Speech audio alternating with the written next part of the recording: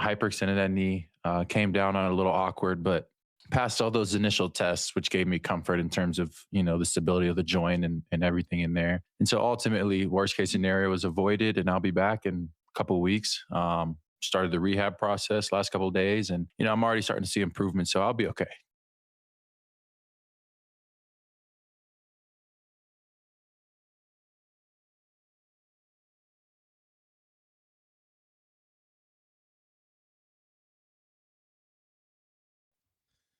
It's Cam Johnson talking about the exact same injury that Joker has now.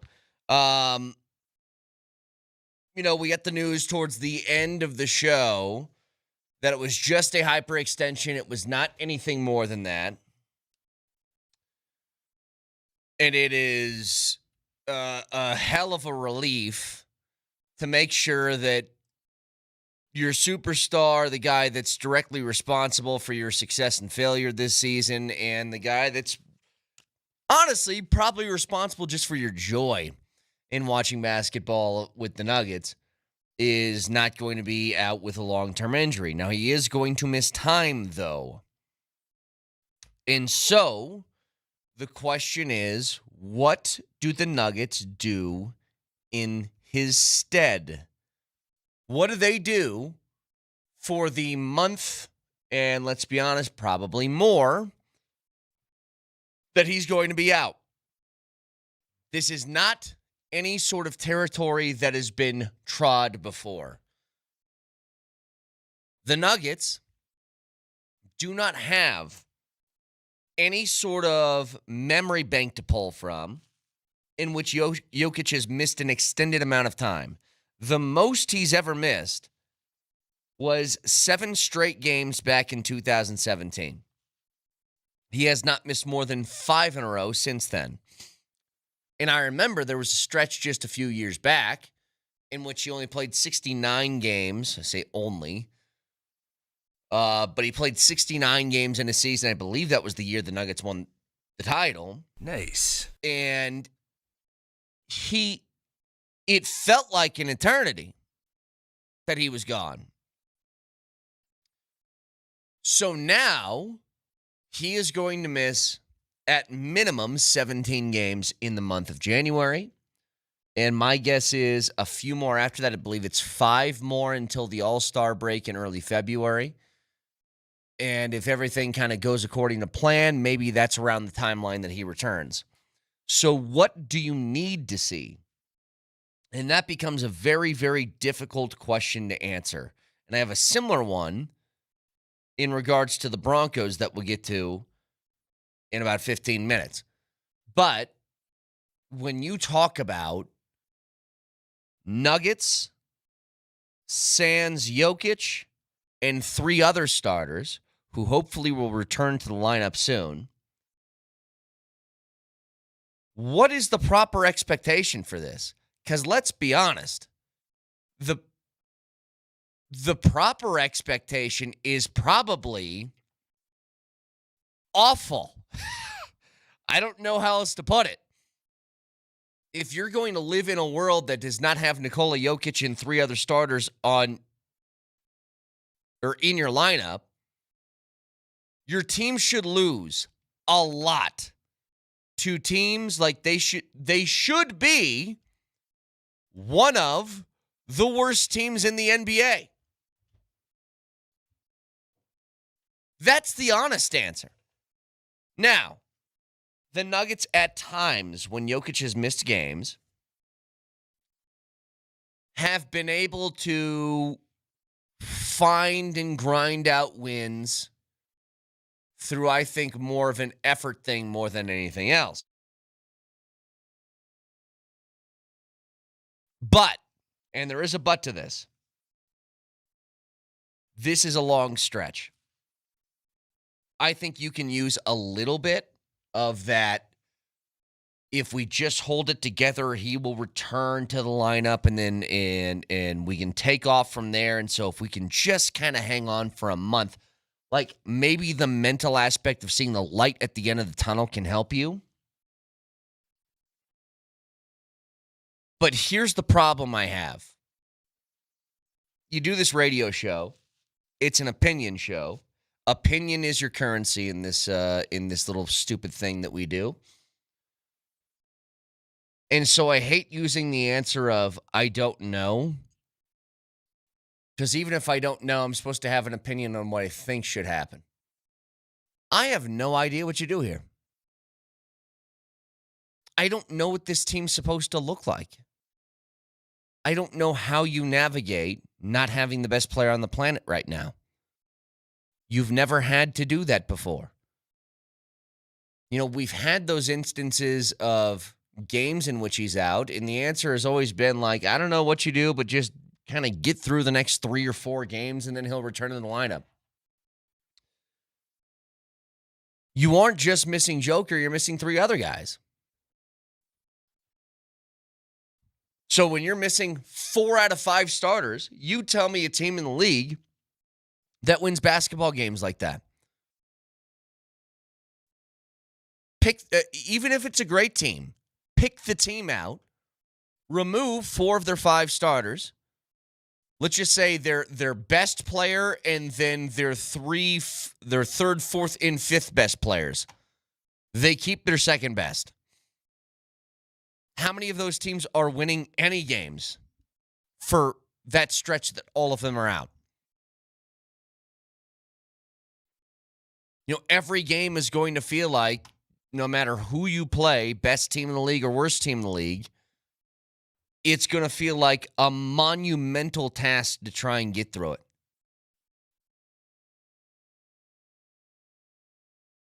And so here's what I think should happen, or I guess what I would do if I were David Adelman. And make no mistake, there is going to be a spotlight here, and I think it's going to be a very interesting sort of like a watch and see as far as how he handles this and navigates this really difficult time. I think what you got to do is you put Valanciunas obviously in the starting lineup, and he plays 30-some minutes a night. And then when you go to your bench, you play ultra small ball, and I would throw guys like Hardaway and Strother and everybody that you consider a shooter on the floor at the same time. You can go with, when Gordon gets healthy, put him as the backup big if you want to. I just think you need to flood the floor with guys who can shoot. And you're going to be conceding height, and you're going to be conceding things in the paint defensively, but I don't know where else you go from here. I don't think that Zeke is going to happen. I don't think Deron Holmes is quite ready. I mean, you're going to have to give them opportunities, but I don't know if that's something that you can be reliant upon. But can you find ways to sneak out a few wins? And I said this yesterday. I think it's going to be a very important thing for all of us to not be too judgmental in what the results are going to look like. They might have a stretch where they lose 5 in a row, and you're just going to have to be like, yeah, that happens. I'm going to really try and keep perspective on where this team is at.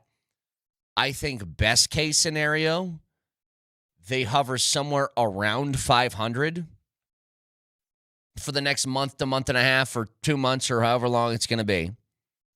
And when Jokic returns to the lineup, things start to take off. It's also going to be a lot different once you see people like Aaron Gordon and Christian Brown and Cam Johnson getting back in the lineup. It'll at least help take a little bit of pressure off Jamal Murray. But it's a pretty impossible position right now. We all kind of know all it takes for a basketball team, lose your best player in the lineup, and everything tanks.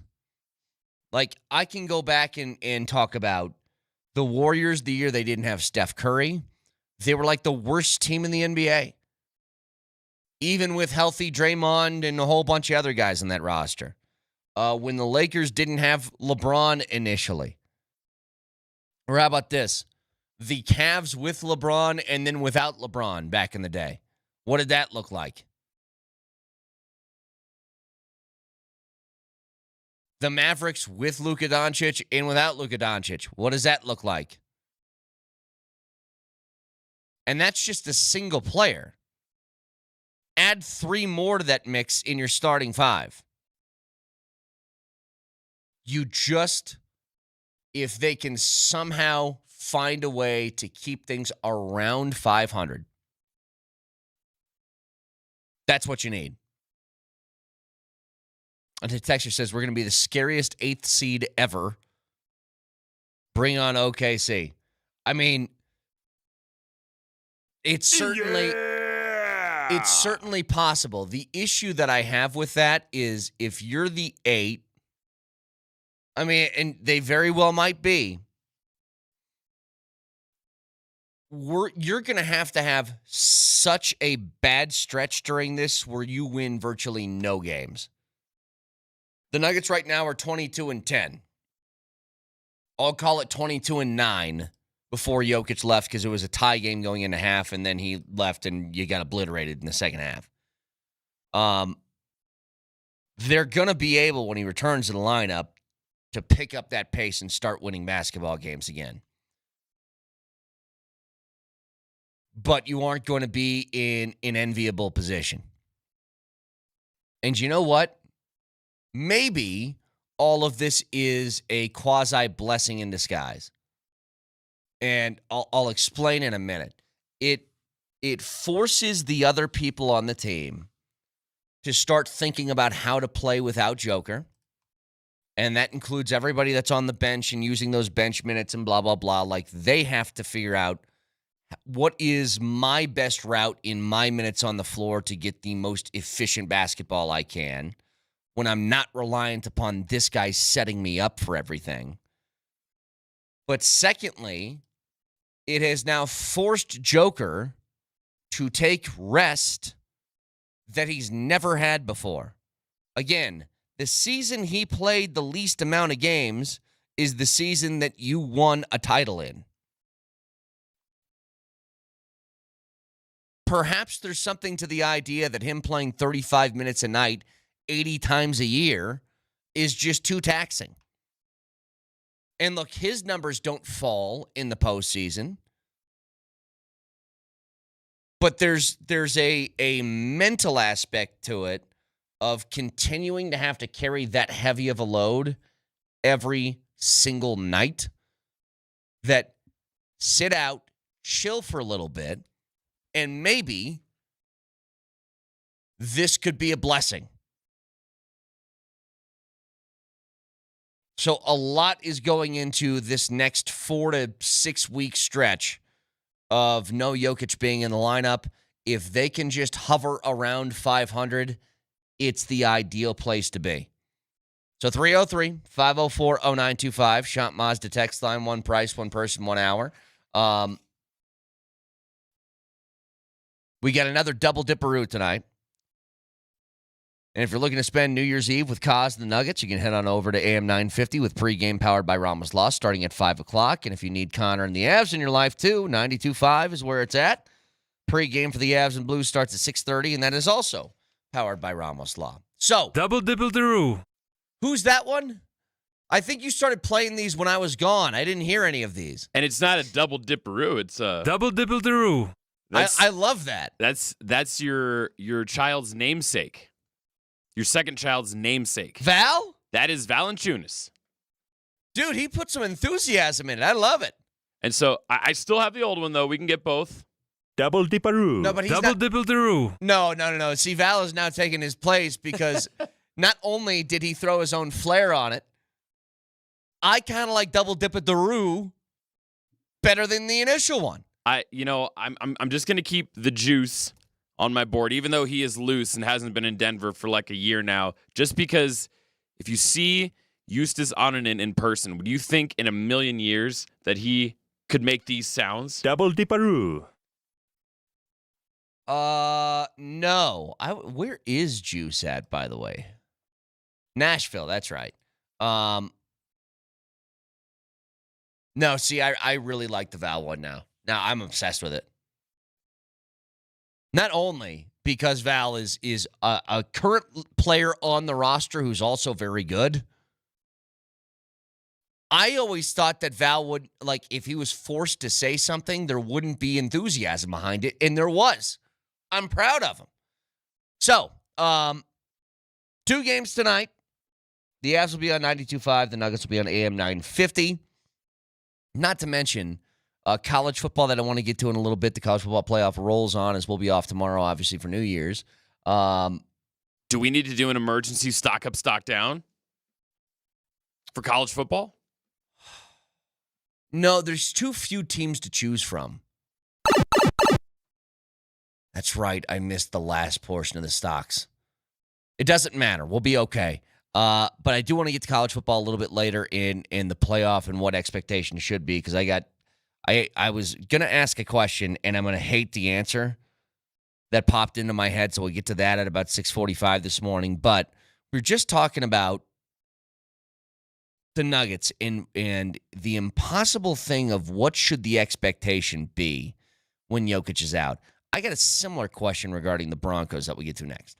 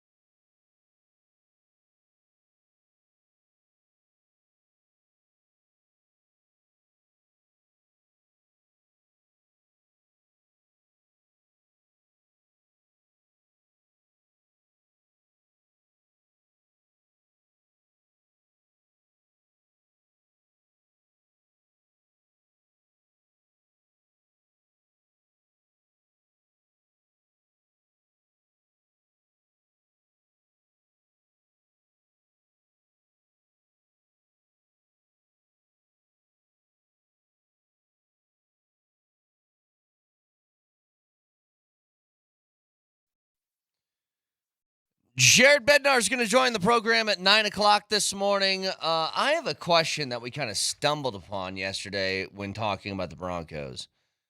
And it's always a weird sort of standard because things change as the season goes on. Because they have to. And I know there's a lot of people that hate moving goalposts. I do it all the time. Because I think it's healthy and that you should. It's not that you can't celebrate an accomplishment you've made already. But guess what? Nikola Jokic got hurt. Nelly, did you move the goalposts for what they should finish record-wise this year? Nah, man, if you didn't say the Nuggets were going to win 70 games in the preseason, Yeah. Stay on that side, you loser. You hear that, Colin? That's Receipt Street, bud. Did you say the Broncos were going to get the 1 seed this year? No. Well, then stay on that side, loser. Hey, that's Receipt Street on the phone. You hear that? You sucker. You actually have the phone in your hand. You don't believe. You're a loser just like the rest of them. I said the Broncos were going to win 20 games and we're going to win the Super Bowl, so I'm the only one that can talk about them. I think moving the goalpost is healthy because it means you're taking facts and evidence placed in front of you and making a judgment off of that. I thought the Nuggets should finish as like a top 3 seed in the West. Guess what? Not anymore. And if they do, they would wildly outperform the expectation. So how do you handle this with the Broncos? Before the year started, I said if the Broncos won a playoff game, which I assumed would be the wild card, cool. If you told me they'd win the AFC West, I'd be blown away. And I'd say, yep, I'd take that in a heartbeat. You tell me they're the number 1 seed, I thought you were smoking crack. Like there's one option you can take where it's just kind of like you look at this situation, you see where the Broncos are, and you go, my God, as long as they win on Sunday anyway, can you believe the place that they put themselves in with a year 2 quarterback? And I would have no argument with the way you feel. And then there's another way to look at it. You might have the best record in the league in the number 1 overall seed. Maybe you should be thinking if you don't get to the Super Bowl, then it pisses you off. Like, I don't know where your head's at. And you know what? I've been off for a while. I haven't been able to use my buttons lately, so Straw poll. Oh, yeah. I want to ask the people this morning, simple question. Where is the line that you draw for what you consider the Broncos meeting expectations or missing them? Maybe your answer is they've already done it. Maybe your answer is now that you've seen a full season, things have changed. They need to win 1 game in the postseason. They got to make the Super Bowl. Just tell me. 303-504-0925. Text in whatever that answer is. I'm genuinely curious. I don't think there's a wrong answer here. Anything that somebody texts in, I don't think there's an answer I could give you that'd be like, hey, you're wrong for that. The only thing that might be, I think, like a step really far is winning the Super Bowl is the only thing that would be satisfactory. I think maybe that's pushing it a little too far. But I even that, I'm just like, I don't know. Because I'll tell you where I'm at. And I want these answers to roll in here. So, Nelly, can you try and keep a tally of some of these for me and just give me like the general sort of, not consensus, but give me a majority answer of what people are saying. Because there's a lot of these rolling in right now. So I want to see what you guys think. So text in 303-504-0925. Give me that answer. I'm going to give you mine. And I don't know if you're going to like it. But here's kind of how I feel right now. In the NBA, when a team bursts onto the scene in a way that people didn't expect, Like, there wasn't a steady sort of climb where they made the playoffs for a couple of years and then there's a breakthrough. You know, the Nuggets certainly did that when they won a title. OKC did that, made the playoffs, fizzled out, but you saw the building blocks and you knew eventually it was going to happen. You know, I kind of compare it to like a Cavs team from last year. Remember when the Cavs had like 3 different win streaks of 15 games in a row or something like that? And we're like, God, are the Cavs really that good? And nobody really felt like they were, but they just kept winning. I kind of feel like that's the Broncos this year. And it's not to say that they can't win the entire damn thing. They certainly could, especially with elite defense. But it feels like you've done so well that the record is I don't want to not I'm not even going to say the word because it's totally unfair. It's deceiving is what I'd say. If the Broncos won these games and they were no doubters, like they were kicking the snot out of teams, I think I'd have a different feel. But because of the way you've gotten to 13 wins, with a whole bunch of games being play bad, and then fourth quarter, boom, we explode for 3 touchdowns and you win that way. There's something about that is not fully allowing me to dive into the potentially 14-3 record that you could have after this weekend. And that's I right now, that's kind of where my mindset's at. Now, with that being said, they got to win a playoff game. And if you're going to be the number 1 seed in the AFC, which gives you a bye in the wild card, I suppose that means you got to be in the AFC Championship game. And I think that's like a fair thing if you're the 1 seed, which you certainly should be. And given the situation in front of you now, team you're playing this weekend, benching their starting quarterback and a host of other players, this should be a virtual guarantee that you're in that position. If they lose this weekend, you're going to have some real questions about what happens after that. And my mind can't even get wrapped around the idea of how they would lose this weekend because they're going to be so motivated to get that bye against a team that's essentially waving the white flag. Like, I just watched the movie The Patriot a couple days ago, and I'm trying to think of the enemy that's waving the white flag and surrendering, and somehow they find a way to still win the battle, and I'm just like, there's no way that I can get my mind around it. Now, again, I hope what I said isn't taken as some sort of negative because it's not. I think that's me being realistic. But, Nelly, you've been keeping tabs on the text line. What's sort of the majority feeling here? I would say most people say you gotta make it to the AFC Championship game. At this point, that's the floor. I think that's fair. And some people said that they've already exceeded expectations. That's also fair. And then some people said they got to win a playoff game. But I would say majority says AFC Championship. And I guess technically winning a playoff game gets you to the AFC Championship. Unless you go back to the conversation we had yesterday, which is if they lock up the 1 seed and get a bye and they make it to the divisional round, does that technically count as, quote, winning a playoff game because you made it past the first round? You made it farther than you did last year? I don't know. Does that count? This is what I'm saying. Like, I don't think you can give me an answer and I'd be like, wrong. I think everything is up for discussion on this. So keep them coming in. And again, let me ask you another question.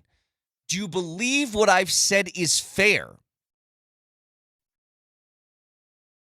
Like, my assessment of the Broncos is this. It feels like the NBA team that burst onto the scene. And maybe they're like, they've overperformed what their makeup actually is. And I could be totally wrong on that. It's not like this is their first playoff appearance. They made it last year. But we see just some obvious holes and deficiencies in this team that could be exploited. At the same time, every team in the NFL has one. There's not a team that's even remotely close to perfect. And trust me, every team, every year, no one's ever perfect. But there's teams that you just know are really, really, really good. And I think there's a trust factor within the offense that if you show up like that and you get matched up with Buffalo for whatever reason in the divisional round or something like that, I don't know. Things could get sideways. And so I think where I'm at right now, and I'm making an assumption here that the Broncos will win this Sunday and retain the 1 seed heading into the postseason.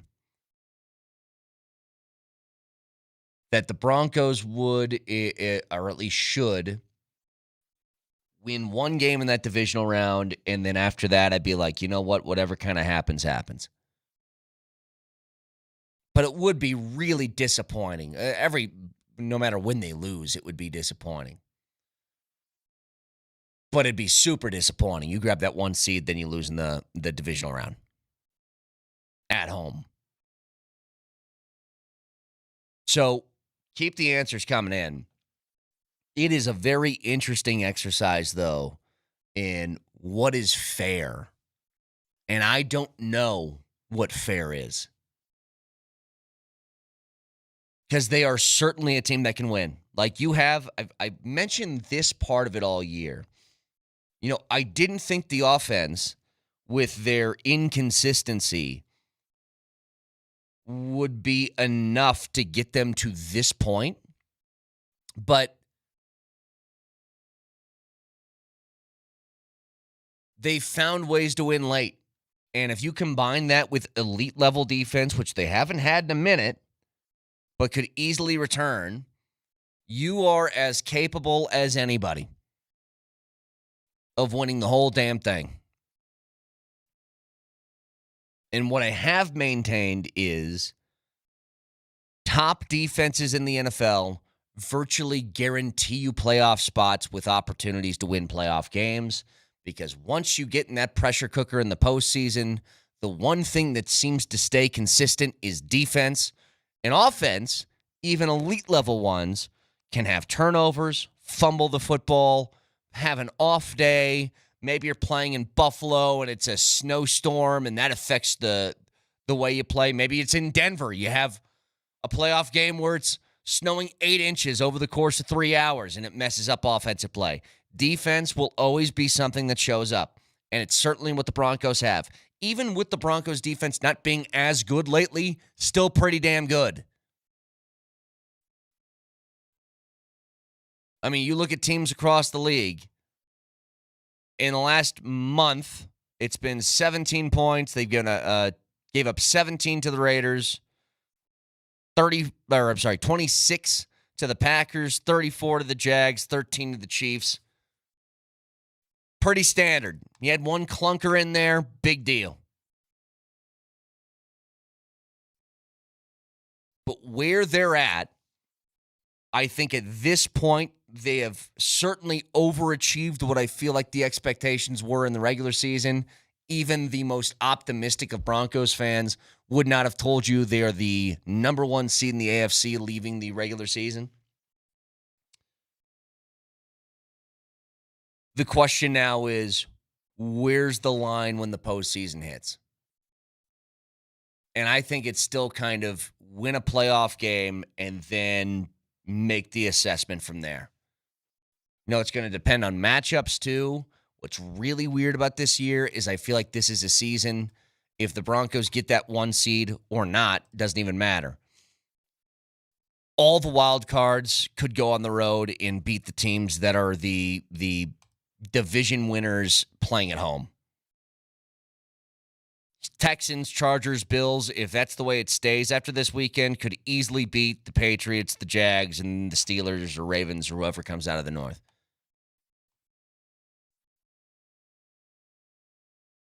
But I'll maintain this because of the potential of what the defense can play to. The Broncos have as good a shot as anybody in the AFC. So 303-504-0925, Shant Mazda text line, one price, one person, 1 hour. We're broadcasting for the Backus and Shanker Studios. Serious lawyers for the seriously injured. So, because it is New Year's Eve, we are off tomorrow. I do want to discuss some of these playoff games, and I have a question where I think my answer is going to make myself sick, and we'll get to that in just a second. Stick around.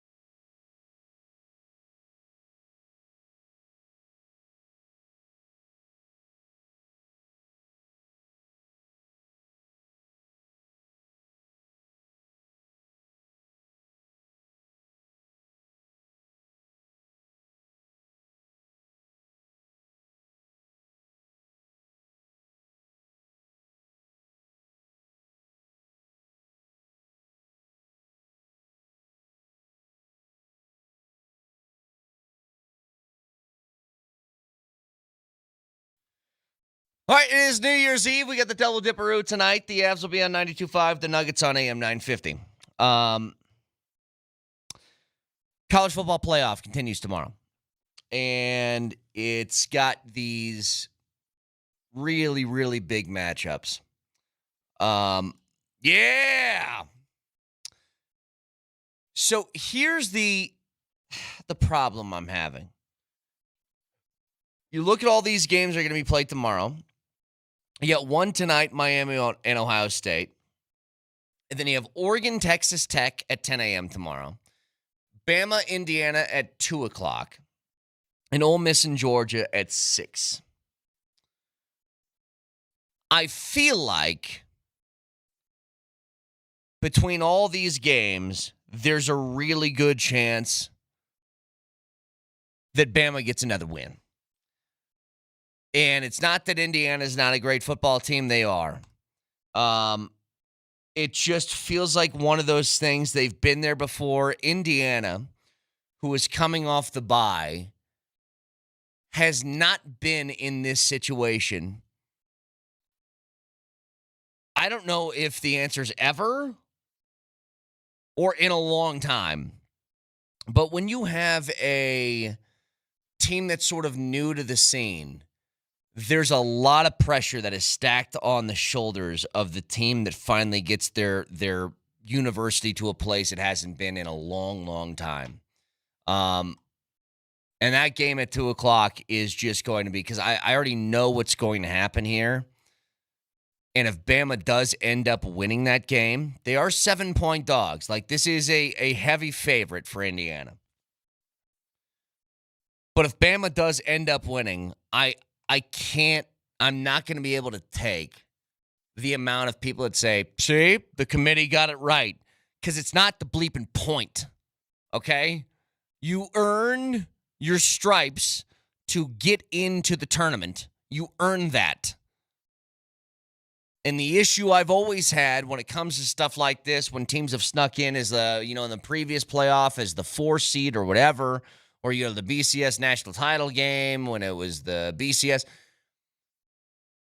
The problem is you don't get to say, see, I was right based on the results of the games. I've always talked about, did they earn the right to be in there in the first place? So Bama beating Oklahoma in the first round doesn't matter to me. If they end up beating Indiana, it doesn't matter to me. Should you have gotten the opportunity? That's the question. And I can't have them win. And for some reason, I can't shake this idea that they might beat Indiana tomorrow. Like, Miami and Ohio State tonight, I think, is just going to be a bloodbath. That Ohio State is just going to have total control in this game. Watching Miami and Texas A&M in that first round was just a strain on the eye holes. No offense to be spoken of. Just brutal. So I don't know if there's really any big moment tonight in which you're going to say, look, Miami's going to pull off the... I just don't see an upset happening against Ohio State. I don't think they have the dogs to hang with them. The Ole Miss-Georgia game tomorrow night is going to be a battle of Ole Miss without a coach taking on a Georgia team that's had Kirby Smart forever. Like, that one I feel like is a really, really tough ask for Ole Miss to keep that game competitive. Now, the early game tomorrow between Oregon and Texas Tech, I think, has a lot of juice to it. Oregon is a team that has earned respect forever. They're now a Big Ten team. And it feels like they're in the same category as your Ohio States and Michigans and in your blue bloods of the Big Ten Conference, which is widely respected. If Texas Tech can get this win tomorrow, I think it does a lot for the conference that the Buffs reside in and the Big 12 getting some sort of respect. Because one thing about Texas Tech, when you talk about spending money, and this is how we delineate who the haves and the have-nots of college football are, it is tied to conferences first, but you have teams like Clemson that play in a crap conference, but they are given respect. Texas Tech can, I think, be the first team in the Big 12 that's going to find that in a long, long time, ever since Texas and Oklahoma bolted for the SEC. They get a win against Oregon, I think it's a huge boost to at least legitimizing a team in the Big 12. And I'm really pulling for them to do it. Like, I think there has to be. You need to have a team in your conference that earns respect, because then if you beat them at some point, it gives you respect. It's why the SEC is never punished for the games that they lose, because they'll step up here and they'll be like, oh, well, do you know how difficult it is to every week do the grind in the SEC? And when you lose a game to the SEC, I mean, come on, it counts for like 3 times more than losing to a team in the ACC. Meanwhile, the SEC, a team that you would get respect for beating, like Tennessee. Did you know Tennessee didn't beat a single FBS team with a winning record this year? Not one. And yet, if you're to beat Tennessee, it's like you get some sort of respect for it. You need to have teams like that. I think everybody who is a Big 12 fan should be rooting for Texas Tech to beat the snot out of Oregon. It legitimizes your conference in a way that it hasn't been since this new sort of realignment has happened. So, just some quick thoughts on the football games happening starting tonight and heading into tomorrow. I love the college football playoff. I really do. I'm more like into hate watching now. There are teams I want to see lose more than teams I want to see win. If you ask me which team do I want to win the entire thing, I don't even know if I have an answer for you. Maybe it's Texas Tech. Maybe that's the team. Indiana I'd be cool with. I just don't want other teams to move on. That's the beef that I have. So, 303-504-0925. Again, the Double Dipperoo tonight. Nuggets. Double dipperoo. Double dipperoo. Nuggets going to be on AM 950 pregame at 5 o'clock, and the Avs will be on 92.5 with pregame at 6:30. And, Bednar said this yesterday. We'll talk to him at 9 o'clock, but Bednar was talking about the concern on the power play. Are there any rising concerns with the power play? It feels like you guys will have 2 or 3 good games, and then you'll have one like tonight. Yes. Yeah, I mean, it's because it's been too long without us figuring it out, right? So there's concern for sure. I still have lots of belief in it, though. The thing that sucks is that you can talk about concerns with the power play and then point to the Avs record and be like, how much does it really matter? And I think it's totally fair to point back to how last season ended and say that's why it matters. The power play can't be something to where it's just you get to take 2 minutes off and not worry about getting scored on, although a shorty happened in the last game. It's got to be a threat. And I hate to do this because it's like the Avs are so good already. You're being like, well, why aren't they perfect at everything? It's like, I get it. It sounds like you're being greedy, but it's a pretty big aspect of the game to have as sort of the whole within your roster. Hey, Brett, can I ask you a quick question? Sure. You can answer 2 or 3 words max. That's all you get. Okay. Why did the Avs get bounced in the first round from the playoffs last year? What was their Achilles heel? Power play stunk. There you go. That's all it takes. That's the only answer. Yeah. So yeah, regular season, you don't need a power play. Cool. When the playoffs roll around, you got to score when you have an extra man on the ice. Yeah. So it's had moments this year. It'll be good for, 3 or 4 games and then disappear for 4 or 5. It's just the level of consistency has to be there. But we'll talk to Bednar about that at 9 o'clock this morning. I also got a question for him.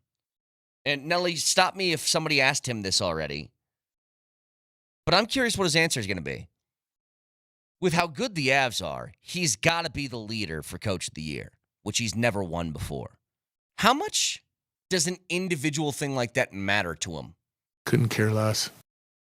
I know it's, especially in hockey, it's all about who cares about the individual awards. We just want the ultimate thing at the end, which is hoisting the cup, and I get that. But they were very excited for McKinnon when he won the MVP. I wonder what his answer is going to be. So we'll ask him that, and he's at 9 o'clock this morning. Jared Bednar will join us. You can always watch the show live on Twitch, twitch.tv, search Altitude SR on the search bar, the Altitude TV simulcast. That is the Safeway Twitch feed. Order online, Safeway does the rest. Get easy delivery or free pickup with the same great deals. Get started at Safeway.com or in the Safeway app. Safeway, fresh foods, local flavors. Can also watch on YouTube.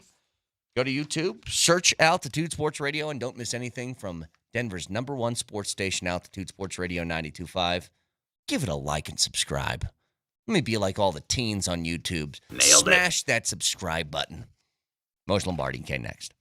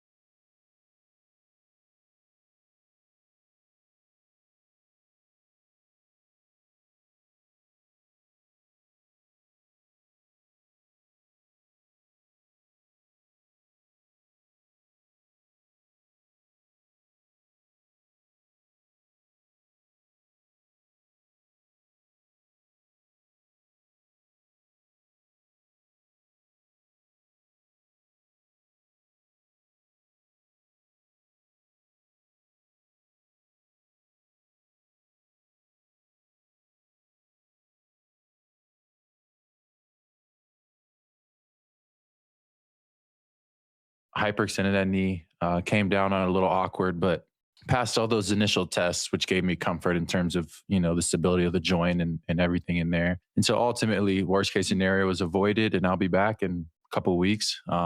Started the rehab process last couple of days, and, I'm already starting to see improvement, so I'll be okay. That is Nikola Jokic, who has drastically improved his English. No, that's Cam Johnson. That's a good line. No, it's Cam Johnson, but it's virtually the same thing that happened with Jokic. He hurt his knee and suddenly his English changed. It's like one of those, somebody gets what? They get knocked in the head, they can speak Spanish fluently or something like that out of nowhere. Did you see that woman in England? She got banged on the head, or she had a tumor or something like that, and she woke up and she speaks with a Chinese accent now? That's all over the place. I saw an entire feature on that. Happens everywhere. Yeah, Yeah, it happens to everybody, right? By the way, don't buy any of this stuff at all. What's the girl that has the Tourette's show that says the wildest? I don't buy that. I can't believe that that's a real thing that happens. I don't know. Can't believe it. Anyway, so that was not Nikola Jokic. That was Cam Johnson. But it sounds like something that Jokic would say at this point. Well, that's Jokic through AI. Yeah, exactly. That's AI. That's AI Jokers, what that is.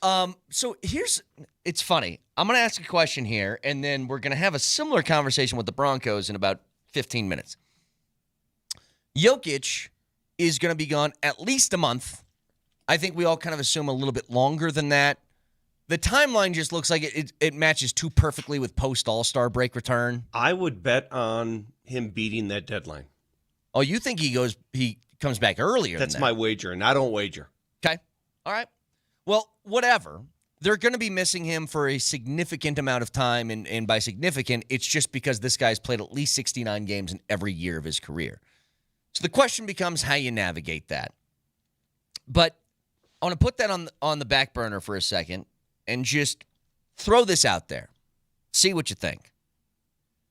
The season in which Nikola Jokic played the least amount of games was the same season that the Nuggets won a championship.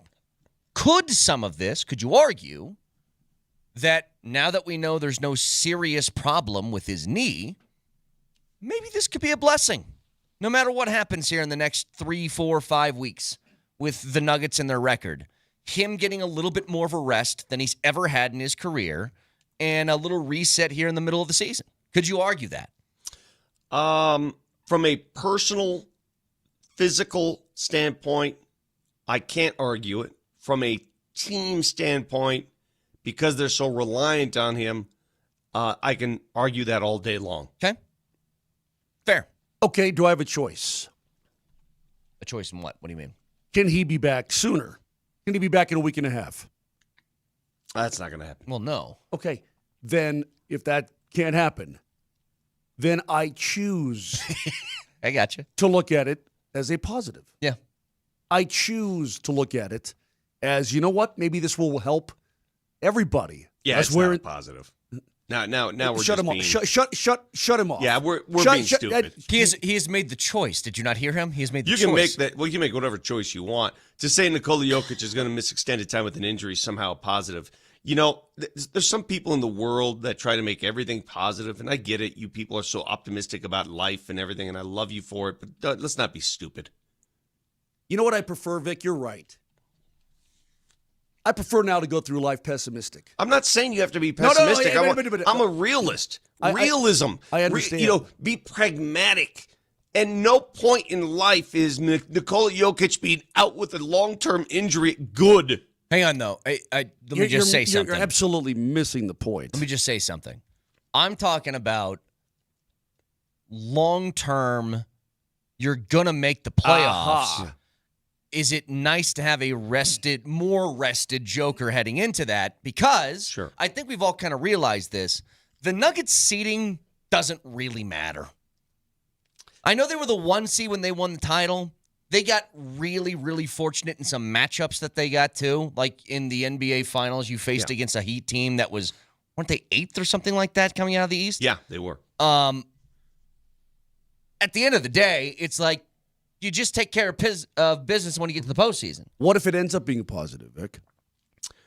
Then everything I just said this morning, I will go back to this tape. You can save it and say, what an idiot. Steve?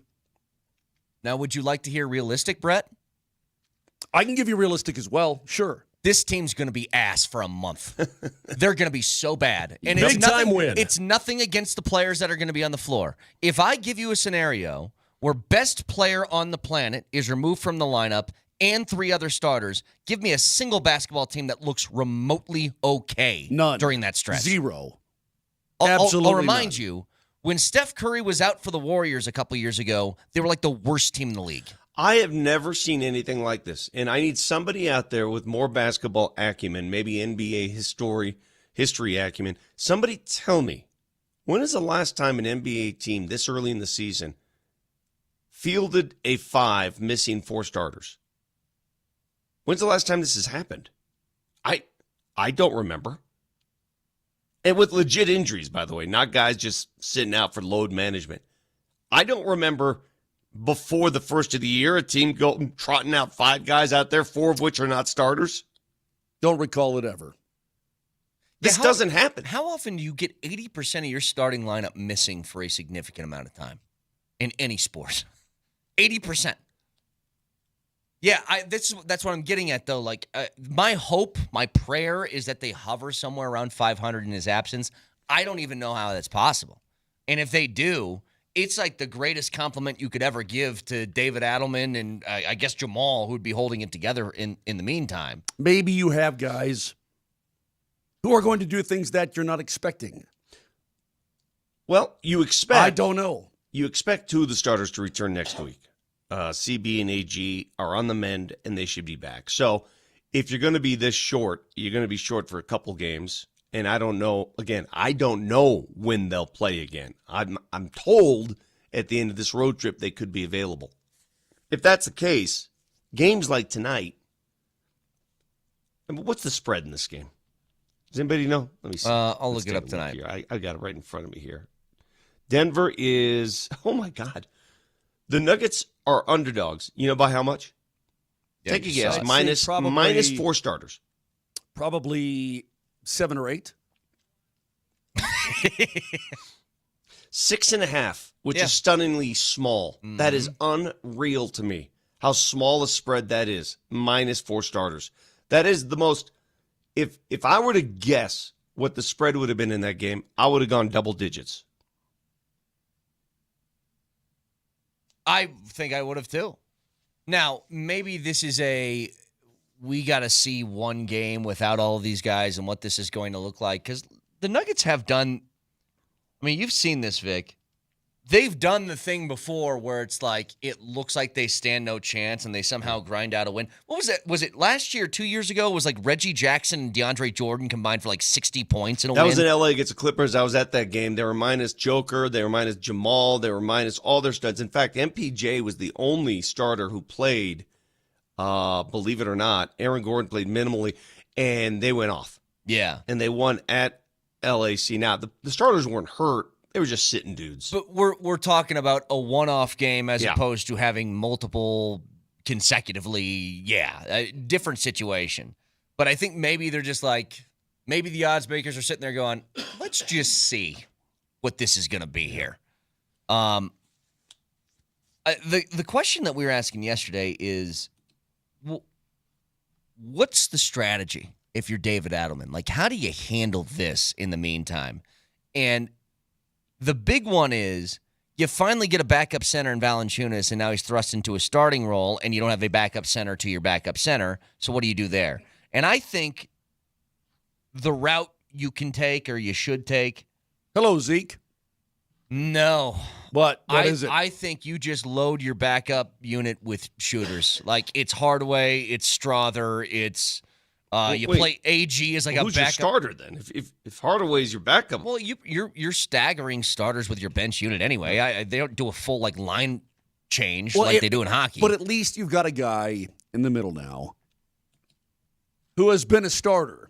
He knows what it's all about. He knows how to handle that role. He knows how to handle advanced minutes, right? Yeah. This is kind of what he wanted for this season, but he wanted it in Greece. Yeah, he's having his Panathinaikos month. Panathinaikos, is that what it is? Oh, yeah. Hey, I Greeks, ripped shout that out, right off the tongue. Hey, shout out to the Greeks. Are you still watching? We still fighting, or are we cool now? Panathinaikos. Yeah, shout out to the Greeks and everybody who got on our bacon. Now, I'll tell you what, Greeks, you're still so tied to Valanciunas. Why don't you watch him be the starter for this team in the middle? And stow it. If I ask you right now, Vic, let's just say that Jokic misses a month. There's 17 games in January. Yeah. What do you think is a fair expectation of wins in those 17 games? Or I guess 18, including tonight. Fair? What's fair? 8 and 10. That sounds That sounds high to optimistic. me. Yeah, to me. I think so too. Maybe you're a little bit more in tune. I was thinking like, well, I guess to Vic's point, 6 and 11. You are going to get AG and Christian Brown back in like a week, which should change some things. So maybe 8 and 10 is probably the proper thing to look for. No, you're probably right. So what you're telling me then, that this team is not even a 500 basketball team without Nikola Jokic on it? If Nikola Jokic was not on this team, do you think they make the postseason? Because I don't. I'm not asking if they make the postseason. Are they a 500 basketball team? Well, that would get you in the postseason probably. Stop scratching everything. I can hear you scratch, and you're doing this and that. Itchy. Yeah, me too. It's just dry air, man.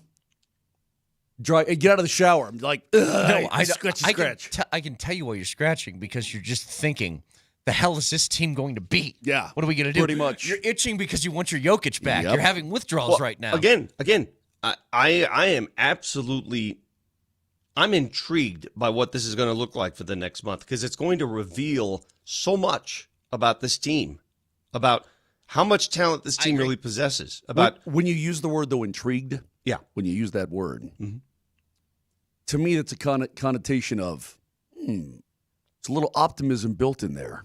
Yeah, I you know what? If I'm a player and I'm a coach and I'm in that room, this is an opportunity. You have to turn it on its head and quit, bemoaning the fact that you're losing your MVP. That's what I just said not 10 minutes ago, and you jumped all over my ass. I know. Listen, I break into that, and then I go back to realism. Now, you can be a pragmatist from afar, and then inside that room, they can't think like me inside the room. They can't be Eeyore inside the room. Inside the room, it's this. Hey, it's my time to shine, baby. Give me the rock. Can I tell you something? You use the word intrigued. It's not the last time I was intrigued by something, but it just hit me. There was a moment a few years back. I was really intrigued by I wanted to see something that had every indication of going really, really poorly. And I go, I don't care. I just want to see what this looks like. Yeah. You know what that was? It was when Kendall Hinton played quarterback for the Denver Broncos. And I was really intrigued at what that looked like. And about 2 minutes into that game, I was done with being intrigued and totally pissed off. I wasn't intrigued. I thought it was going to be a total and complete disaster. I remember I was going into that game. I'm like, I'm kind of excited to see what they're going to do. And then I was like, no more. Lance from Wyoming, thank you, texters, because in the morning, my brain is frozen most of the time, and I don't make cogent comments at all. And Lance from Wyoming just said in this text what I've wanted to say, and I haven't been able to put the words together. So thank you, Lance. Quote, if this team is not capable of playing at least 500 basketball without Nikola Jokic, it probably wasn't good enough to win a championship with him to begin with. That's completely wrong. I entirely disagree. So I don't think the team that won the championship, if they didn't have Joker, would be a 500 basketball team. The team you don't that won think the that team would have been 500? No. No, I don't. I'm not Dude, sure they would. They played like 7 guys. Take Joker out of the mix. What are they going to do?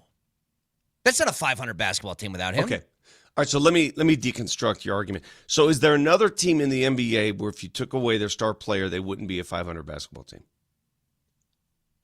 I think almost all of them, except the Thunder. Vic, I don't know how to tell you this, man. You're saying if I remove Luka from the Lakers, that's a 500 basketball team? I don't buy that. No. Luka's missed several games this year, and they've won. Yeah, I think over the course of a year. I don't think they're 500. I would say if you take, this is because they're in the East. Steph, is that a 500 basketball team without Steph? Hell, they're barely 500 with them. Exactly. If you take Jaylen Brown out of the Celtics for a year. Well, they don't have Tatum. Right. Yeah. But I mean right now. Like I think it'd be really difficult for these teams to go 500 without their best players in general. So just to give you a little background, Dan Hyatt supplied me with this. 18 games starting tonight and in January. 10 of those games on the road, 8 at home. Okay? 6 of those 18 games are against winning teams. 6. The other 12 are against losing teams. So you mean to tell me that against losing teams, you're not capable of going 500? That's a major red flag if you can't go 500. And that's provided AG and Christian Brown are back. Well, bro, look at their recent losses to teams that are below 500.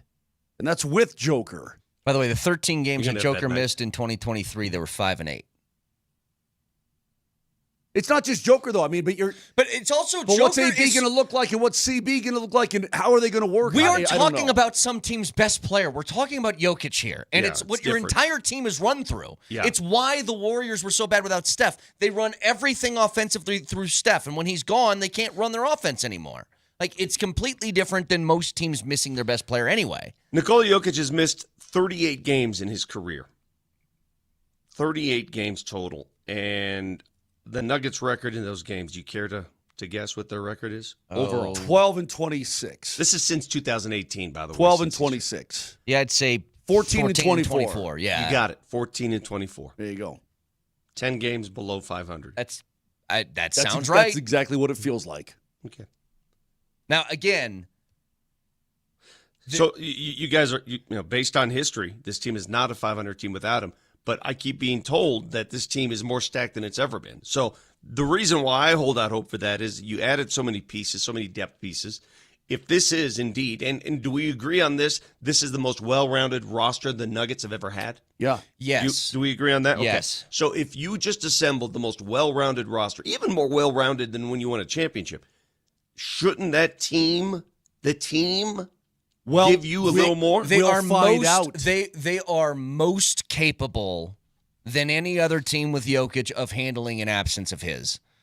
I still look at when Jokic is not in the game and how the minutes go, and it's still not great. And you're still without better Cam, than before. And you're still without Cam. You're still without CB. You're still without Aaron Gordon. Yeah. My God, the way you guys are describing this. You put those 3 back in at some point without Nikola Jokic, and I'm going to be more optimistic. I don't disagree with you guys based on your argument, but the way you're making this argument sound, Nikola Jokic should make 90% of the salary on this team, and everybody else should just show up. Yeah? What do you mean? Okay. Vic, no cap? If there was no salary cap, you don't think he would be Shohei? Who deserves it? Yeah. I'm deferring $800 billion until his post-career is done, okay? That's what he deserves. Let's see. So the Thunder, according to this stat, thank you, Texter, according to StatMuse, the Thunder have won 79 out of 96 games. No, that cannot be true. When SGA's been injured, he's missed that many games. He's not missed 79 games. Not over the course of his career at OKC. That can't be true. That can't be true. Also, you can't compare Jokic being missing from the Nuggets to Shea being missing from the Thunder. It's not remotely the same thing. It just Bucks isn't. are 3-11 without Giannis this year. There's one. He's not missed that many games. We're not beating bad teams with Joker. Vic's argument is getting soft. What's soft about my argument? I'm asking them to harden up. I'm telling you, dude. You all would make terrible coaches. Your I'm argument. not in the locker room. Yeah, but going in the locker room. Hey guys, let's just mail it in.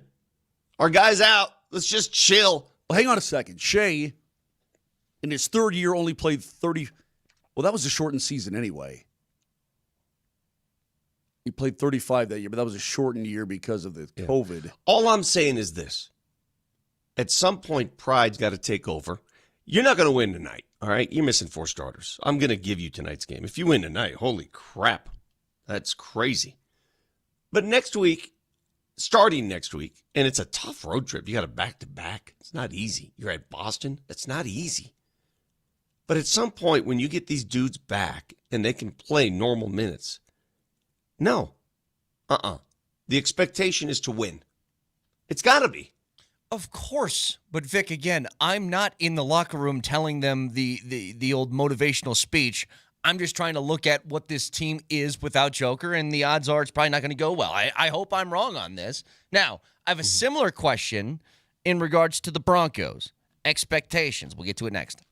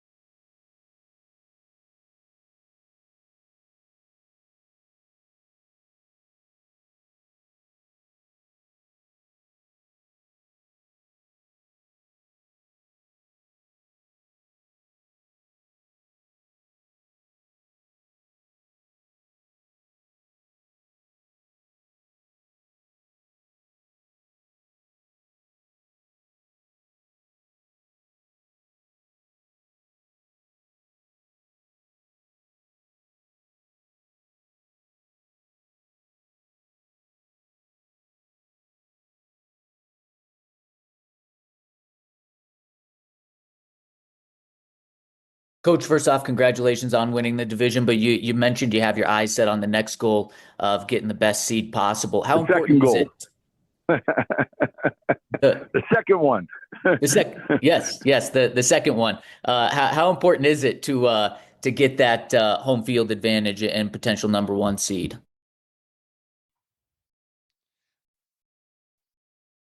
That laugh sound evil to you guys? Maybe I just haven't heard Sean laugh all that much. Nelly, can you play that back for me? I want to hear that laugh again. Listen closely. What am I listening? Oh, you're waiting for him to play it again? All right, Yeah. hang on. I want to listen. Coach, first off, congratulations on winning the division, but you mentioned you have your eyes set on the next goal of getting the best seed possible. How important is it? The second one. Actually, it's a little George Bush. Little George Bush in that laugh. Yeah, exactly. Here's my question. We kind of stumbled across this. Vic, you asked this yesterday. And I want to get the responses from the listeners first. But when it comes to the Broncos, is it fair for me just to say that we're all on the same page here? The Broncos are very likely going to win this game and get the 1 seed. Can we all just say that? They're going to win the game. Yeah, I mean, that's the assumption, right? Okay. If that's the case, where do you set the bar for what you consider meeting expectations where they're at now? Now, for all the people who complain about moving goalposts, let me ask you a question. Has your goalpost moved for the Nuggets since Nikola Jokic's injury has come through? Sure. Of course it has. The Broncos, and I don't think there's a wrong answer here. I want the people to tell me what they consider the line of expectation being met. And if your answer is it's already been met, I think that's totally fine. Can I raise my hand and offer my first input on this? Yes, hang on. As the people? I got to do this first. Straw poll. Oh, yeah. You just had a dramatic zoom into your face. I know. When I raise my hand, the camera zooms, and I don't know why. 303-504-0925. Give me your expectation.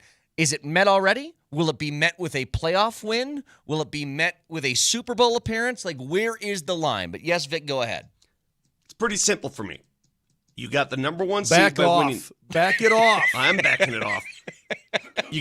I don't want to sit here in the morning and have the ability to count your nose hair. You get the number 1, one seed. 2, 3, 4, 5, 6. For me, it's very simple. My number one expectation, and will I be disappointed if they don't go to the Super Bowl? Of course, there's always disappointment. AFC Championship. Host the AFC Championship game. I'm good. And when I say I'm good, understand something. There's always going to, like, if you lose that game, there's always pain. Yes. Pain. But I'm trying to step outside that circle of pain and tell you what a successful season is. If you're hosting an AFC Championship, that means you won a playoff game. You already won one. And that's all I wanted. And that's all I think that's what I measure as success. Anything beyond that is bonus, man. So I think I'm the exact same as you. I think if you're the 1 seed, win in the divisional round, after that, whatever happens, happens. And I'm going to say something that I hope people do not take as disrespect. But I can't shake it. This is where my head's at with the Broncos. We talk about this a lot in the NBA, that a team has this kind of come out of nowhere season, and they make the postseason, and they're like a 1 seed. You know, think of the Cavs last year. The Cavs had what, Vic? Like two different 15-game winning streaks last season. Yeah, they were hot. Amazing, and then they made the postseason, and nothing happened. Well, that's because they got injured. The fortune of injury did not shine upon them. But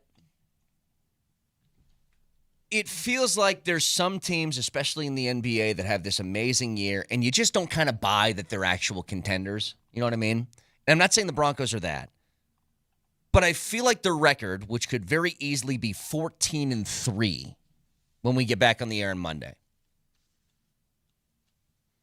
it's deceiving because of the way they've gone about it.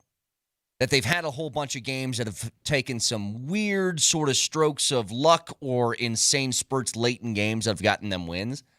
And with that, it feels like if you just win a playoff game, I think you've taken that next step, and maybe next year you can really start to build on something.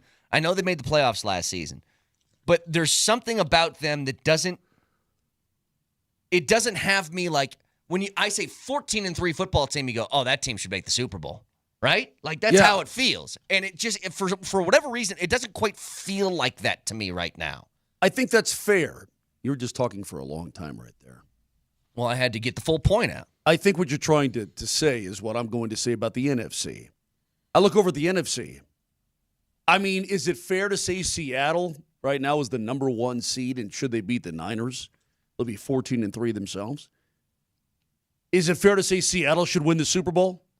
They're in the same boat that Broncos are in. Aren't the 49ers in the same boat the Broncos are in? Every team is. Aren't the Rams in the same boat the Broncos are in? Well, I mean, they're a wild card, but I mean, they're really good, but they could be beaten. The difference with them is they have a quarterback that's won a Super Bowl already.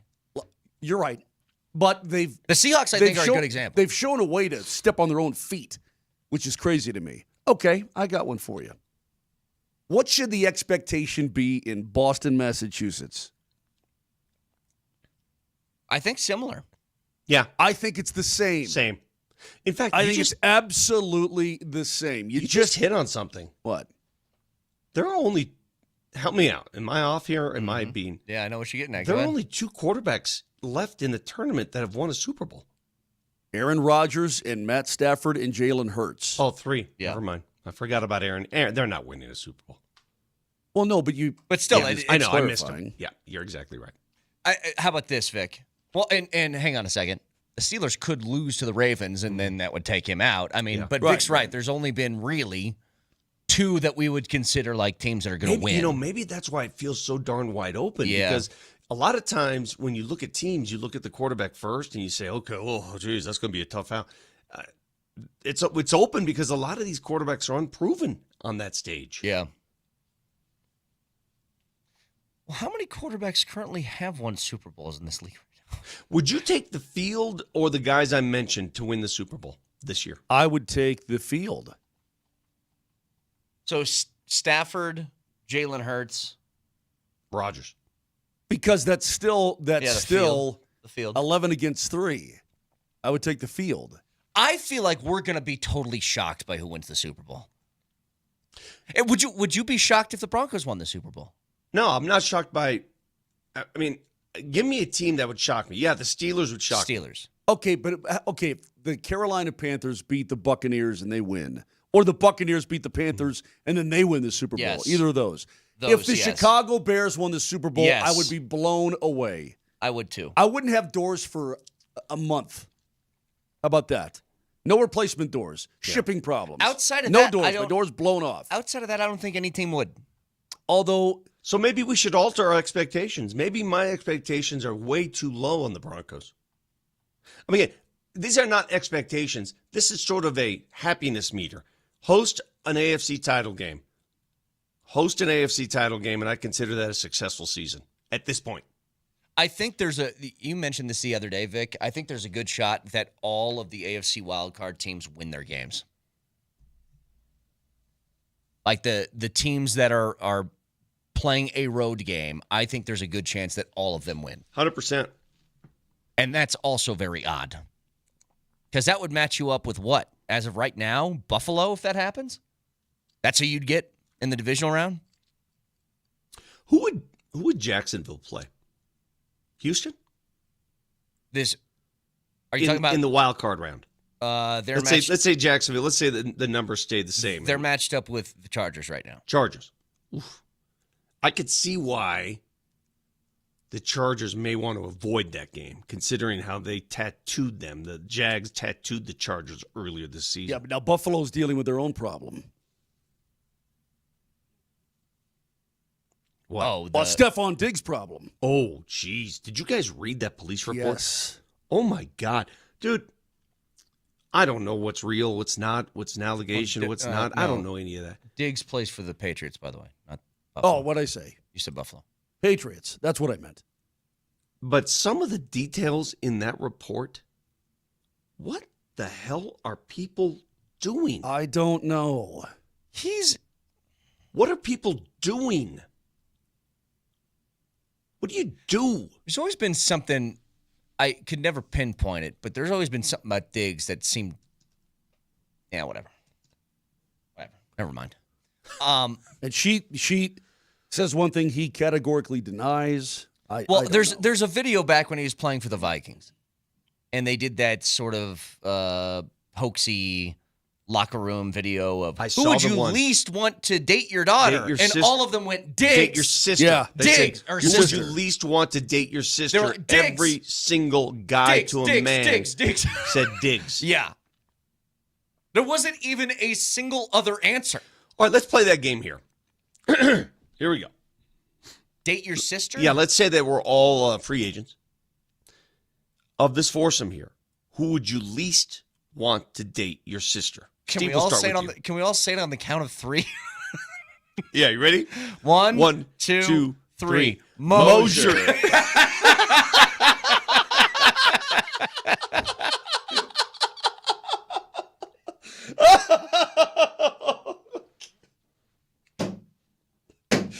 Oh, that is so good.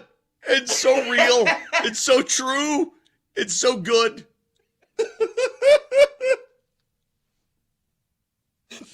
Oh, he can't even move. Moj, what's your answer? All y'all.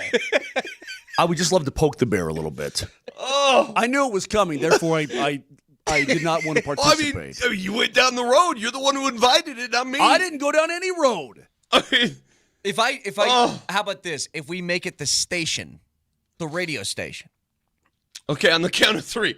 Ready? One, 2, two, 3. Moser.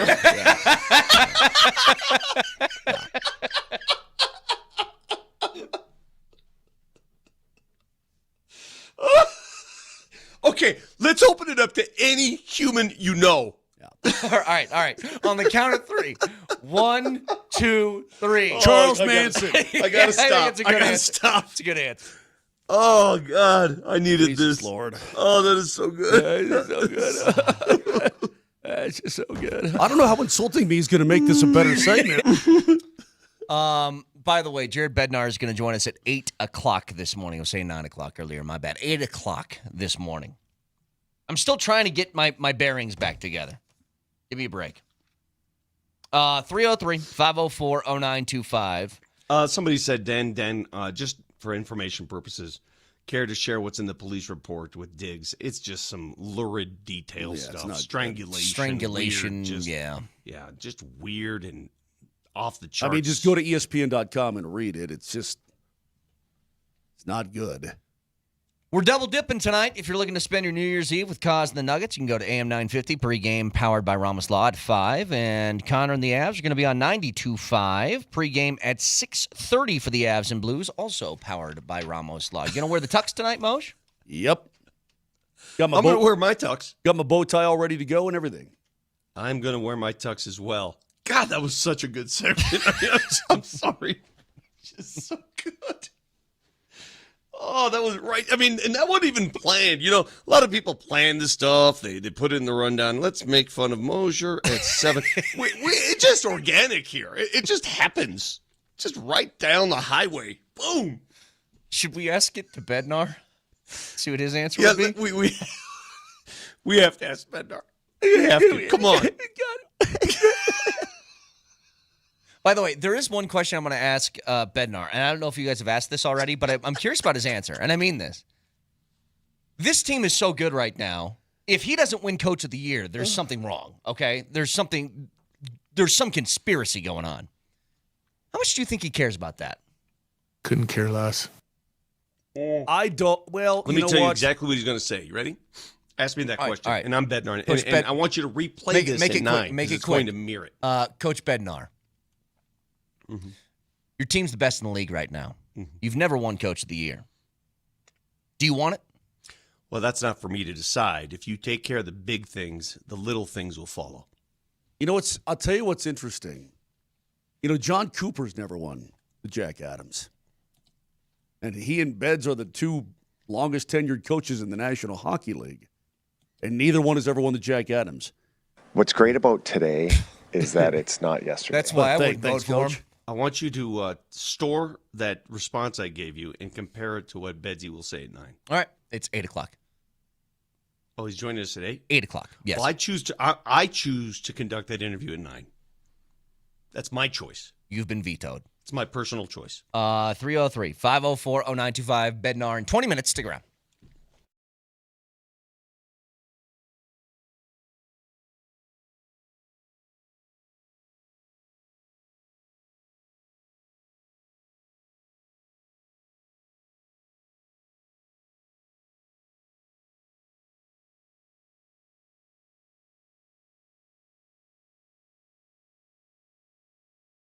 Guys, the new year is upon us, and improving your health should be one of your big resolutions, is it? Well, we'll see. Maybe you're tired, low on energy, not sleeping well, not seeing progress in the gym. Staying committed can be tough, no doubt about it. But the Rocky Mountain Men's Clinic, well, they can likely help you with a resolution like that because those symptoms are often the signs of low testosterone. Happened to me. Went in for a physical, had some low T, and finally figured it out. And they've helped me a great deal. And they'll help you as well. You know, it happens gradually. Before you know it, you just don't feel like you did when you were younger, right? And so now is the time to get it taken care of because most guys wait a year or longer. You don't have to wait a year. They've got 5 locations in Colorado, from Fort Collins all the way down to Colorado Springs. So feel better. Be better. Give them a call today, 720-440-7900. That's 720-440-7900. Schedule an appointment. They'll draw your blood results within 30 minutes or go online at RockyMountainMen'sClinic.com.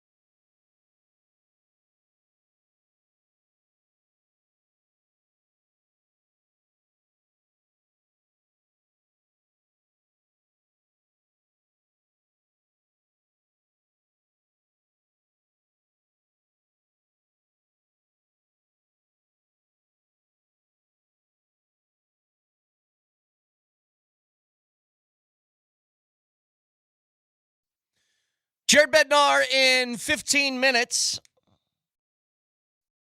You can hear the Las Vegas Bowl today at 1:30, Moj, if you're into that sort of thing right here on Altitude Sports Radio 92.5.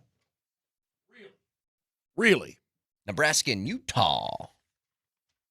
Oh, yeah, I forgot. Utah. Whittinghamless, Utah. My nephew goes to Utah. He's having a bunch of buddies over to watch that. It's interesting, too, because Dillingham is now gone. Whittingham. What'd I say? Dillingham. There's a lot of hams. Whittingham is just, I think he's... I'm having a day already. He's an amazing coach, man. I hate what happened I hate in that Utah? Michigan got him. What do you think happened there? What do you mean? Why would he just up and leave Utah? Because it's Michigan. Yeah, but what happened first? Didn't they end up firing him? Like they officially fired him? He said he walked away because he was done there, and then all of a sudden he's the Michigan coach. Yeah. That is too strong of a coincidence that he knew what was going on here. And maybe, he did Utah a favor by not having to buy him out or something like that. Maybe that was part of it. I have no idea. But he was there for, 20 years? Over 20 years? How long was he there? Yeah, it was 20. I mean, he's an amazing coach. I mean, ridiculous what he's been able to do at Utah. Imagine, if you could give me, and we talked about this forever, but the idea that Utah was able to sustain that level of success being the kind of program that they are, and we're like, why can't CU get somewhere along those lines? Completely. Why is that so hard? Completely. It's interesting because he started at Utah in 94 as a defensive line coach. He took over after Urban? Yeah. No. Are you sure? When did Urban Meyer leave? Had to be right around there. No, he took over in 94 as defensive line coach. He was defensive coordinator, linebackers coach in 95, 96, 97. Yeah, bro, he's been there since Urban Meyer left. Yeah, I mean, he's been at the school for 31 years.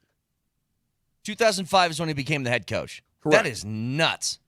But speaking of college football, I have a fear.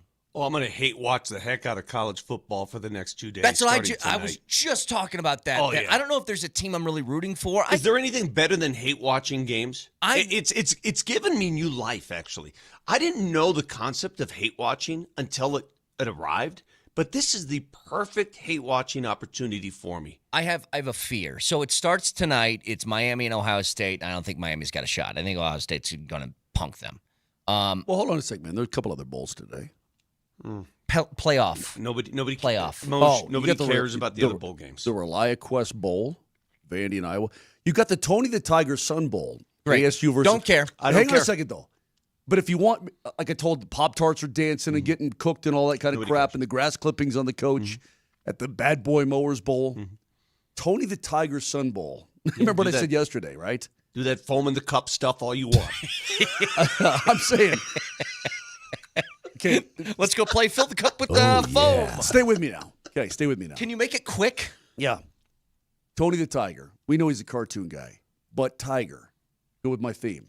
Losing coach has to fight a tiger at the 50. Okay, yeah. Just like the drone strike bowl that we had. Strike yeah. bowl, correct. All right, let's talk about the games that matter. Okay, but hang on. This is what I was getting at. I have a big fear because I know that Indiana is very, very good. I could see them losing to Bama. They could. And if that happens, I'm going to have to deal with the same stupid idiots that are going to tell me, well, looks like they got it right. It's not the point. No. The result of the game is not the point here. I agree. There has to be a earning your way into the opportunity. Oh, you weren't here during this whole CFP No, thing. I missed it all. Oh, my God. So you missed this whole debate. I missed it all. It's made, all right, so I'm just curious because you weren't here. How do you think that turned out? What do you think should have happened for the CFP? Just because you were baby making at the time. So what do you think should have happened? Well, Bama shouldn't. I think here's the situation. I've said this forever about the committee, and nobody wants to listen to me ever. And then this happens, and it happens to a big school like Notre Dame, so now it's a big deal. I've been saying this forever. Not using a set standard on how to judge teams is ridiculous. Yeah. And the whole thing about Bama doesn't get punished at all for getting dog walked in the SEC championship game, and other teams like BYU get the boot out. And it makes no sense, and there's no consistency, and it always leaves it to bias. Vic is talking about the Fighting Irish. I understand that he is. He knows. Notre Dame should have been in. They should have been. 100%. I don't know how everybody with the brain. Anybody with a brain knows that. Now, if Vic, you don't have a brain, you choose not to know that. There are things. So the brainless don't know that. There are things that I saw you tweet and stuff like that. That there's things I disagree with that you have said, but bottom line is they should have been in. 100%. There's no reason why both teams are idle at the end of the year and then Miami jumps them. There's no explanation for it. It's corrupt. It's corruption on the selection committee. Do you agree with me on that? I just don't know why they did it. I don't know why. Because it's corruption. Because they were a corrupt committee. Because they adhered to the SEC. Well, yes. Because there are three people in that room representing the SEC. That's why. Yes. And the guy that led the charge is an SEC AD. That's why. I also think it's ridiculous that they've made some sort of promissory note to Notre Dame that, hey, we'll never do this again. Well, you have to judge. This is why standards, people, standards. You're probably right on that. Listen, you don't have to get me on board of Notre Dame joining. You know what? I've always felt Notre Dame should join the conference. I've been on that side of the fence. Now I don't. Now, before I was like, yeah, they should join the conference. Let's go. But the way people are reacting and ganging up, now my heels are, no, screw it. Let's go. Never join a conference. I think at a minimum what you should have is this would be my standard. And I know this is sort of hard line and you leave a lot of teams out. Jared. Hang on, Vic. You get, to me, if we're doing 12, I think you get two teams that you can pick at large. Like, you get your pick of the litter. Any team that you want, you get two teams in. Every other team has to at least make their conference championship game. That's how I do it. I'm going to erase one of the biggest fallacies in this whole debate. Jared on the text line. Notre Dame plays a cupcake schedule. I want you to examine their strength of schedule compared to the other teams in the 12. And I want you to examine their strength of schedule over the last 5 years. I want you to do that research. Do some homework. Do you know how to use Google, Jared? Do you know how to use Google? Do your strength of schedule and get back to me. And then let's make that debate. Because this fallacy is that they play a soft schedule because they beat teams. Let me tell you something about schedule. If Miami doesn't play Notre Dame to start the season, let's say that Miami beat, I don't know, Michigan State. Do you think Miami's in the CFP right now? Probably not. Probably or not? Yes or no? Not. Okay, so why are they in? Because they beat the Notre Irish. Dame. That's why. Sure. So don't give me your strength of schedule crap. Well, because you don't know what the hell you're talking about.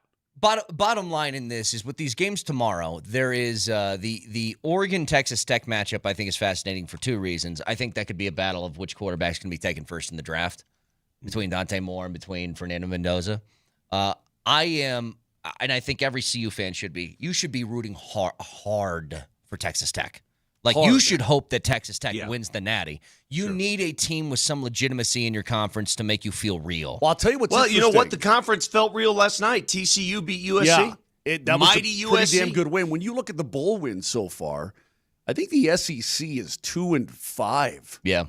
I think. Oh, but Moj. But it's the SEC. They don't care about these. Right. Yeah, those other games, you know, the SEC's too high and mighty. Always an excuse. I will say this, dude. I saw are you like me though? Do you want Alabama to lose by 50? Of course. 100%. Yeah. I want Kurt Signetti to run it up like Steve Spurrier would.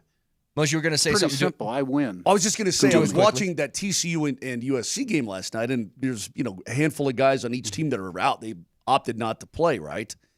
Well, that's kind of a bummer. But you know what? That was a hell of a football game. That was a really, really cool-looking football game. God, do I want Bama to lose so bad? I do too. So bad. I want every SEC team to lose by 100.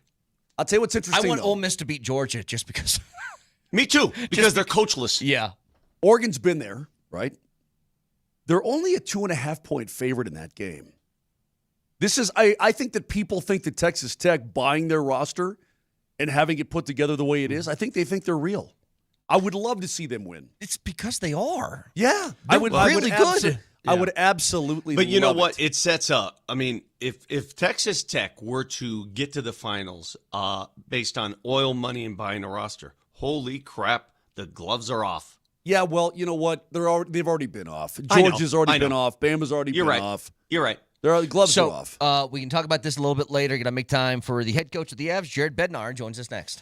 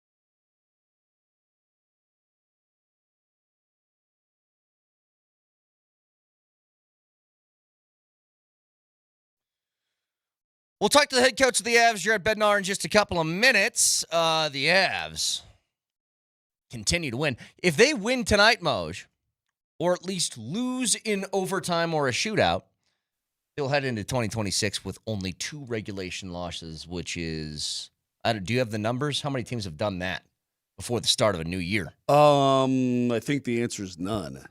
Really? Yeah. Pretty good. Pretty good start. I got to look at Phil. I got to look at Philly in 70. Hang on a second. Flyers seasons. Okay. Okay. I have a good question for Coach Bednar. Well, you can ask that in just a moment because we'll go to the Ramos Law hotline. Car accident, you need Ramos Law, medical doctor and attorney, ramoslaw.com. One team. Joined by the head coach of the Avs, Jared Bednar. Coach, we were just talking. If you guys win tonight or at least don't lose in regulation, you become the second team in NHL history to have only 2 regulation losses by the time the new year hits. First of all, thank you for joining us. How about that? Yes, that would be nice. It would be nice. See if we can keep this thing going. Man, you're like that kid that's got everything he wanted for Christmas and then some, right? This has been great. I have to ask you this, Coach. The other night in Vegas, you're down 4-2, and it looked dire. It looked like, okay, well, any team at that point, given the success you've had, could mail it in, pack it in, and say, we gave it a go. You had to travel the same day to get there. And yet, you found the resolve to get back and win that game in a shootout. Where does that resolve come from? This is a team that's dominating right now. How do you find that? That's leadership. I think in our room, that's what it is. It's guys like all banding together and not wanting to give up on the good thing that you got going, and it's just like heart and determination. That's what it is. It's like you can't go through 38 games of the year and have the record we have without it. It's a different type of focus and buy-in and just refusing to lose, and that's really good characteristics, obviously, of your team, and I think the guys should be proud of that. But to me, that's what it is.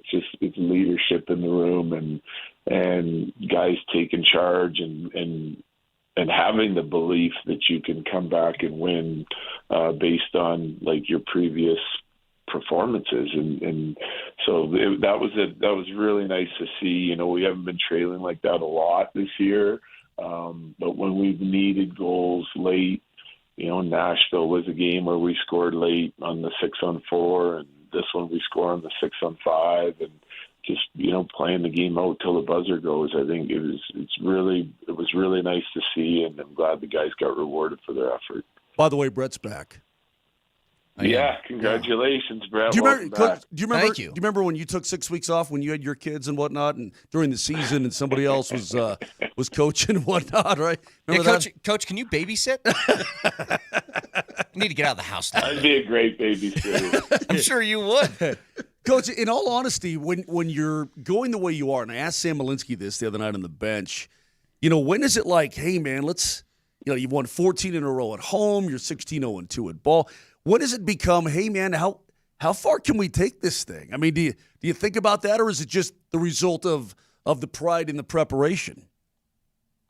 Yeah, no, I don't think about it. I don't think they do either. If you start thinking ahead and start thinking about those things, and you're not focused on being in the moment, so it's I know it's cliche, but it is just like focus on your process, one game at a time, and kind of give it everything you got. Be in tune and dialed in on the details and the competitiveness needed, and then go out and play. And the different teams are going to throw different things at you on different nights, and you have to be ready for it all. You have to be ready to adjust, but you got to play hard, and that's like the consistency of our team so far through the regular season to this point. Is the consistency is what's impressing me, and to me, again, it just goes back to that leadership and belief that your team has.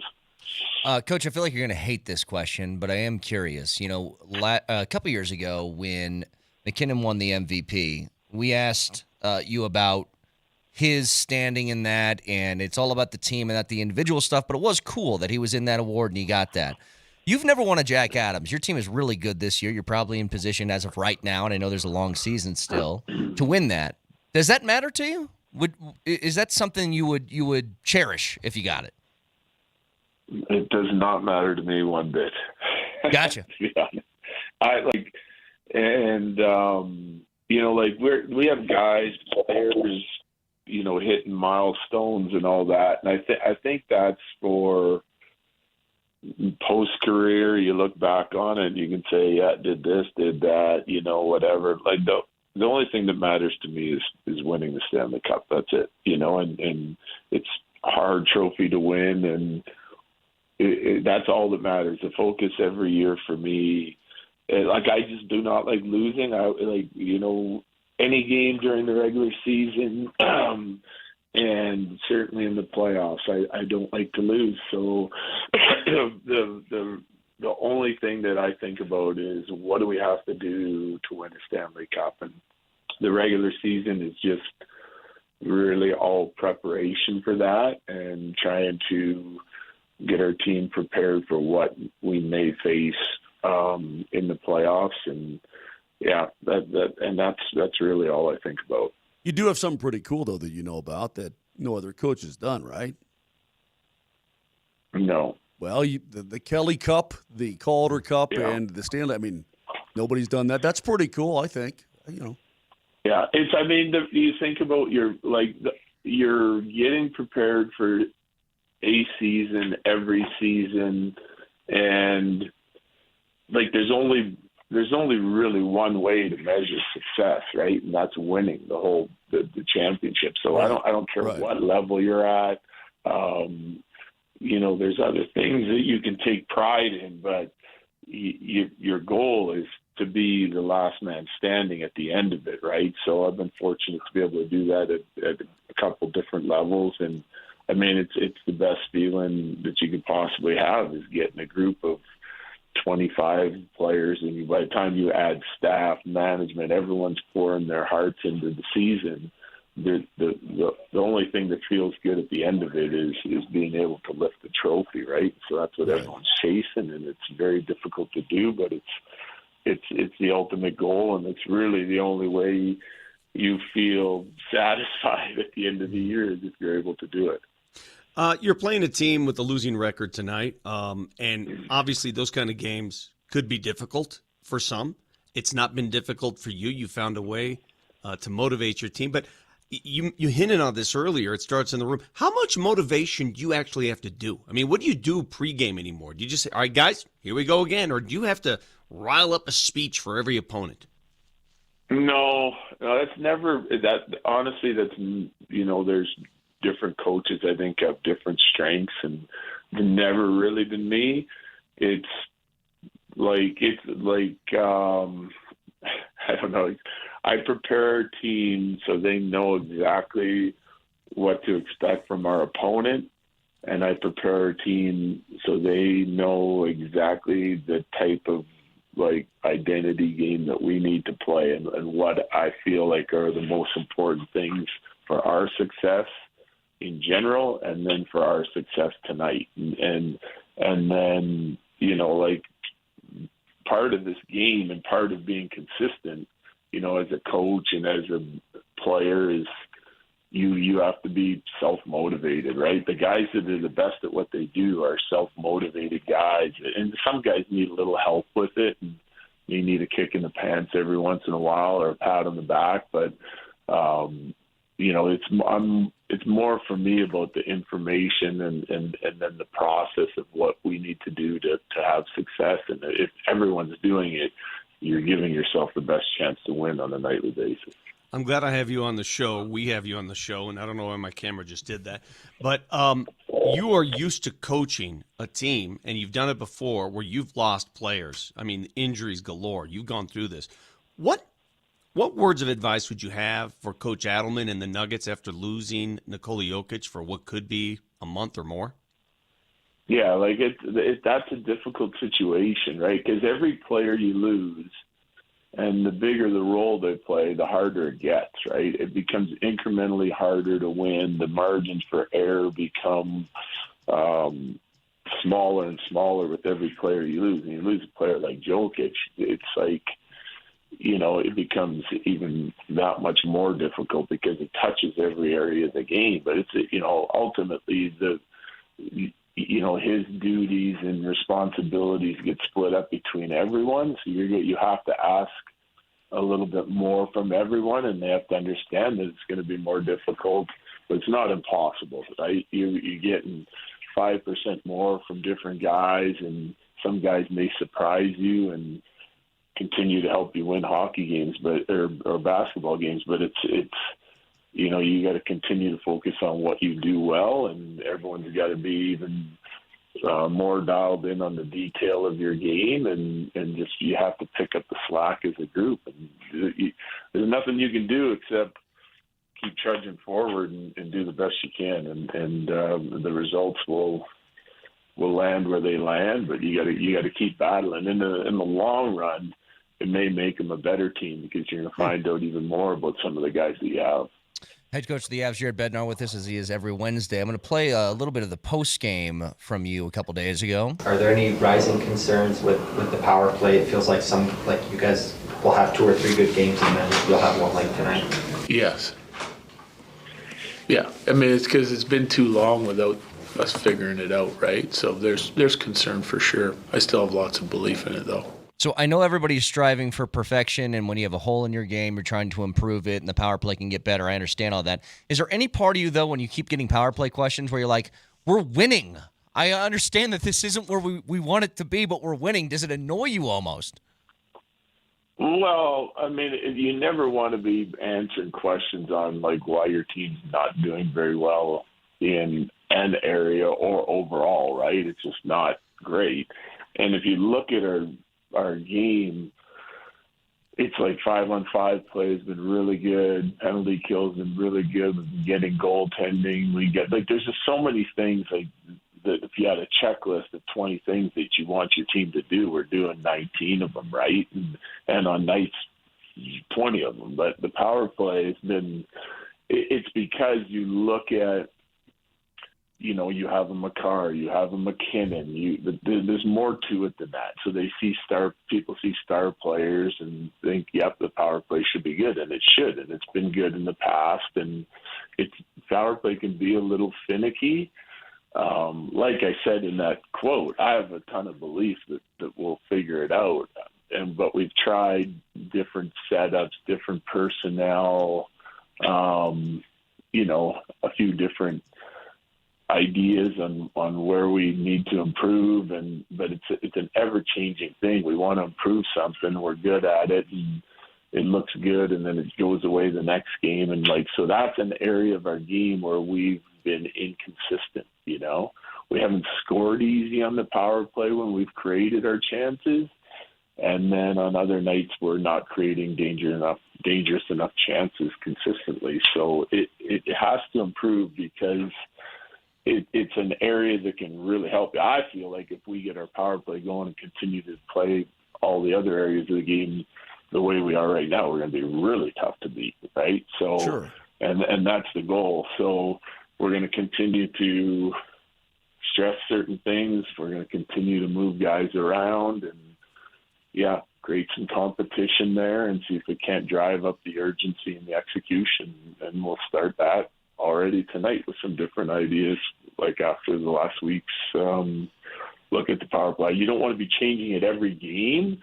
You have to give the players time to adjust, but we've kind of had the same set now for 8 or 9 games, and it's time to take a different look at it again. Coach, your last thing for me in that regard, I mean, I've seen it. I mean, obviously I'm watching every game. I see different things. I see guys in different places. I've seen you change a little personnel with the top unit, that sort of thing. I just don't know really, what can you do?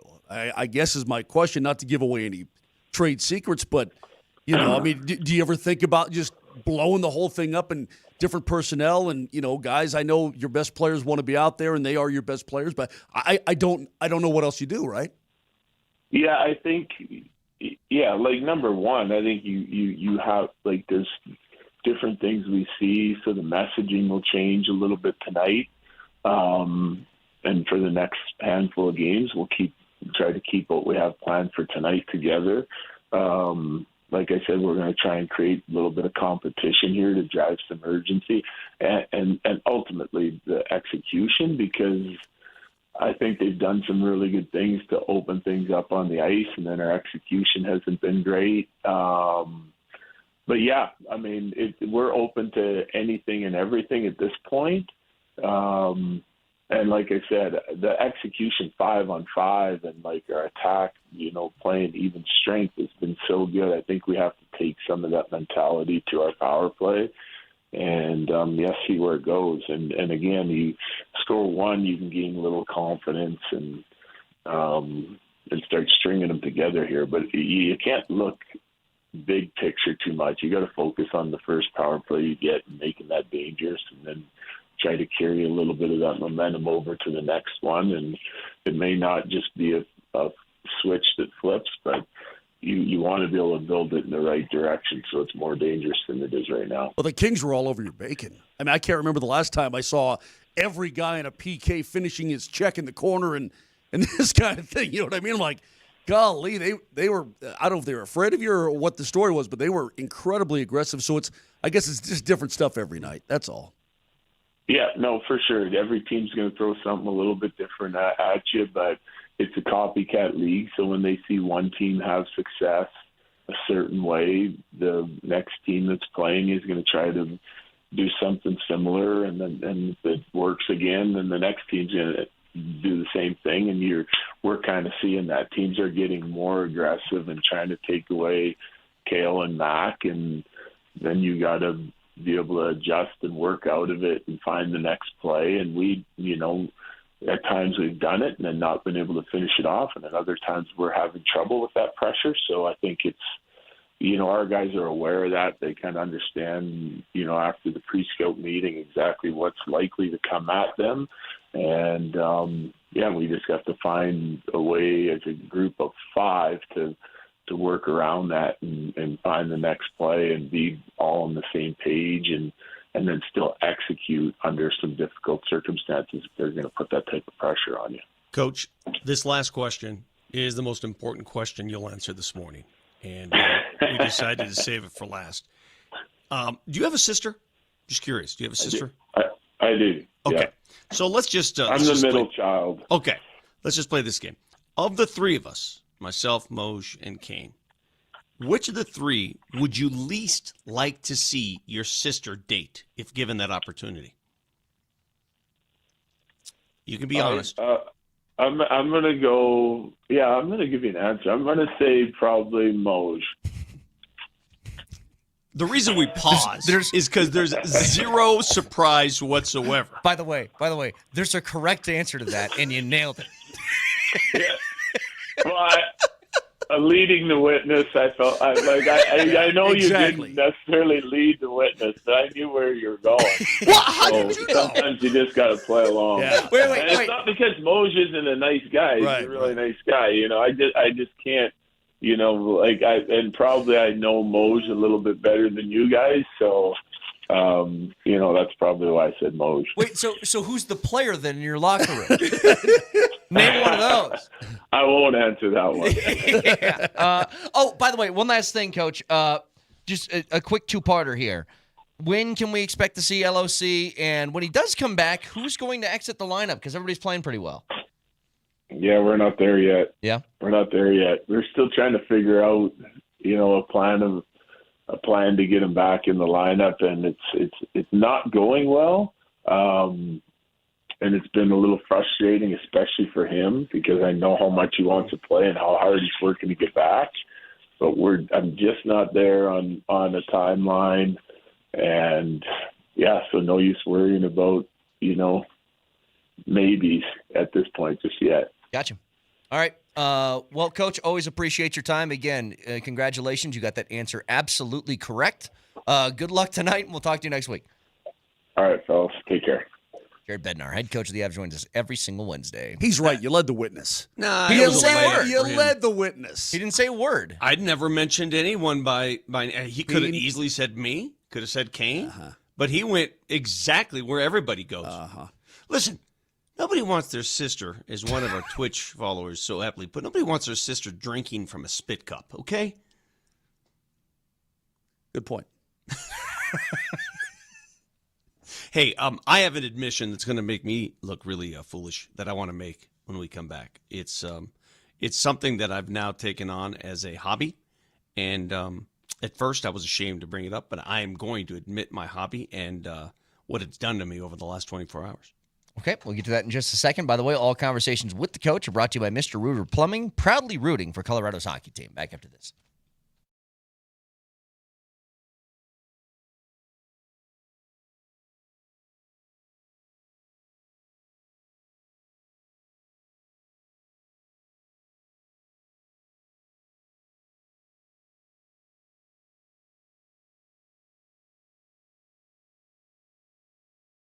Listen, everybody loves a good year-end sale. Silterhar Motors in Broomfield, they've got a huge one for you right now.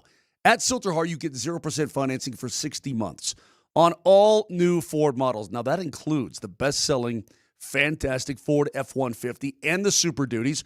Commercial tax credits also apply, and you can lease a brand-new Lincoln Nautilus for just $599 a month. Silterhar also has hundreds of certified pre-owns right there on the lot to choose from. So shop online. Do yourself a favor.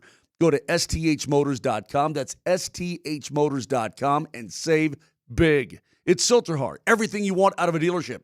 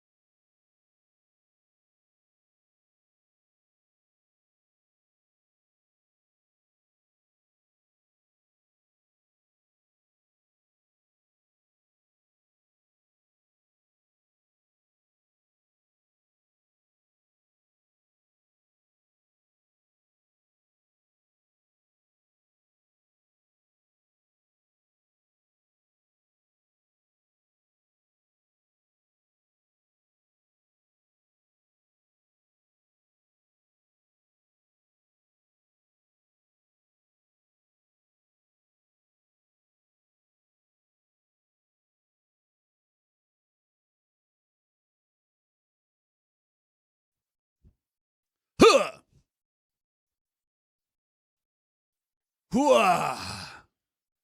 What, Vic? What? Yeah, it just hit me, and I'm sorry to bring this up. I'm doing the last segment, and on my Twitch feed, do you guys get those commercials on your Twitch feed? I don't know where they come from, and I'm looking at this, and I keep getting commercials for kitty litter, like newfangled kitty litter. I'm like, what the hell is going on? Why am I getting all this kitty litter stuff?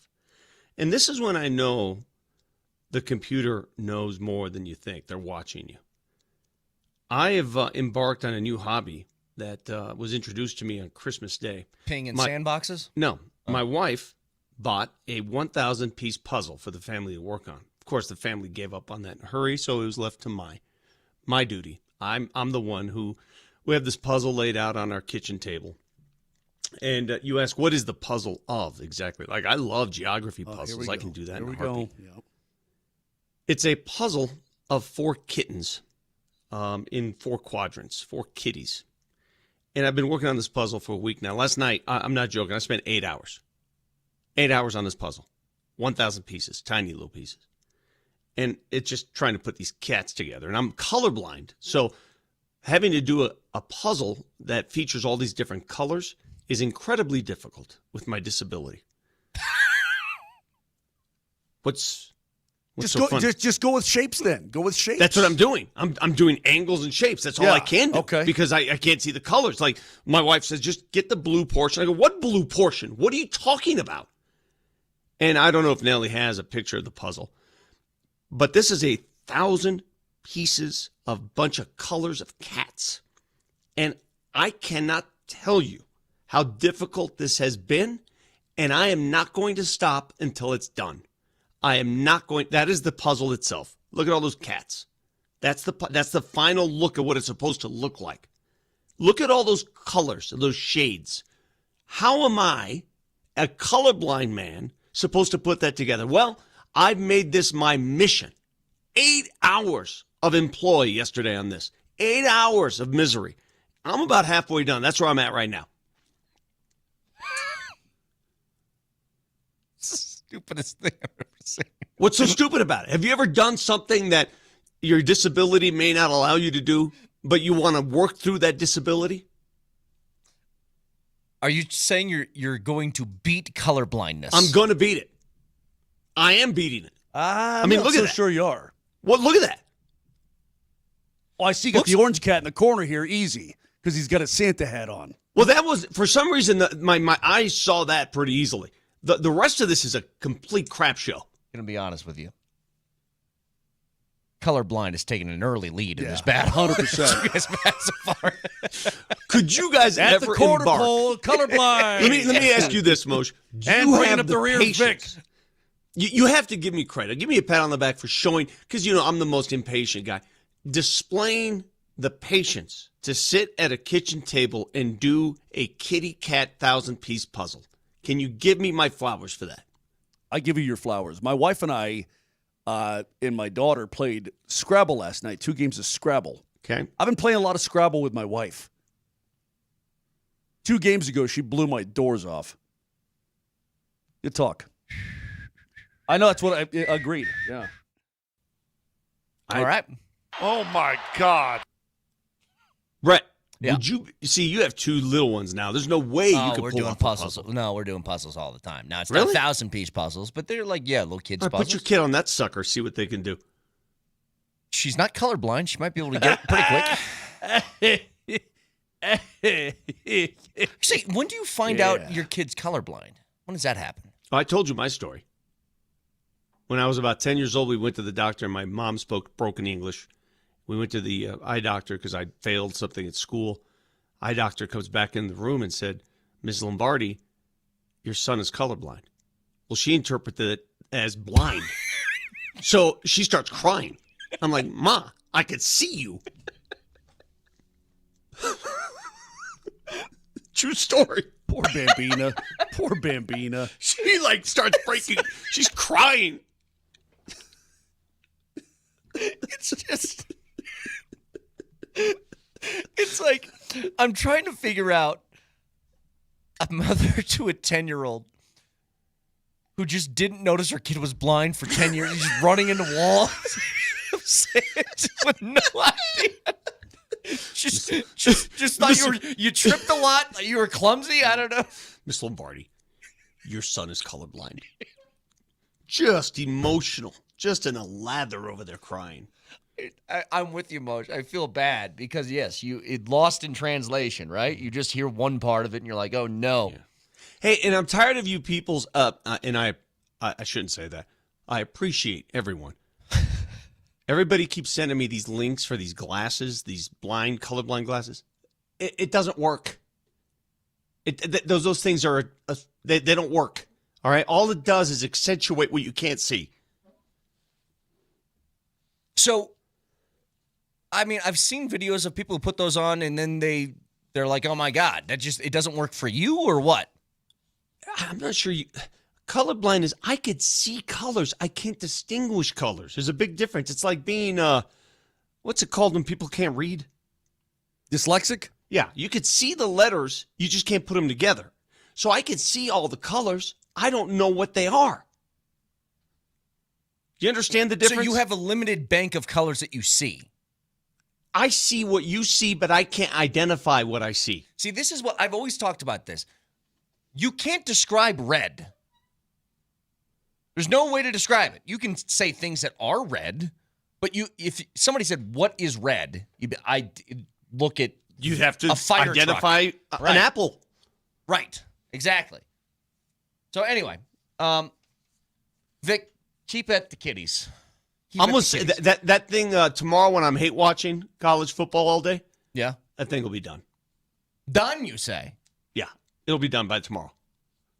If that's 8 hours of work. 8 hours last night. 8 hours. All right. I skipped a workout for that. 303-504-0925. Didn't like, by the way, that thing that Bednar said at the end of that interview. That LOC is not close. Yeah, that's concerning. The surgery was in the offseason. June, right? Yeah. The surgery was in June, and I don't know that it's related to what got surgically repaired. It might be something else that came along as he's rehabbing. Oh, like overcompensating for some sort of thing. It's just that's scary. But when he says it's not, when he says it's not going well, that's a bummer because he's a good player. Because this was, I think, if I remember correctly, when we talked to Bednar way early, like the first time this year. LOC was on track. He was on track. This was like the time frame, like right now, was supposed to be around the time that he came back. Well, he has been skating. He's been skating for like over a month. I mean, does he skate? When you see him skate, does it look normal? I know he does it on his own Vic private, before everybody gets out. Gotcha. Or, he's been out a couple times in red, but what? Here's my question though, and I guess it's a moot point now. But what it was going to be was if, let's say, he was going to come back like in a week, who the hell are you taking out of the lineup? You aren't taking Brindley out. He's playing well. Parker Kelly, Kiviranta, like who is the guy who gets replaced? Well, I just think what you miss is LOC's experience. I mean, you're talking about a Stanley Cup champion and his penalty kill. Although you miss him when you're shorthanded, that's for sure. Well, the Avs have the number one PK in the league. I know, but no, LOC gets you want the shorty, don't you? I dig what you're saying. I don't know because all these guys are fighting to stay in the lineup. Nobody wants out. Brindley doesn't want to come out. Kivy doesn't want to come out. Parker doesn't want. And I know you can't take him out. It's a good problem to have right now. By the way, the double dip tonight. If you're looking for the Nuggets, they'll be on Double Dipple-Daroo. Double Dipple-Daroo. I missed those. By the way, it's the first time I heard that this morning from Val. I love it. I would say that is better than Juice's. By the way, Double Dipperoo. I think Val's is better than Juice's. That's Valanciunas you're talking about. Yes. Yeah, not Val Nichushkin. Big Val. That's Valanciunas. Oh, Double Dipple-Daroo. Wait a minute. That's Valanciunas? That is Jonas Valanciunas. That's where you had me confused, Nelly, because Baby Bo Val I thought was after Bo Nix and Val Nichushkin. Yeah, no, it can go for both Vals. You specifically chose Val because it could go both ways. You don't tell me what I named my daughter after. You don't get to do that to me. I thought it was Val Nichushkin, and that's why I was so surprised. I was like, God, I didn't expect him to have that high of energy. No, that was Valanciunas. But Nuggets will be on AM 950 with pregame starting at 5, and the Avs will be on 92.5 with pregame starting at 6:30 tonight, as we have another one of those. When do you want the keys, by the way? We'll get the keys here in about 10 minutes. Okay. Get some of them keys. All right. I do want to get back to the Broncos as well as, you. Can I be honest with you guys? I know I just came back, and it's our job to have things to talk about. I don't know how to discuss the game this weekend other than you should kill the Chargers. What more can I really say if they're benching everybody? There was a time around these parts when you talked like that, you get your little bottom paddled. That is a dub. What do you mean? Well, I said they should go in last Thursday to Kansas City, starting a practice squad quarterback with a bunch of guys out of the lineup. And I said they should go in there and wax those guys. That's the way it should go down. It should be like what the Patriots did to the Jets. No, but the difference, I guess, and I get spanked, and it's happened all year long. You should beat the snot out of the Raiders, and then they don't, and it's my fault. But I don't have like hey, what's the really interesting matchup in the game this week? Like, I don't know if there is one. It's stupid. It's a stupid exercise. If the Broncos kill the Chargers and look great, there's still going to be doubt. There's still going to be, well, the Chargers were shorthanded. If they squeak by, it's going to be, well, this is what the Broncos do. They play the level competition. What's the difference? Just win the game. Well, yeah, I know. I'm just saying, as far as and don't get injured. That's key. Yeah. That's exactly right, Moshe. And because you're playing for something. Yeah.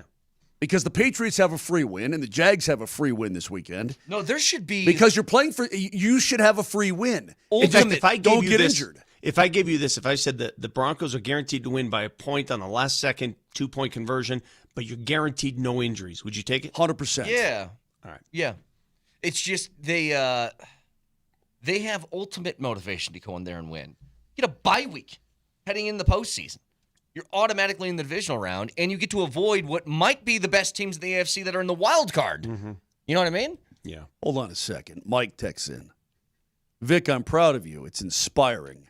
Yeah, that was my goal. You doing a kitty cat puzzle is not inspiring, bro. It's inspiring you know what it is? No. I think there are a third of men who are colorblind. I think that's what it is. I don't know. Look it up. I'm inspiring men out there who can't see the colors in front of them. I am a walking, talking inspiration to those men. Not many would tackle a 1,000-piece colored jigsaw puzzle with kitty cats. Yeah. I've been inspired by a lot of things in my life. You doing a kitty cat puzzle is not one of them. Sorry, bro. Have you ever done one? 1,000 pieces? Of course. That's what I thought. Of course I have. You haven't. With my eyes closed. I couldn't even see the shapes. That would be something. All right. 303-504-0925. Back after this.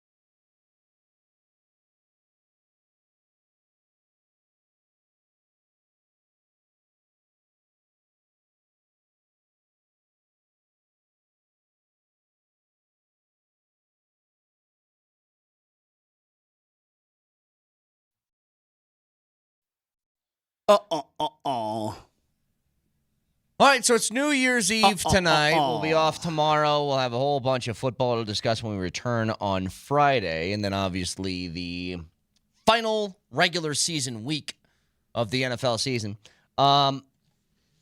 There is... so good to know that I've inspired so many people. They're coming out of the woodworks now.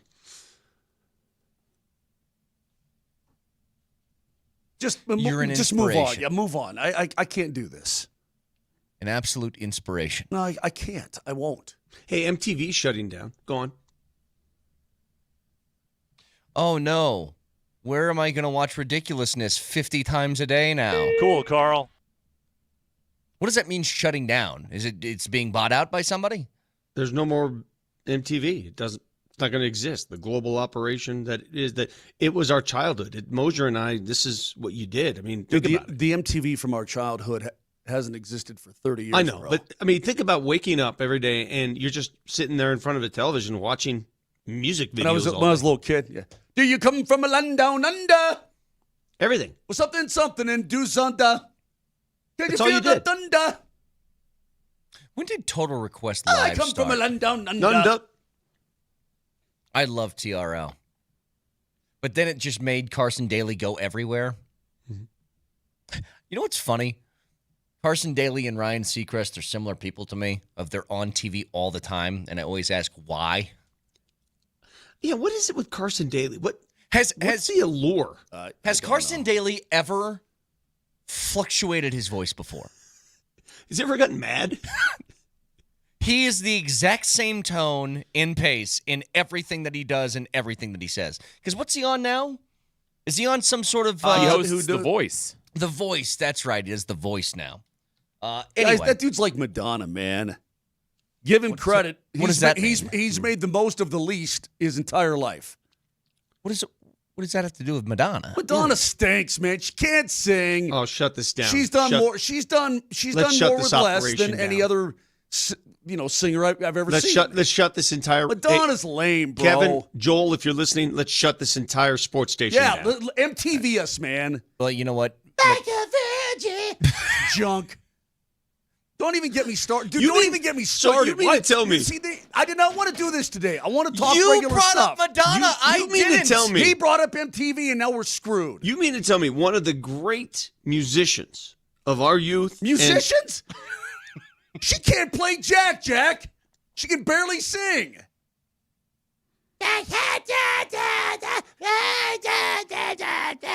Buck.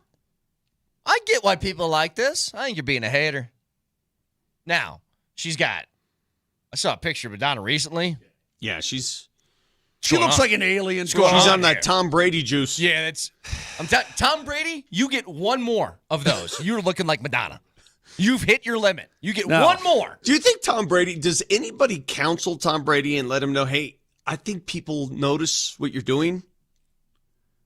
Is he advised? Even if he was. Have you seen Bradley Cooper's face? They're all doing. Why are they all doing it? Why are they doing that? Like, I love Jennifer Lawrence. I thought she was beautiful, and she's doing it now. I'm like, what do you do? You're pretty. You're already pretty. Why are you doing that to yourself? Stop. All right, man. All right. Yes. If you're looking for like real MTV, Nelly, you know what it is. All right. No.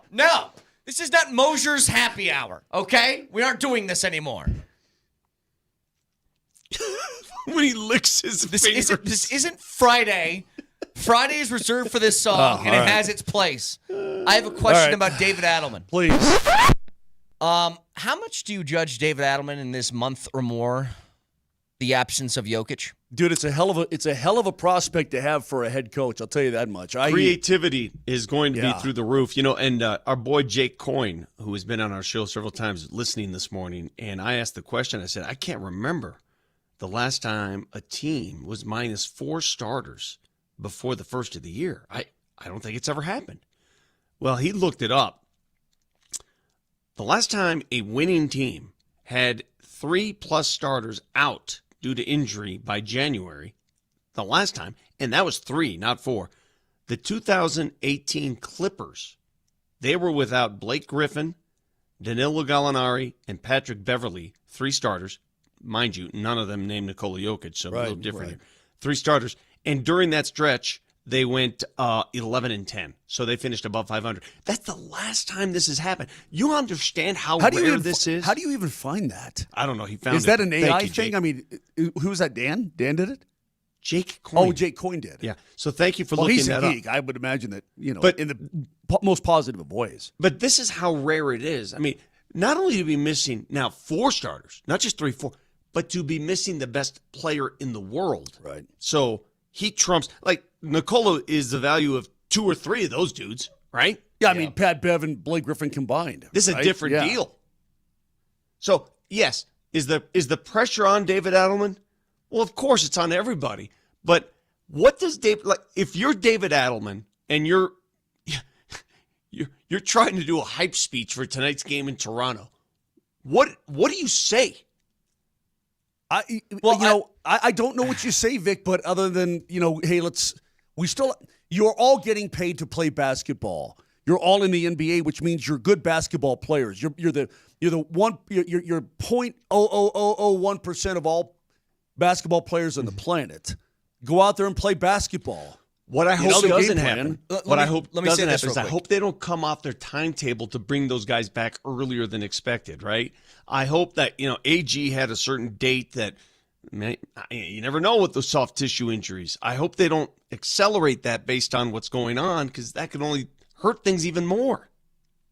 So just to put this in perspective, there's a coach that's dealt with this a little bit.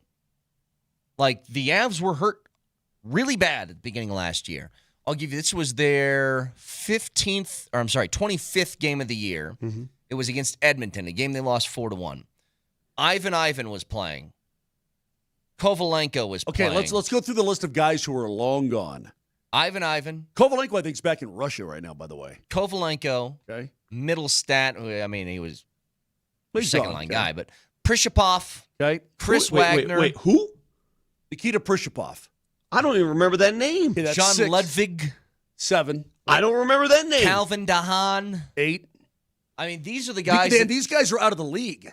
Some of these guys are they don't play hockey anymore. These were guys that were playing for you in the middle of that season, and you were able to keep it afloat. Now, they had McCarr in the lineup still. They had Mikko in the lineup still at that time. They had McKinnon in the lineup still. They had their big dogs. But you have to place value on who it is, not just a starter. Like, losing Cam Johnson compared to Nikola Jokic are 2 entirely different types. Of course. I mean, the Nuggets could have survived without Cam Johnson, okay? As much as you all appreciate Cam and what he brings, it's a depth piece. You can survive.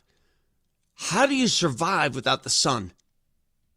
I don't know, Vic. I don't know. I mean, I guess I'm curious in just a curious way, not positive or negative. I'm curious to see what Adelman does and what it looks like. Because I really don't know. I mean, obviously Valanciunas, he's been a starter in this league. He knows how to play the middle. He's far from Joker. I get that. But at least you have a guy who's been around and done that, taking over that particular role. Everybody else, I don't know. Message, I don't know. My message would be simple if I'm Adelman for tonight. Now, tonight's going to be different than next week, because I think next week you might have a couple of these guys back. But tonight, just have fun. It's New Year's Eve. Have fun, man. Have fun playing basketball. This is a reason we all love this game, a reason we all got into this game. Have joy in your step tonight. Have joy in your shot. Just play with joy, no matter what happens. And that joy might be ruined by halftime, but have joy, okay? I just don't know what it's going to look like. You can't reinvent the game. You can't reinvent your strategy that quickly. Make shots. The beauty of basketball is the three-point shot neutralizes a lot of things. So a team may not be – we see it in the NCAA tournament every year, right? That Cinderella that comes out of nowhere and they bite you. They do it because the three-point line – can help you win games, and otherwise you would not win. So are you suggesting what? Murray Hardaway, Brucey B, all these guys just start firing away? This is what I suggested earlier. I think it's a time you can start experimenting with the lineup a little bit. And I think especially with Joker out, not having a backup big to now Valanciunas, you can put a lineup out there. Who's your starting 5 tonight? Murray, Hardaway, Spencer Jones, Valanciunas, and Watson. Yeah. Okay. Val. Okay. All right. Who's coming off the bench? Brucey B off the bench. Brucey B's off the bench, obviously. It's got to be Zeke off the bench. Zeke. Okay. I'd say Brucey B, Strother. Strother's sick. He may not play tonight. Yeah, I was going to say he's sick.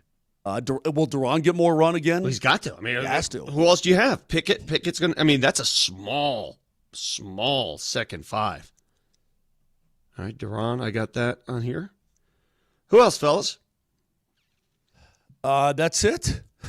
Pretty much your squad. That's right? it. That's all you got, bro.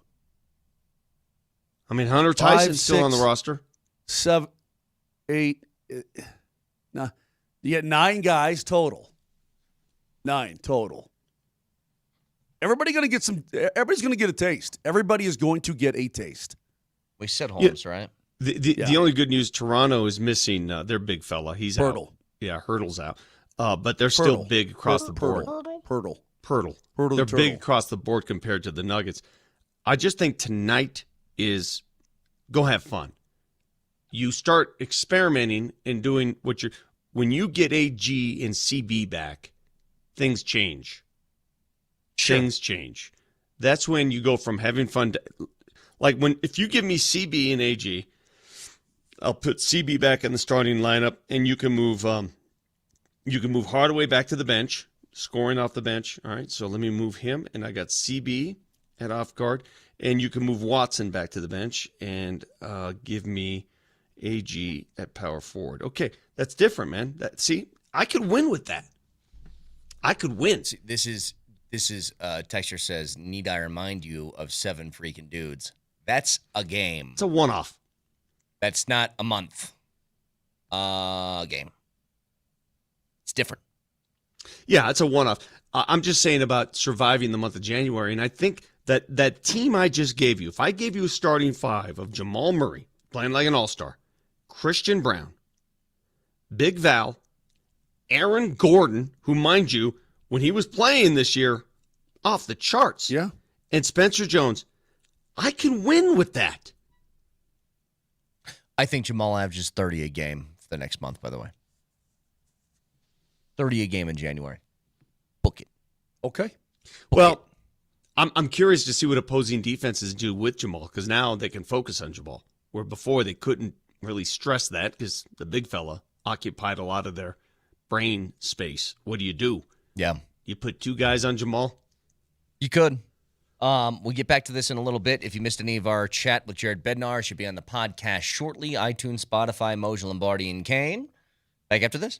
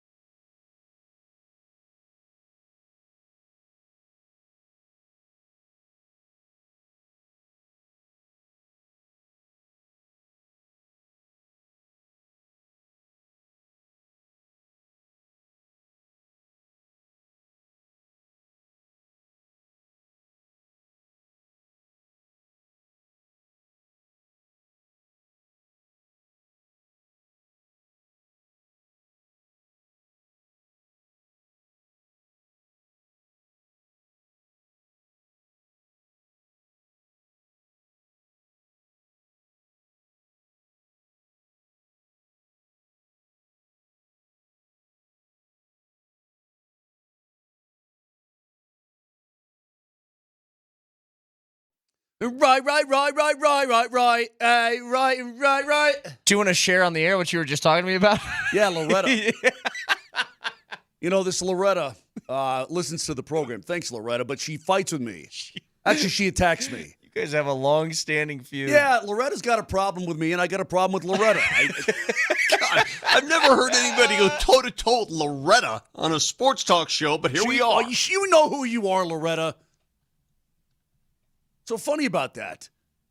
Oh, she's got a problem with me. I got a problem with her. Yeah. She's bagging on me about Madonna, and I'm not even in the mood. All right, Loretta, I'm not even remotely in the mood. So you take your Madonna today and you shove it. In the new year, you and I will go toe-to-toe again, but right now I'm not having it.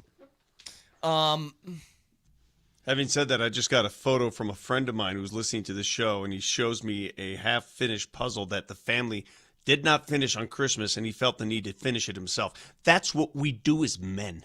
When the family doesn't finish the job, we get in and get it done. I've never been we all sit down as a family and do a puzzle. Our family is never like that. My parents were just here over Christmas. Yeah, they visited. I know. I talk to Troy and Lori all the time. I know exactly what it is. They visited, and here's what my dad did. My dad walked in, saw his brand new baby granddaughter. Baby, beautiful baby. Hey. And then walked out and had a cigarette. If you need me, I'll be in the garage with a 6-pack of Coors Light and a dart. Okay, that was our childhood. Yes. So what? I'm just curious. When your dad comes to visit, like when my dad used to come visit me, he'd start doing projects, like redoing the yard. What does your dad do all day? Watch sports, baby. That's all we do. I love it. Have a couple drinks, watch some sports. What's wrong with that? Nothing's wrong with that. Hey, I find myself on this Wednesday. We're getting ready for hockey tonight and hoops tonight and see what the Nuggets look like. Can the Avs keep it going? They're 14 straight wins at home, 16-0-2 overall. Moser, are you aware that the Avs only have 2 regulation losses in the season? I don't know if you're aware of this. I'm very aware of that, Vic. It's just It's crazy, but I think it's a byproduct of what the coach said. It's just how they prepare and what's going on in their minds. That being said, I'm trying to get hyped for this Broncos game, and I can't seem to find a way to do it. Can I ask you something? I don't know what to do. The Broncos should absolutely wax the Chargers, who are sitting a lot of different guys. They've got everything to play for, and I'm excited about that, but it's like the outcome is already decided in my head. Well, yeah, so I think bigger picture in this. Is there a concern that you have? Because I think the Broncos have as good a shot as anybody at winning the Super Bowl, and I mean that genuinely. We brought it up earlier. It is a weird time, and it's something we are not used to. For my entire adult life, this league has been dominated by elite quarterbacks that are always there at the end of the year. It started with your Bradys and Mannings and Breezes and Roethlisbergers and all those different guys, right? Even before that, dude. But I'm saying for my adult life, sure, that's what it's been. And then it transitioned over to hey, here's Mahomes. He's just going to take your lunch money every single year.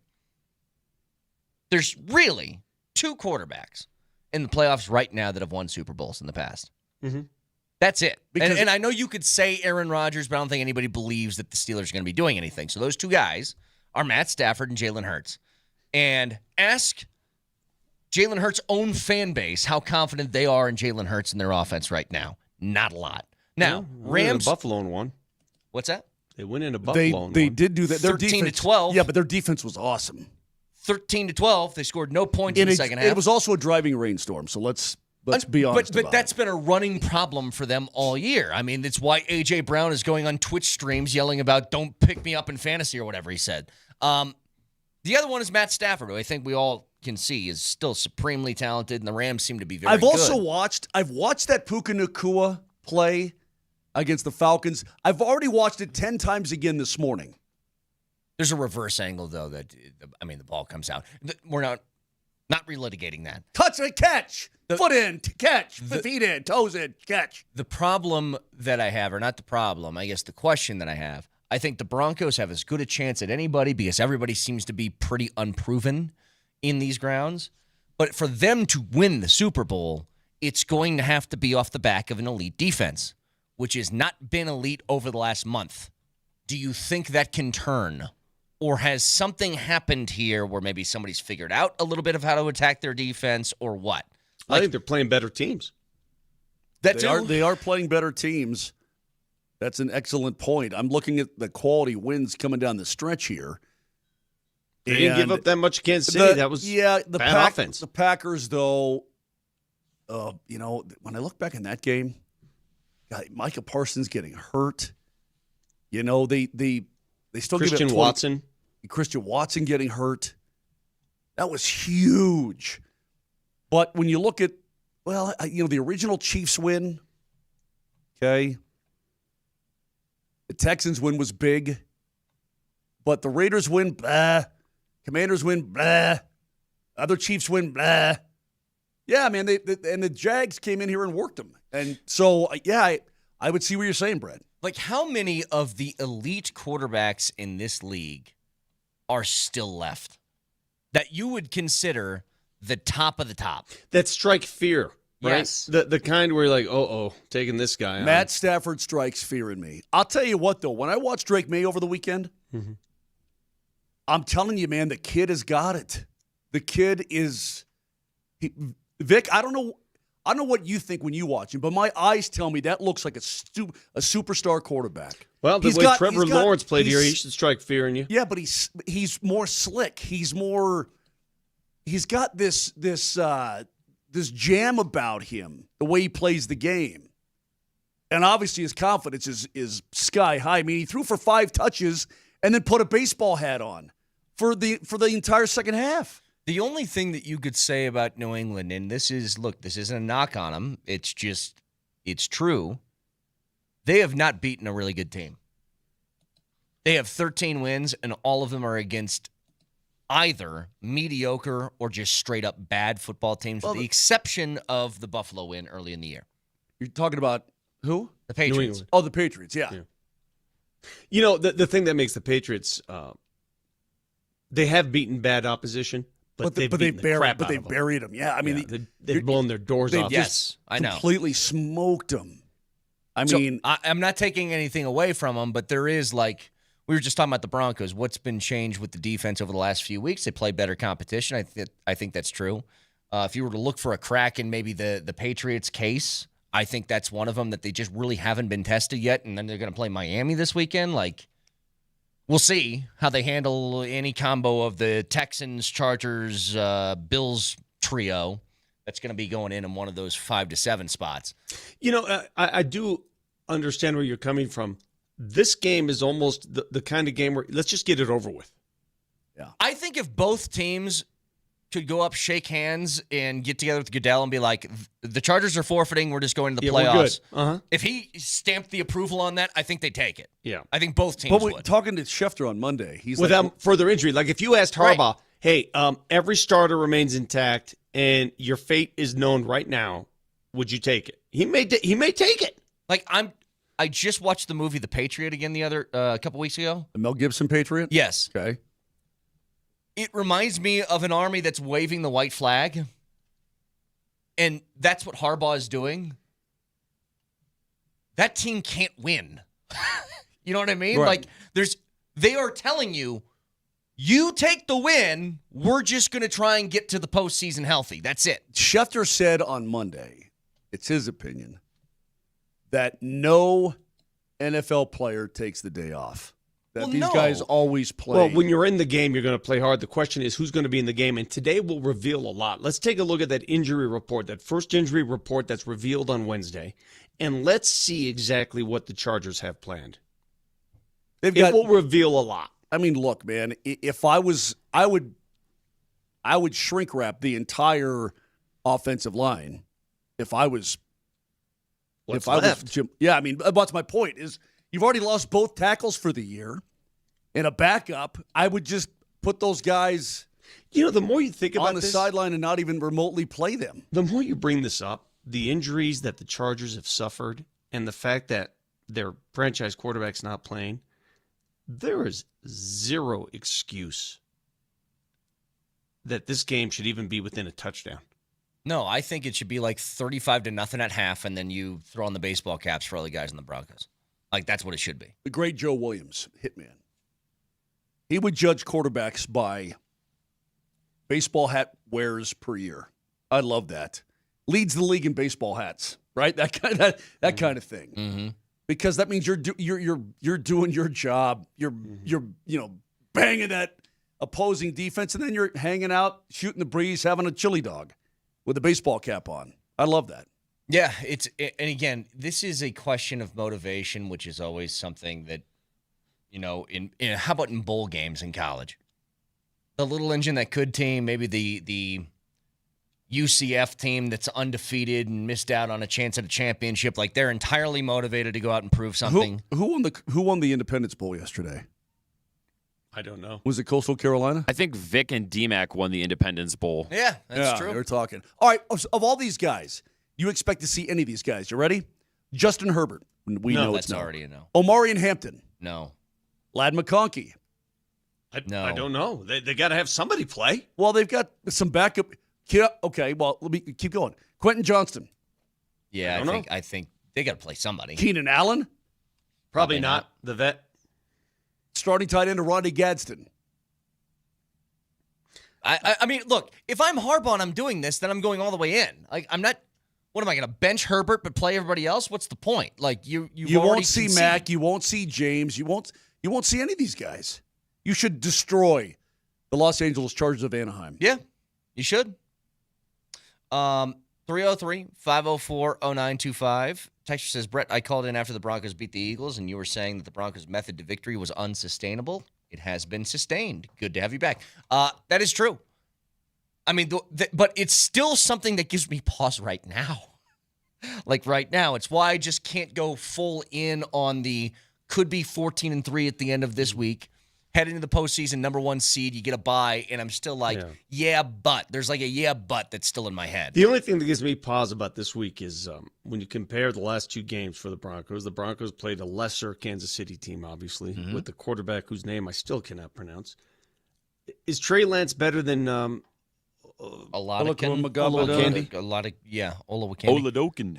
Is Trey? Would you consider Trey Lance better than that? At least Trey Lance has NFL experience. I think he's better. I mean, it's his 3rd team in the league. He's been around a little bit. Are the Chargers better? Do you just think Trey Lance is better because he was a 3rd overall draft pick? I feel like I'm better than Patrick Mahomes. What's that kid? That kid. Daryl Doucette. Yeah, that kid just drives me crazy. I know. Every time you play that, I know. It will be an immediate laugh from me. But Trey Lance, here's how I look at it. Trey Lance has a job in the National Football League. He's earning an NFL paycheck. All of us, blah, blah, blah, blah, blah. He was a practice squad guy, man. I don't know. And he was one complete pass away from sending that game to overtime, possibly winning. Believe it. We need to stop for a second. What are we doing? Just because, play it again, Nelly. Let me hear that again, please. I feel like I'm better than Patrick Mahomes. I can't believe that a guy would say that. You know what really makes me laugh about it? Like LeVar Ball did that thing, right? Where he's like, I could beat Michael Jordan one-on-one in my prime. And it's like, yeah, all right, he's playing a wrestling character. He doesn't actually believe this. That guy actually believes what he just said. And I wonder how many people exist like that. I'm looking at this guy right now. He's 5'7". What's his name? Daryl Doucette. And he's a flag football quarterback, right? Yes. Yeah, he attended Xavier University of Louisiana, where he got into flag football on an intramural team. Can I add? This guy is unbelievable. The fact that there's flag football at the Olympics is so dumb. I'm so mad about it. So stupid. Dumb. That guy reminds me of hey, let's go ahead and play a game that only we play and then win it.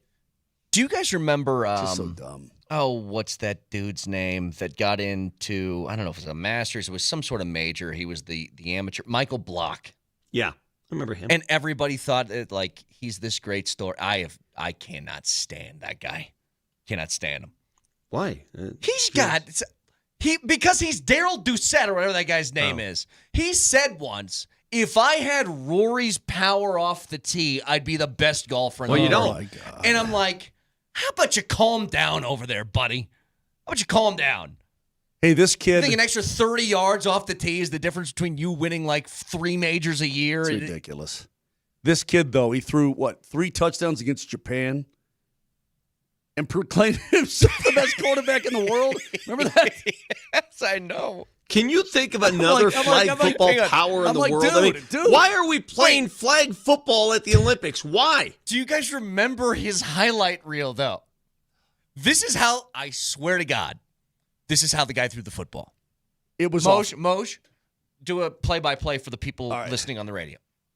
And Kane's running around and just chucks it like a shot. He throws the ball like that. He's terrible. And he says, I think I'm better than Patrick Mahomes. Moj, you've traveled the world. You're a world traveler. You've been to different continents. You've been overseas. Mm-hmm. Have you ever seen another human outside of the U.S. play flag football? Why are we doing this at the Why are we watering down the Olympics with this crap? Because the Olympics they're getting dorky. I don't know. Why do we have ballroom dancing? I kind of like the idea of if you're hosting, hang on. If you're hosting the Olympics, you do something, you're guaranteed to place gold in. And that's why we actually kind of messed up. Flag football should be an immediate gold medal for us. But hot dog eating contest is going in the second it's announced. 100%. And Joey Chestnut is bringing home that gold for us. Hey, when we get to the end of January, would you like me to go to my biannual list of sports that should be gassed from the Olympics? Of course. I'd be more than happy to do it. I forgot the Winter Olympiad It's way more right around the corner. It's way more prevalent for the Summer Olympics as opposed to the Winters. But I got some. In fact, Nelly, can you dig that up? We have this saved somewhere. Moser went through the list of all the sports that he would kick out of the Olympics, and it turned out 80% of them were going to be gone in Moser's Olympics. That's all you need. That's okay. You don't need all that crap. My favorite thing is when you said this. Taekwondo and karate. Pick one. I think it was judo. They're judo. Judo, yeah. You're so right on that. It's all, I mean, what are we doing? And I think you kept shooting, and you're like, shooting, guns, fine. Shoot people, that's cool. That's 100% go good, dig that up. I want to listen to that back, and maybe it'll give a primer for what we'll do in a few weeks. Again, Double Dipperoo tonight. Kaz and the Nuggets on AM 950 pregame powered by Ramos Law starting at 5. Sorry. And if you want to hear Connor and the Avs, 92.5 is where it's at pregame at 6:30 for the Avs and Blues. That's also powered by Ramos Law. You got people going down the shoot thing, like the bobsled, right? Fine. Yeah, but you got like guys and girls laying all over each other. And I'm like, what do you Wait, no, skeleton? Is that what it is? Skeleton? That's where you face forward. Hold on. I found the standards that make an Olympic sport, the only way you can introduce an Olympic sport. And here are the standards. There are 3 standards. It has to have international popularity. The sport must be widely practiced by men in at least 75 countries across 4 continents, or women in 40 countries, 3 continents. How in the world is flag football played in 75 countries across 4 continents? Where? It can't be. That's the biggest lie I've ever heard in my life. That's why I said hot dog eating contest. Yeah, I mean, before Joey Chestnut, it was Kobayashi. What 4 continents is flag football played in besides this one? Well, Australia's got to have some rugby going on. I mean, rugby, they'll make transition over to flag football. Yeah, but that's not flag football. Listen, I love flag football. I play in leagues, but that's ridiculous. Mountain biking, BMX racing, and BMX freestyle, get the hell out of here. Okay, hang on. Trampoline? Nelly, stop. Go on. Stop. I want to save these for when we come back. Stick around.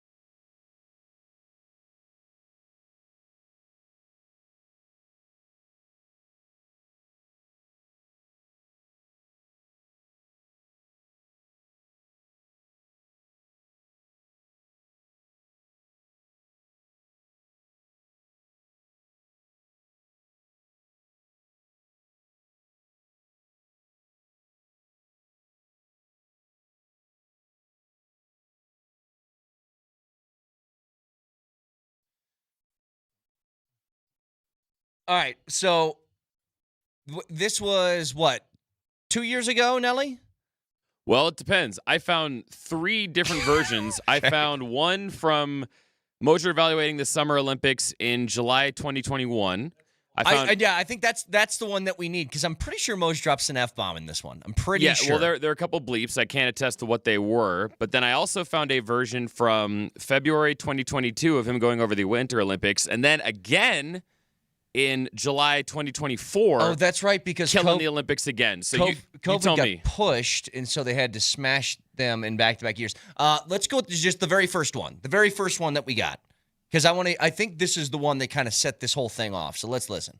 Yeah. Artistic swimming, which is synchronized crap, get the hell out. Artistic swimming, you're gone. And then race walking. Race walking, you're not getting a medal for walking. Nope. I'm not going to sit here and watch you swim for 8 hours. Get lost. Anything with a horse. Badminton. I'm only keeping badminton in for one reason. The world needs more shuttlecocks in it. But then you got 1- and 2-person canoeing. Gone. What the hell are we doing? Fencing I'm keeping because people stab each other. I'm into that. Mountain biking, BMX racing, and BMX freestyle, get the hell out of here. Trampoline, gone. There's judo and karate. Pick karate. Rugby, get the hell out. What? I don't need the rugby in the Olympics. I don't need that. Sailing. Sport climbing.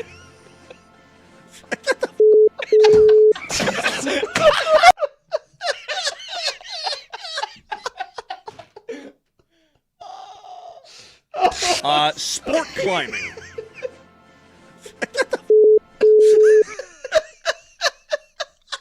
I remember what I said too. Oh, good. You eliminated so many sports.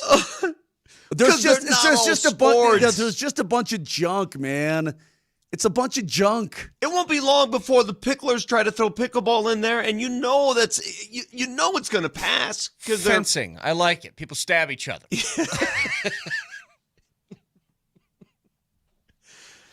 Oh, it's so crazy. Hey, Moj, speaking of crazy sporting events, I do need to get your opinion on this guy. I haven't asked you. Friday, the Winter Classic is going to be played between the Florida Panthers and New York Rangers. They're playing it in an outdoor stadium. No, they're playing it indoors at the baseball. No, but they're going to have the roof open. Okay. The roof's going to be open. But the game's going to be played in Miami. Yeah, I understand that. I don't know what the temperature is going to be. It's going to be pretty chilly, and they're going to make their own snow and have it fall down from the ceiling and all that kind of stuff.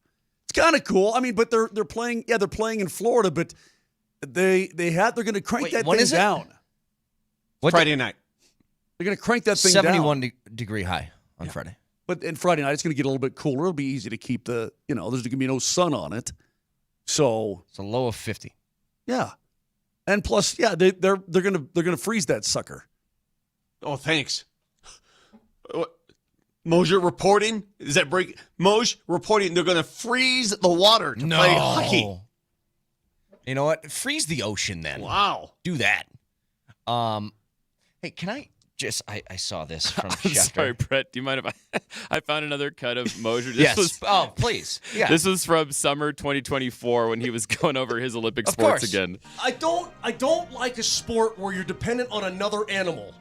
So all equestrian is out for me. You don't take horses to the Olympic Games, right? It's a human competition. Unless the animal is aware that he or she won. Are we sure they're aware? Like if the horse starts breakdancing, right? You know what I mean? Fencing, okay, stab people, fine. Flag football has got to be gone, and football has got to be gone. Yeah, if the horse started breakdancing after the win, like, Moj, like in your face. They don't do that. Moj, I would instantly name you commissioner of the IOC. I'm in. Okay, can I bring this story up for a second? Because it did hit. I've been wanting to talk about this for a couple of days, and I keep forgetting.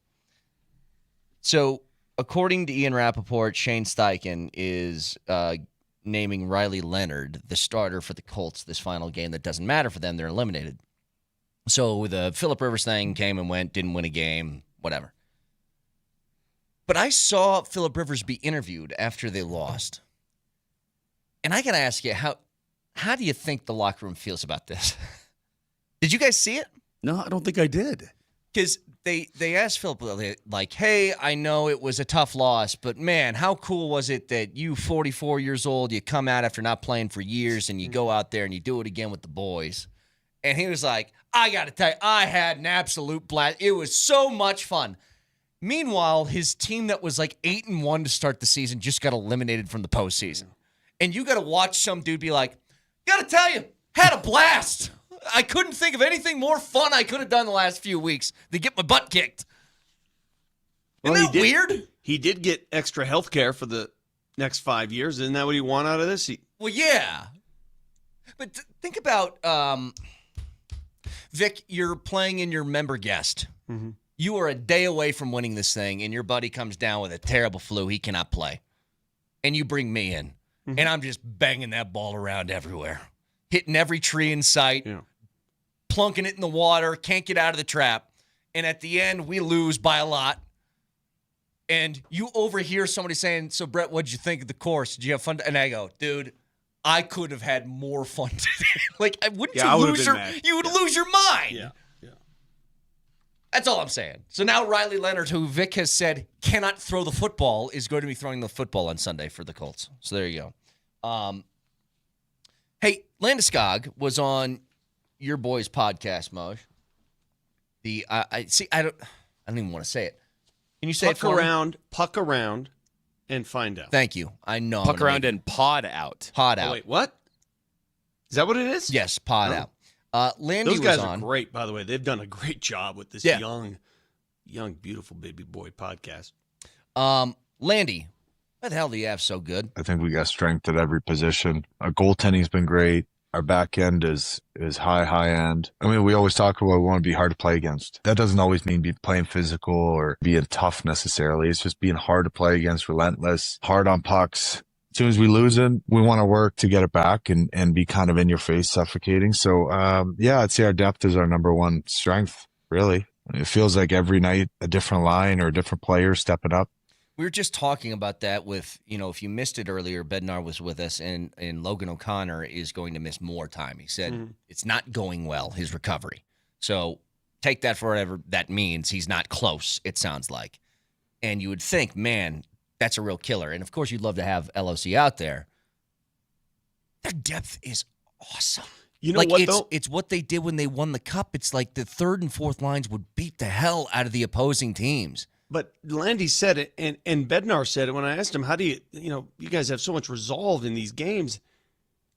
Player accountability. When players can coach themselves and motivate themselves, that is so precious. And I'm telling you guys, having Landy back in that room, the accountability factor's at an all-time high. Moj, you know it. You see it. You just hear it. You can feel it. Absolutely. I mean, it's just having him around the team every single day is important. And look, I mean, everybody in that room realizes what he's gone through to get back. And I don't think there's a guy in there who wants to let him down or let themselves down. You know what I mean? Yeah. Like I just don't. I think every single guy is like, hey man, everybody's bought in, and when everybody buys in and everybody realizes what the task at hand is, and they buy into the work that goes into the task at hand, that's huge. Our back end is high end. Yeah. Oh, yeah. That play that he made, by the way, on that Natchez goal a couple nights Does that ago. mean he has a fake butt? Back end is high end? Our back end is high end. It really is. Oh, boy. Who's got a high butt? Sorry. Hey, let's get to this. We got the double dipperoo tonight. Let's get after it. Do whatever it takes to win. It's the Johnson Auto Plaza keys to the game. Johnson Auto Plaza. Experience the power of the plaza, where they have the keys to performance and style with Ram, Jeep, Chevy, Buick, and GMC, and a huge selection of used all in one place. Johnson Auto Plaza. Here's Moser, Lombardi, and Kane. The earlier of the two games, Nuggets and Raptors, are going to be on AM 950. That's at 5:30. Vic? I've got 3 words. This is my keys to the game. 3 words. Don't get hurt. Next. Okay. I think that's fine. I mean, I don't know what to expect tonight, so we'll see. The St. Louis... No, that's what to expect. Don't get hurt. Don't get hurt. St. Louis Blues have been... Oh, was it my turn? Sorry. Yeah, 7 o'clock, Avs Blues, Moser. Okay. They've been sort of win, lose. They're 4-5-1 in their last 10 games. The Blues have the same kind of problem right now that the LA Kings had. Is they really can't score a lot. Last 10 games averaging just over 2 goals per game. They're not taking a ton of penalties, so they're not killing a lot, but they just can't put the puck in the back of the net. Yeah. And if you're the Colorado Avalanche, I'm going to say this, man. Coach Bednar said they're going to roll something out different, perhaps, maybe on the power play tonight. Did he indicate that? Yeah. Okay. See if it works. I don't know if it was a personnel thing or they're going to try something different. I don't know. But he said something was going to change. Make it work. Yeah, they get that power play rolling. He's so right, though. And I asked him this question. By the way, keys to the game, powered by Johnson Auto Plaza. You get selection, service, and incredible savings on Ram, Jeep, Chevy, Buick, and GMC, all at one location. Experience the power of the plaza at Johnson Auto Plaza. So I asked him the question about the power play, and I said, does it almost get annoying because you're doing everything else correctly, and yet you come to the press conference after a win, and somebody's like, hey, a good win, but the power play, and it's like, do you ever get sick of it? Because you're like, I'm winning games. But we all kind of understand last year what bit you in the butt and got you eliminated from the postseason. It was lack of power play success. He even said it, though. He's like, if there's 20 things we want to do right in the game, we're doing like 19 of them correctly. It's just power play isn't always on. And sometimes it's 20. Yeah. But sometimes it's not. And he also indicated, look, if the power play got cranked up, they're going to be a very difficult team to beat. If their power play gets cranked up, they're beating teams by 5 goals a night. You know what I mean? Yeah. So, yeah, you add that to the arsenal and you find something here like you're looking at, I mean, this team is unstoppable because they're doing everything else correctly. So both of those games are going to be on again. The Avs on 92.5 at 7 o'clock, Nuggets AM 950 at 5:30. Someone has taken... Someone's not happy with my take on flag football being an Olympic sport. Why? Derek writes in, flag football, Vic, is played in over 100 countries. Do your research. By whom? Derek, when assembling a football team, I don't think there are many coaches that are looking at Myanmar or Paraguay or New Guinea or North Korea to assemble talent. I just want you to use common sense here. Flag football is in the Olympics so the U.S. can get an easy medal because it's in the U.S., and that's why. Let's not be foolish here. Flag football in the rest of the world is fairly new. They may play it, but they don't know what the hell they're doing. What if just because everything's so tight-lipped in North Korea, we have no idea they have the most killer flag football team anybody's ever seen, and we just never know about it? Maybe it happens. You don't know that, Vic. I don't think North Korea is allowed to play in the Olympics. That's the point. I think they are. I think they combine with South, though, only for the Olympics. I think. Hey, man, look. I was just reading this. But flag football makes its Olympic debut in L.A. in 2028. Men's and women's teams from 6 nations. Likely top performers like the dominant USA, Mexico, Austria, Switzerland, France, and Italy. No. Everything after USA is... It's stupid. They're playing for silver. I'm arguing against something I love. I love flag football. Again, I've played it I love it. The fact that it's an Olympic sport is a disservice to the Olympic move. It's stupid. Do you understand what stupid is? That. Hey, you guys both shut the hell up. I want a gold medal, okay? All right. We're in a race for the most golds. All right, so it's the USA versus the Philippines in flag football. Well, we got somebody better than Patrick Mahomes on our team, so suck it.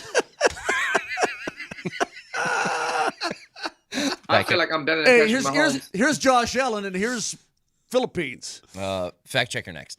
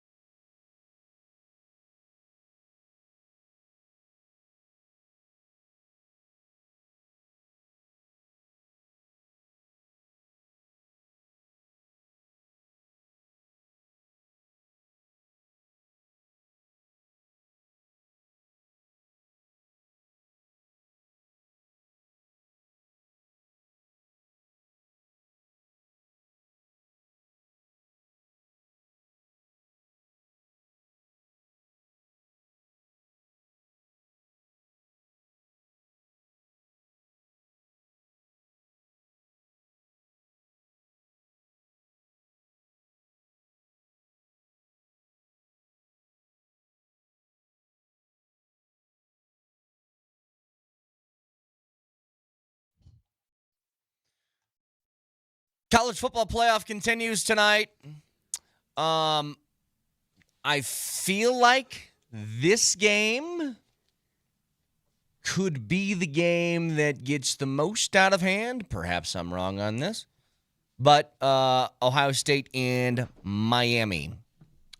I had a really tough time watching Miami and Texas A&M in that first round. You know, when I think of this game, the SEC clearly is overrated. And I think that Ohio State will go out of its way to put it on the SEC. He got those for Christmas. He got those for Christmas. I actually like them because it reminds me of that sketch from SNL. Yeah, the Target lady. No, but it's, I'm Kristen Janice. Wiig. Yes, I'm Kristen Wiig. Laura. And I'm Journey. Exactly. The tiny hands thing. Right. I mean, they are funny. It is funny just to have tiny hands. How can you not smile when you see this? Hey, Vic, do me a favor. Yeah. Speak in Italian and use the Italian hands with those hands, please. Hey, what a game you gonna watch for that? It's awesome. Hey. Use your head. It is funny. I really think, though, Miami is probably going to get the doors blown off tonight. The question is but they have nothing to lose. They're, True. Is this, in my own head, though, is this a unknown bias that I have? Indiana, who has proven they are a very good football team with a very good quarterback who's the Heisman winner, is playing against Bama tomorrow at 2 o'clock. And I'm nervous that Bama's going to win that game. Is that just because Indiana, who has been the best team in the country all year, has the name Indiana? Nah, don't get fooled by Alabama, man. They beat a lousy Oklahoma team that really – what did Oklahoma do besides beat Bama in Bama? What? Yeah. What did they do? They got rolled by Texas. Everybody wants to make a case for what other teams do, and I hear that. What did Oklahoma do exactly? Their offense was horrible. Yeah, it was bad. They gave up a 17-0 lead at home. Think about that for a second. Okay, so which of the lower seeds do you think has the best chance to win? Let me exclude Oregon from that discussion. Yeah, that was the first one I was going to. Let's Oregon. do the other ones. Bama over Indiana, Ole Miss over Georgia, or Miami over Ohio State. Who's got the best shot? Well, Miami's offensive line is really good, dude. They're going to be able to control the line of scrimmage. They're the biggest dog in any. Yeah, I think I give Miami a shot. Really? Yeah, I do. I give them a puncher's chance, but I think they'll shot. lose. So who do you want me to exclude? Oregon, because that's essentially a pick'em game. Okay, I would say, man, I think Indiana's going to beat Alabama. I'm not even worried about that at all. I'm very curious to see what Ole Miss is going to do without a coach. I'm very curious. It's hard to even measure Ole Miss because their is. first round game was a bye week. I mean, what are we doing with that? You never expressed your thoughts because you've always been, Brett, let everybody in, let the G5s in. What did you think about Tulane and James Madison? They killed them. It's fine. I get no problem with it. But that. But here's the reason why, Vic. I'll repeat what I think the college football playoff should be. I think it should be a pool of teams who have competed in a conference championship game, at least. And those two won, and I'm like, they had good records. Let's see what happens. Miami didn't compete in a conference championship game? Yeah, I don't like that. I don't like it. I to be honest, Vic, Oregon didn't compete in a conference championship game. You might think I'm incredibly stupid. I don't care. I'm This just saying is how my standards are. I would have much rather seen Duke than Miami in it. Yeah. They won the conference. I think that should count for something. If you win a conference, I think it should count. No matter what your record is. No, dude, we could have the Bucks make the playoffs in the NFC South with an 8-9 record. Nobody's going to care. That's whatever. You win your conference, I think it should mean something. So, yeah, at least I'm consistent across the board on this. And I understand that there are teams that are better than James Madison. They could have gotten in, Notre Dame being one of them. But I do think that there's something that should count extra for winning a conference. All I'm trying to say is you can't measure Ole Miss on what they did last week, because last week doesn't count. Right. No, I agree with you. I agree with you wholeheartedly. I do know this. I think I've made the decision. I really don't have a team I'm rooting for. There's a bunch of teams I'm rooting against. But if you give me Indiana or Texas Tech as the winner of this thing, I think I'd be happy. I would be happy too. One of those two. Either one of those. Yeah, I agree I don't with want Georgia. I don't care about Ole Miss. I don't want Alabama. I don't want Oregon. I guess I don't want Miami at all. That's another thing. Who's Oregon beating? I don't want Ohio State. Yeah, Oregon's. Who's everybody makes the case. Oh, look at Oregon. What have they done? Well, their one loss was Indiana. I mean, that was a quality win by Who have Indiana. they beaten? Look at their schedule. They beat nobody really, because Penn State was a fraud. Penn State looked awesome at the time. They were a fraud. Exactly. I can make this Iowa, case USC, about any team. That's why this sport's broken right now, because the subjectivity level is at an all-time high. Yeah. Yep. And you know what? To that point, Vic, that's why I like even more that, yeah, your James Madisons and teams like that get in and they get smoked. Okay, fine. At least give it a shot. You know what I mean? Mm-hmm. Give them the opportunity. Because every once in a while you could see a team that pops up, and man, would it be cool if one year you get one of those teams that pulls an upset in the first round. Cincinnati, like, oh my God. Cincinnati, I mean, they, and TCU, they gave it a shot a couple, 3-4 years ago, whatever it was. Yeah. Texture says, wrong, Kane. If the Bucks win, I personally believe the NFL should be stripping below 500 teams of their playoff spot. You can be a division winner, but you need to be 500. Nope. I disagree. It's very clear rules. This is what I love about what the NFL does. What's the rule, Moj? You win your division, you're automatically in the postseason. Yeah, I fine. think that's totally fine. But it's a dog butt division. You cannot deny that. They aren't always dog butt, though. I mean, listen, the Tampa Bay I don't need how to tell you this, Brett. The Tampa Bay Buccaneers have lost 7 of their last 8 games, and they still have a chance to win the damn division on Sunday. It's ridiculous. I am looking at Oregon's schedule. They've beaten no one. And that Penn State win, and now we know Penn State's not nearly as good as it took them double overtime to win that game, if you remember. Yep. Double overtime. Oh, boy, they beat Oklahoma State. They beat Montana State. Yeah, give me Texas Tech all day. Give me the Red Raiders all day. Here's long. the thing, though. They beat Rutgers.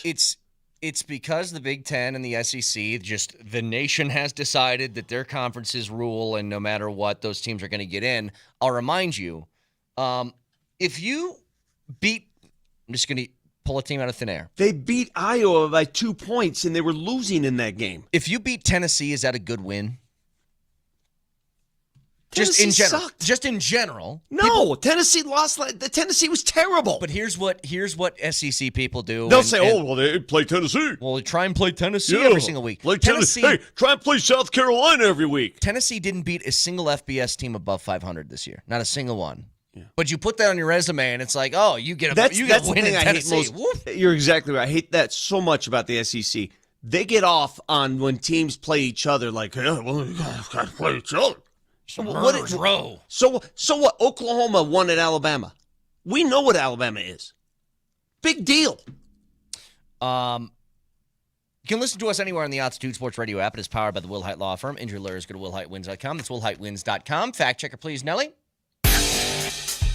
The Fact Checker is brought to you by Backus and Schenker. Their passion is justice. Now, Vic, let's just quickly rapid fire these. Every year at the Olympics, the host country gets to choose new sports that they would like to include.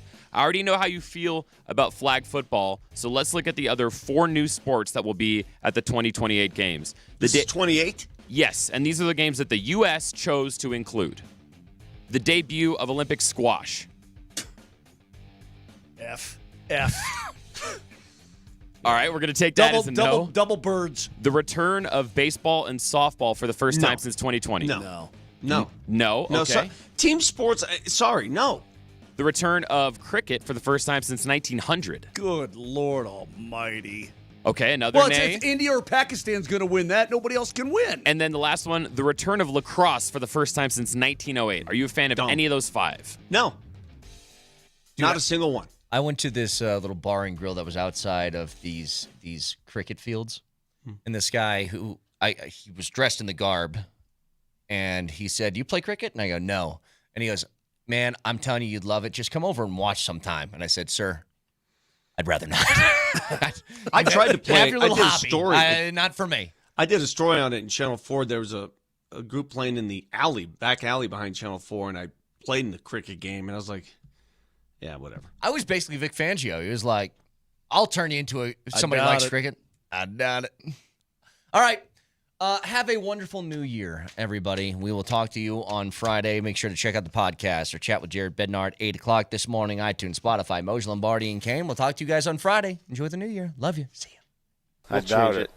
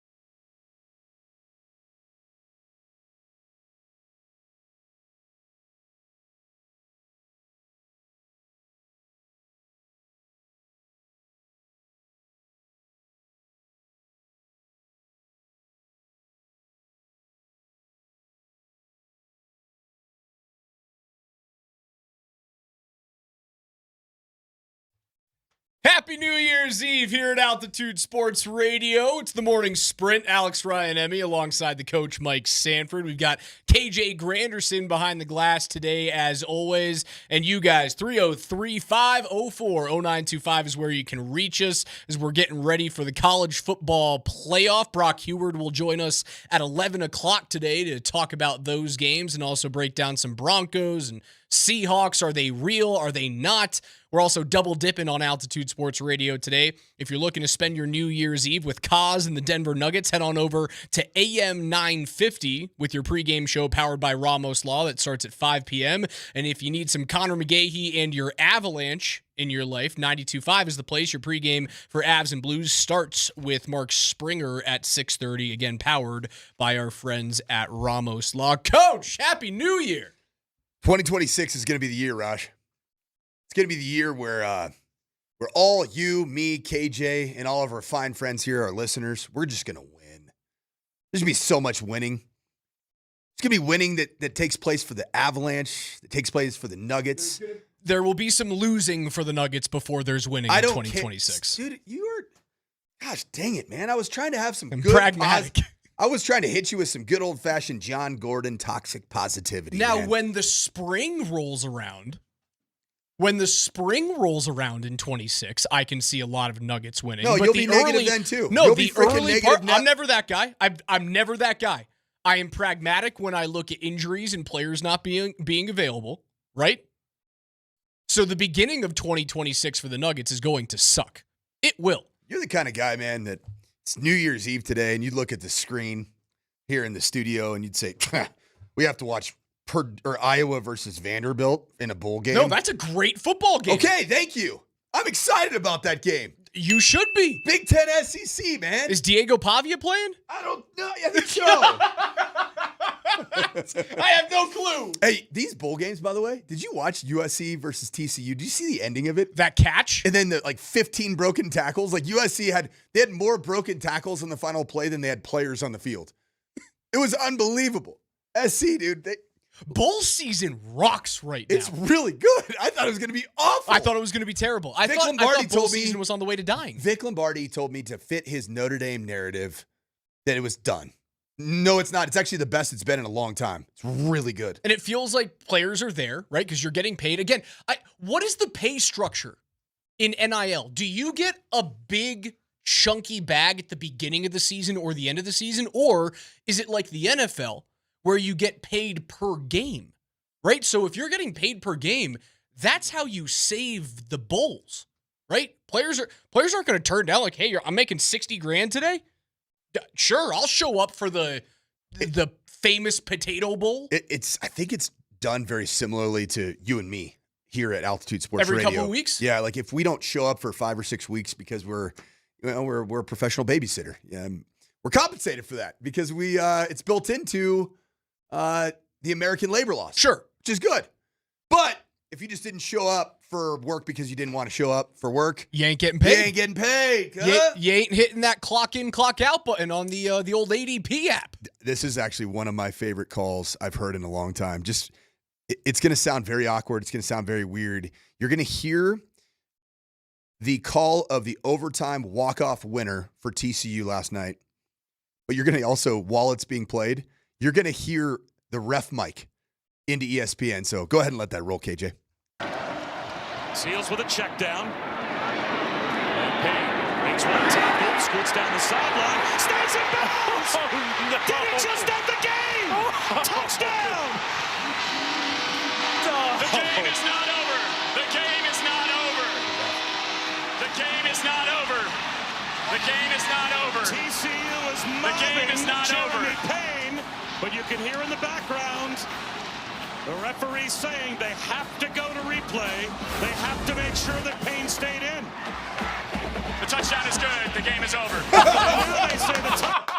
Is that not awesome?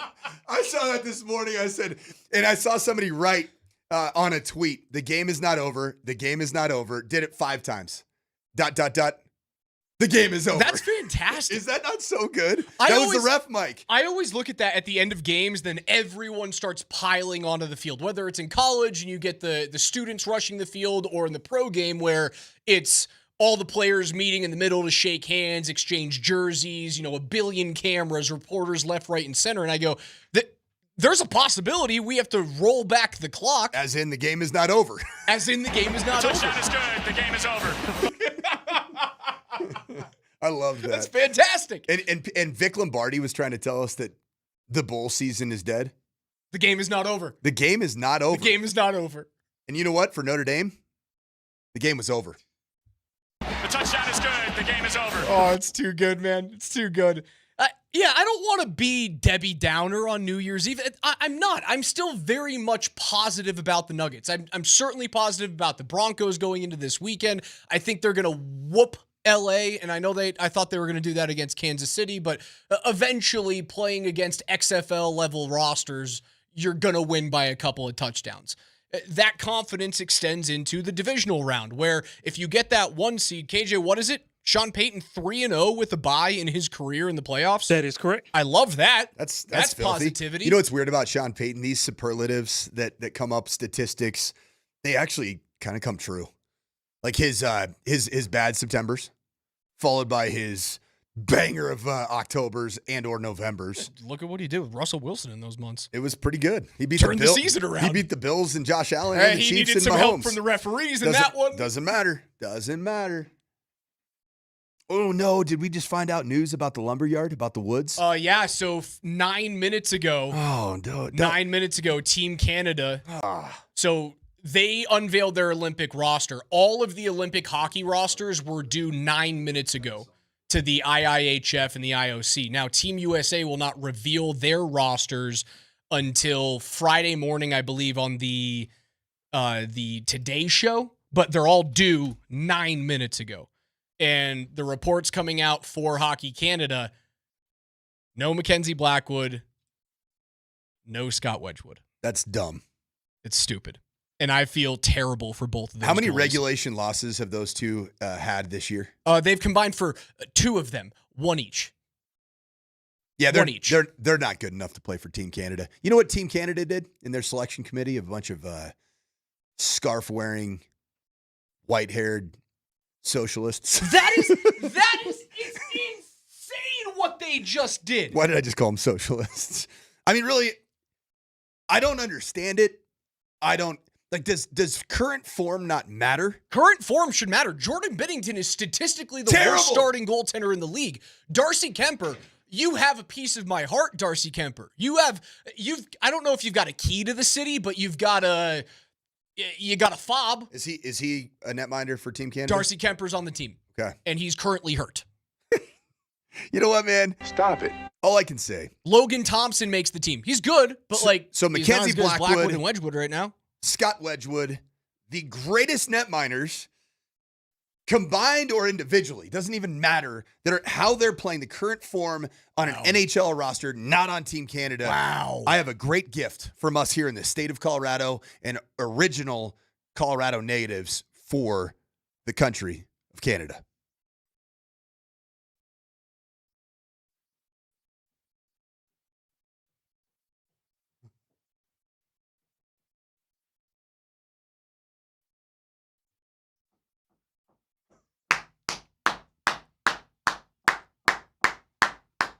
Blame Canada! Blame Canada! Yeah, it doesn't make sense to have the number 2 and number 3 goals against average netminders in the world right now on your team. Doesn't make sense to have the guy who sits at number 2 in the league in save percentage at .924 and the dude who sits at number 4 at .919, Blackwood and Wedgwood respectively. Doesn't make sense to have those guys on your team. Now, there are a couple of players who we already know were going to make Team Canada. Devon Taves, Cale Makar, and Nathan McKinnon all on that team for the Avs. But I don't know, maybe this is a blessing in disguise. We're talking about rest. We're talking about being ready for the playoffs, not running your guys into the ground. Maybe it's a blessing in disguise where both of these dudes get a couple of weeks off to chill, rest their heavy legs, and there's a monster chip on your shoulder now. You get to look across the way and go, you know who the GM of Team Canada is? Doug Armstrong. Like, what are you doing, man? You get to look at the St. Louis Blues tonight. either one of those netminders, and I think it's going to be Wedgwood tonight, the Avs are going to beat the living crap out of them. I wouldn't be shocked if Wedgwood or Blackwood, whoever gets the start tonight, throws up a shutout. Oh, that'd be beautiful, wouldn't it? Because you get to stare at Jordan Binnington, statistically the worst starting netminder in the NHL right now, and you look up into the rafters, you go, Bill, you want that guy? That joke? You know what tonight just begs? It begs for a guy like Brent Burns to put some money on the board. A guy like Nathan McKinnon, Cale Makar, money on the board. Oh, right? yeah, fellas, boys, we got you. We got you. We got you tonight. You know what you need? You guys want an 8 spot? We got you. You know what you need? You need someone to catch an edge going full speed at the St. Louis net. Ugh. Who's the perfect guy for it? I don't know, big body. Manson? Sure. Manson. Yeah, Manson. Because when Manson eventually gets a guy barreling down on him after taking out Binnington's knees, Manson can at least step up for himself. Wow, it pisses me off. I feel terrible for Scott Wedgwood because that's likely the only chance he'll have in his career to represent Canada at the Olympics. What is he, 34? Blackwood at this point probably has one more shot at it. Scott Wedgwood is 33. This is Scott Wedgwood's only chance to make Team Canada. Well, with that being said, you mentioned blessing in disguise for the Avs. Yeah. If I'm looking for Team America World Police, America, F yeah, this could be good news. Oh, yeah. I love this as an American. Mm-hmm. When's the last time the U.S. has won a gold medal at the Olympics? 1980. It's a long time ago. They've won How old one were you, in Raj? 1960, 1980. I was negative 13 years old. I was negative 2.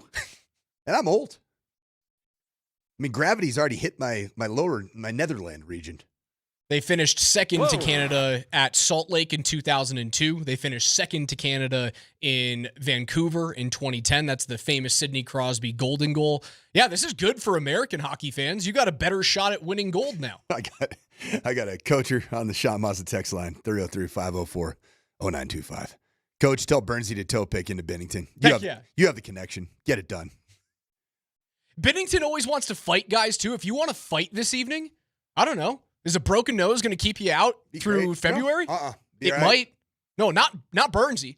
Binnington. Oh, yeah. You want to fight? Here, eat a mountain man's right fist, break your orbital bone, and then guess who gets to go to Canada? One of the two woods. Brent Burns was an actual Viking on the show Vikings. Did you know that? No, I didn't, but I love that. And he told me the whole story. It was the coolest thing ever. They filmed it in Ireland. The whole family got to go over to Ireland for him to film a scene of Vikings. Cool. We're going to pull it up. It's pretty awesome. All right, well, there's the news out of the National Hockey League and the IIHF. Team Canada announces their roster. The only Avalanche players on there, Devon Taves, Cale Makar, and Nathan McKinnon, both Scott Wedgwood and Mackenzie Blackwood left off Team Canada's Olympic roster. So much to get into today. Again, we've got Brock Huard coming up at 11 o'clock today. It is a double dip of Nuggets and Avs. Nuggets on 950, Avs on 92.5. We've got college football playoff to talk about. We have NFL Week 18 to talk about. We'll continue dissecting the Nikola Jokic injury and what it means for this year's Nuggets team. Does it really hurt when you lose a superstar? Well, the answer is it's an overwhelming yes.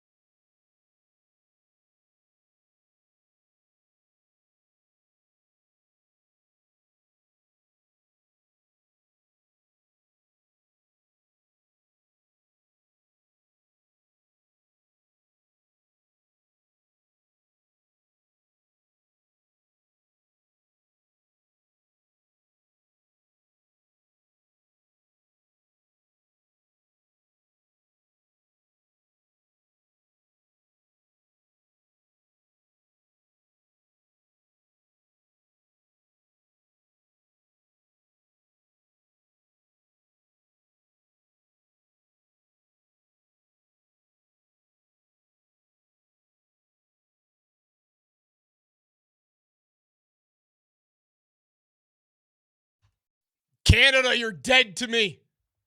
How dare you hurt my goaltenders? How dare you make Scott Wedgwood and Mackenzie Blackwood cry on New Year's Eve? You're dead to me. Wedgwood, Blackwood left off of Team Canada's roster. They will not be heading to Italy for the Olympics starting. Did you say they will not what? They will not be heading. Beheading? As in what we just watched? Very good. Brent Burns himself on Vikings. We just watched the scene here. We were going to play it as audio. We just didn't think it would present too great just solely from an audio standpoint. If you guys want to see it, hop onto Twitter and go check out at Coach Sanford _2. And give me a follow and buy some merch while Oh, yeah, you're there. sure. What, you have merch? No, I have no Please tell me merch. you don't have Coach Sanford merch. It would hit though, wouldn't it? No. You know what? Okay. I would buy a shirt. I would do it. Don't be a merch guy. What if it's like, what if it's Coach on the couch?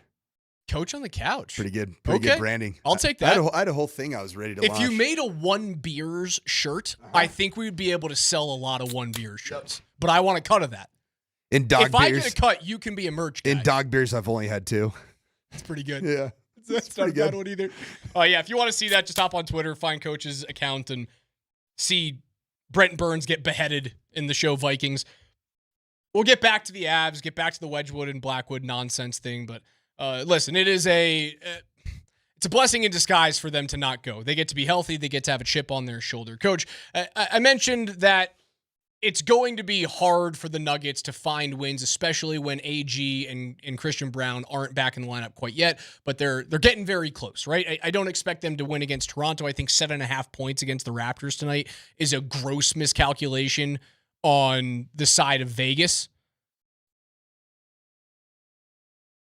When I look back at other superstars and other teams that have gotten it done, the thought process around the Nuggets are like, well, now we'll see if they're actually a championship level team, right? We'll actually see if they're ready to win a title by how they play without Nikola Jokic. And I don't necessarily understand that thought process, right?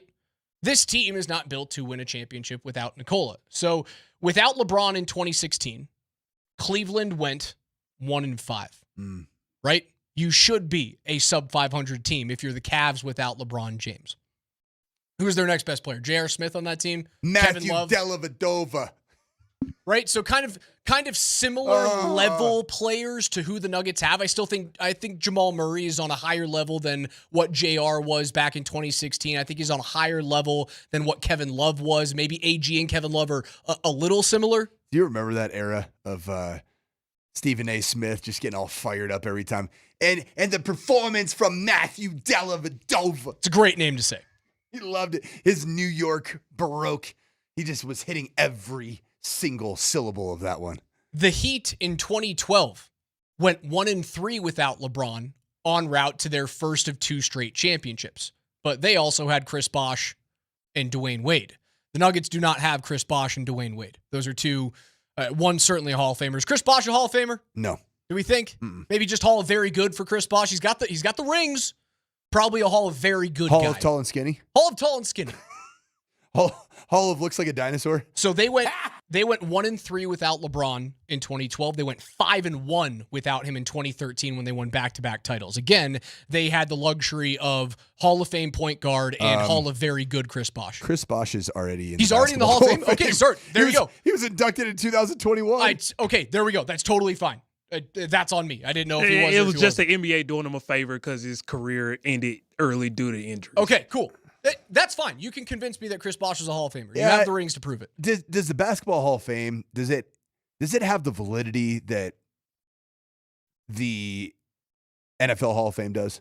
Like, do you think it has, like Chris Bosh as a Hall of Famer?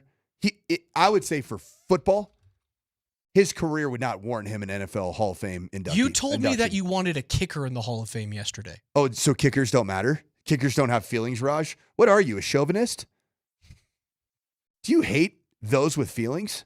Do you hate those people that have the ability to get inside of somebody else's heart and feel their all the feels, the good, the bad, the sharing a tear? I don't know. I think the dudes that get in. I think the dudes that get into the Hall of Fame in the NBA are worth it. Like Chris Bosh, worth it. Probably. Like if Vince Carter and Chauncey and Melo and Dwight Howard are Hall of Famers? Yeah, I think you can make the argument for Chris Bosh. Sure. I thought he was more of a Hall of Very Good guy. That's okay. The Bucks went 6-5 without Giannis in 2021 en route to a championship. I think that's a very, very good number. If you get Aaron Gordon and Christian Brown back, I think around 500, give or take one game for the Nuggets. Looking at the Milwaukee Bucks in 2021 en route to a championship without Giannis for 11 games being right there is a really good line of demarcation. The Mavs went 2-7 without Dirk in 2011. Right? And I think that's a similar loss for the Mavs as the Nuggets have with Nikola Jokic, right? He's not nearly the level of player, but the level of importance to that Mavericks team is right on par with Joker.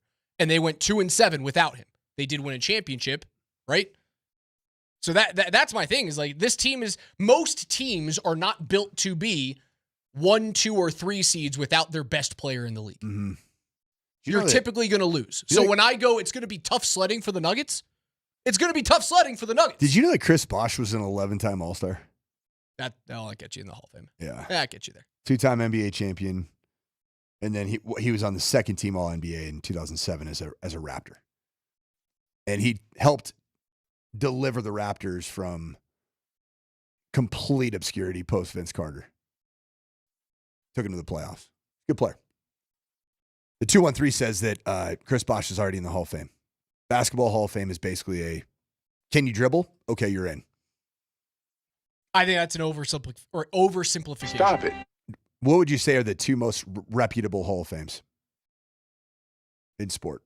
I would have said Major League Baseball because it's so exclusionary, but you can't tell the story of baseball without the dudes who did steroids, and those guys right now aren't getting in. There's some dudes that are in that are like, hey, we kind of know you did, or it's kind of accepted around the game that you were around steroids. You were a juice monkey, but we love you. You were able to come in because you never tested positive. What are the most valid Hall of Fames? Yeah, NFL. NFL's number one for me. NFL's legit. Sure. It's hard to get in, I don't think the NBA Hall of Fame is like everyone gets in. It's hard to get into the dang NFL Hall of Fame. I mean, Mike Shanahan still not in is crazy to me. When I watch the Oway documentary and I'm sitting there like, how in the world is this guy not a Hall of Fame head coach? And then he continues to change the game by way of his coaching tree. It is the coaching tree right now. I recently saw a take from a national media member that this is the era of you got to have an elite scheme guy or you're going to get left far behind.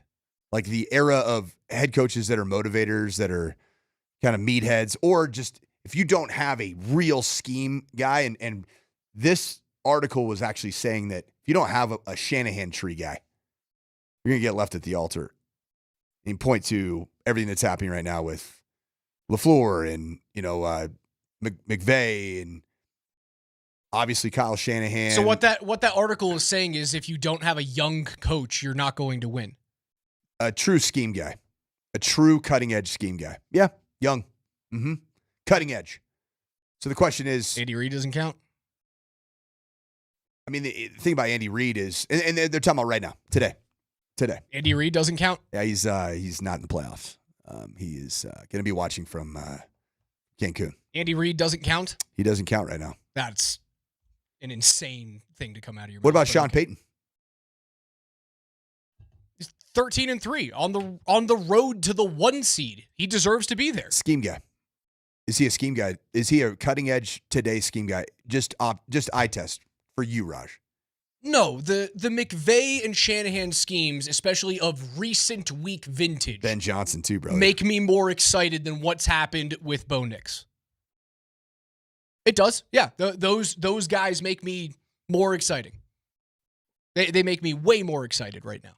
Mike McDonald doing fine without any But Sean wins games. He does. Sean Payton and Mike McDonald, right? And I would say Mike Vrabel, and I know that everybody's going to say that Josh McDaniels, plural. I know everybody's going to say that he he is not necessarily a McVay or a Ben Johnson schematically. He's got 6 Super Bowl rings. Yeah. Vrabel, Mike McDonald in Seattle, and Sean Payton, I think, are doing it in an old school way. But I would say Ben Johnson and him not being in Detroit anymore and Detroit not being in the Super Bowl, or excuse me, in the playoffs and eliminated, that's a little bit of proof of concept that it really mattered schematically. I think scheme matters, man. In the NFL right now, scheme really matters. What you're alluding to is that the scheme in Denver isn't good enough. I didn't say that. I said I'm in a bit of a wait and see with the playoffs, with the postseason. Shouldn't we know by now? 17 weeks in? Shouldn't we know by now? Shouldn't we know by now? Nearly 40 games into the Sean Payton Bo Nix experiment. Shouldn't we know? Do you know? I mean, 303-504-0925. Do you guys know, beyond a shadow of a doubt, that you got everything that you need here in Denver schematically based off what you've seen from Sean Payton in 3 years? The only things that you don't have right now are a reliable running attack and a reliable tight end. I think you have reliable receivers without a top-tier guy. Like, you don't have a Puka. You don't have a red zone threat like Devontae Adams. You don't have a Jamar Chase that can do whatever he wants on the field. You don't have the crazy catch radius of a Justin Jefferson. By the way, for Justin Jefferson to struggle through what has happened this year in Minnesota and not make a peep makes me love that dude even more. Like, the least diva wide receiver in the league with the biggest ability or the biggest threshold for me to allow you to be a diva. And he hasn't said a damn thing all season. I love him for that. So they've done it without top-end wide receiver, like true bona fide number one. They've done it without a tight end, and they've done it without a reliable rushing attack, unfortunately, because of J.K. Dobbins' injury. Here's what I want to know. And there have been plenty of tweets about this over the last week, especially with news that the Broncos will not be facing Justin Herbert this week. A DYK. The Denver Broncos this year will have played Cincinnati without Joe Burrow, Houston without C.J. Stroud. Without C.J. Stroud because of what they did. Correct. So I scratch that off the list. Okay. I mean, the majority of the game was against Davis. Doesn't matter. Davis Mills. Doesn't matter. You knocked him out of the game. Washington without Jaden Daniels, the defending offensive rookie of the year. Yep. Kansas City without Mahomes. Once. And Chargers, of course, without Herbert. Yeah, that's a pretty good sample size right there. I mean, like, if you look through, and this is what I want to see. If you look through some of the quarterbacks the Broncos have faced, Cam Ward week 1, terrible. Jake Browning week 4, not even really even. I don't even know if he's going to be involved in anything. Remember when you looked at Jake Browning after his step in 2 years ago and went, "Oh, he could be a good backup," and then this year was just trash. These are the Broncos' victories that I just named. Cam Ward, over Jake Browning, over Jalen Hurts. Over Justin Fields, over Jackson Dart, over Dak Prescott, over Davis Mills and C.J. Stroud, over Geno Smith, over Patrick Mahomes, over Marcus Mariota, Kenny Pickett, and Geno Smith in Week 14, over Jordan Love, over Chris Oladokun, and then to be determined over Trey Lance. 3 solid quarterbacks you beat. The rest of them out of 13, well, potentially 14 wins if you win this week. Do we want to look at what New England's done? Wins over Tua. Bryce Young before he started playing better. Even then, he's still Bryce Young. A really good win at Buffalo over Josh Allen. Mm-hmm. You get that one. Tyler Shuck. The Shuckster. / Spencer Rattler. A win over Cam Ward. Week 8, who was playing for Cleveland? Probably Joe Flacco. I think it was. Yep, Joe Flacco. A win over Atlanta and Kirk Cousins, although that looks better now because Cousins, like, if Cousins was the quarterback in Atlanta, I think there's probably an argument to be made that the Falcons get in. Wins over Kirk Cousins, Baker Mayfield, whoever the heck was snapping the ball for New York, the Jets in Week 11, doesn't matter. Cincinnati in Week 12, prior to Burrow coming back. New York with an injured Jackson Dart. That was Jameis, wasn't it? Jameis Winston. Yep. A loss at Buffalo, And then they have another game against New York last week where who played quarterback for New York last week? I think, is it Ben Fields? No. It was a white dude wearing number 8. No clue who he was. Couldn't tell you. Brett Rippon? It could have been. You can convince me that it was Brett Rippon in the week prior to that. Baby. It was Lamar Jackson who was like very clearly injured. Yeah, and I feel you here, 720. Dudes, guys, stop talking the nonsense trash. Here, I agree. The 2 best records in the AFC right now are comprised of teams that went out and did what you're supposed to do, which is beat the teams that are in front of you. And let's also call a spade a spade. This year has been a year where a lot of quarterbacks have been unavailable for long stretches of their team's seasons. Yeah. So does it discount everybody in every win that they've had against non-starting quarterbacks? I mean, it's been a lot of what we've seen. It's the reason that this year's playoffs are different than they've been for the last 7 years. Lamar Jackson's been hurt the whole year. We were talking about yesterday how there might be, if John Harbaugh decides to play Tyler Huntley over Lamar Jackson, Coach and I are kind of on that bandwagon. Yeah, because guess what'll happen? They might win because you'll put the ball in the running back's tummy, and his name is Derrick Henry. I heard Bill Simmons talking about this. Derrick Henry, free agent next year. Derrick Henry looking for a championship. Hey, come on down, brother. King, we'll give you. There's still some tread left on that tire. We'll give you the keys to the city. King. Derrick Henry, come on to the Mile High City. You want to fix your rushing attack? You want to force Sean Payton to run the ball? Put that dude behind Bo Nix. It's impossible not to give that guy the ball. It feels like his hair would come out of his helmet and beat the living crap out of you if you don't hand him the football. I'll tell you what, man. This year the Ravens have done it. It's the reason they have not handed the football off to him with the type of consistency that player should be getting. I want Derrick Henry this offseason. Mm-hmm. I want him now. Can you pay everybody still and get him? Sure. He's at the end of his career.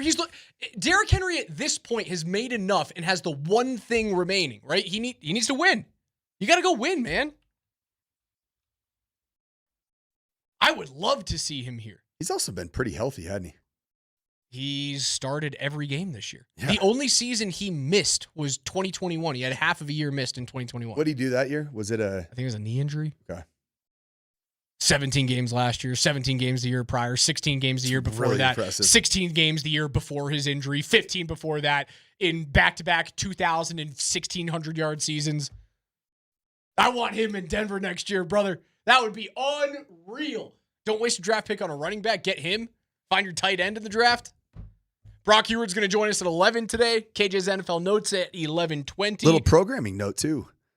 We're going to have Coach David Adelman on Polumbus, Hastings, and DMac. He's going to be live from Toronto right at 12:05 p.m. So make sure you keep your dial here at 92.5 immediately after the morning sprint, because Coach David Adelman will have a just a one-on-one with Scotty Hastings. 303-504-0925 is where you can reach us. Happy New Year's from Altitude.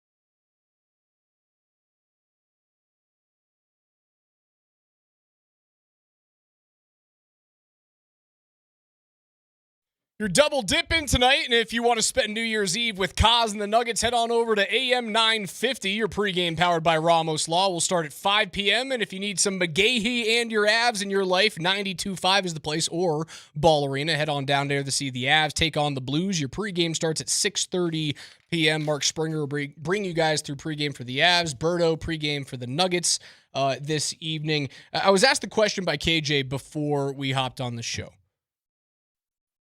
Are the Broncos battle-tested this year?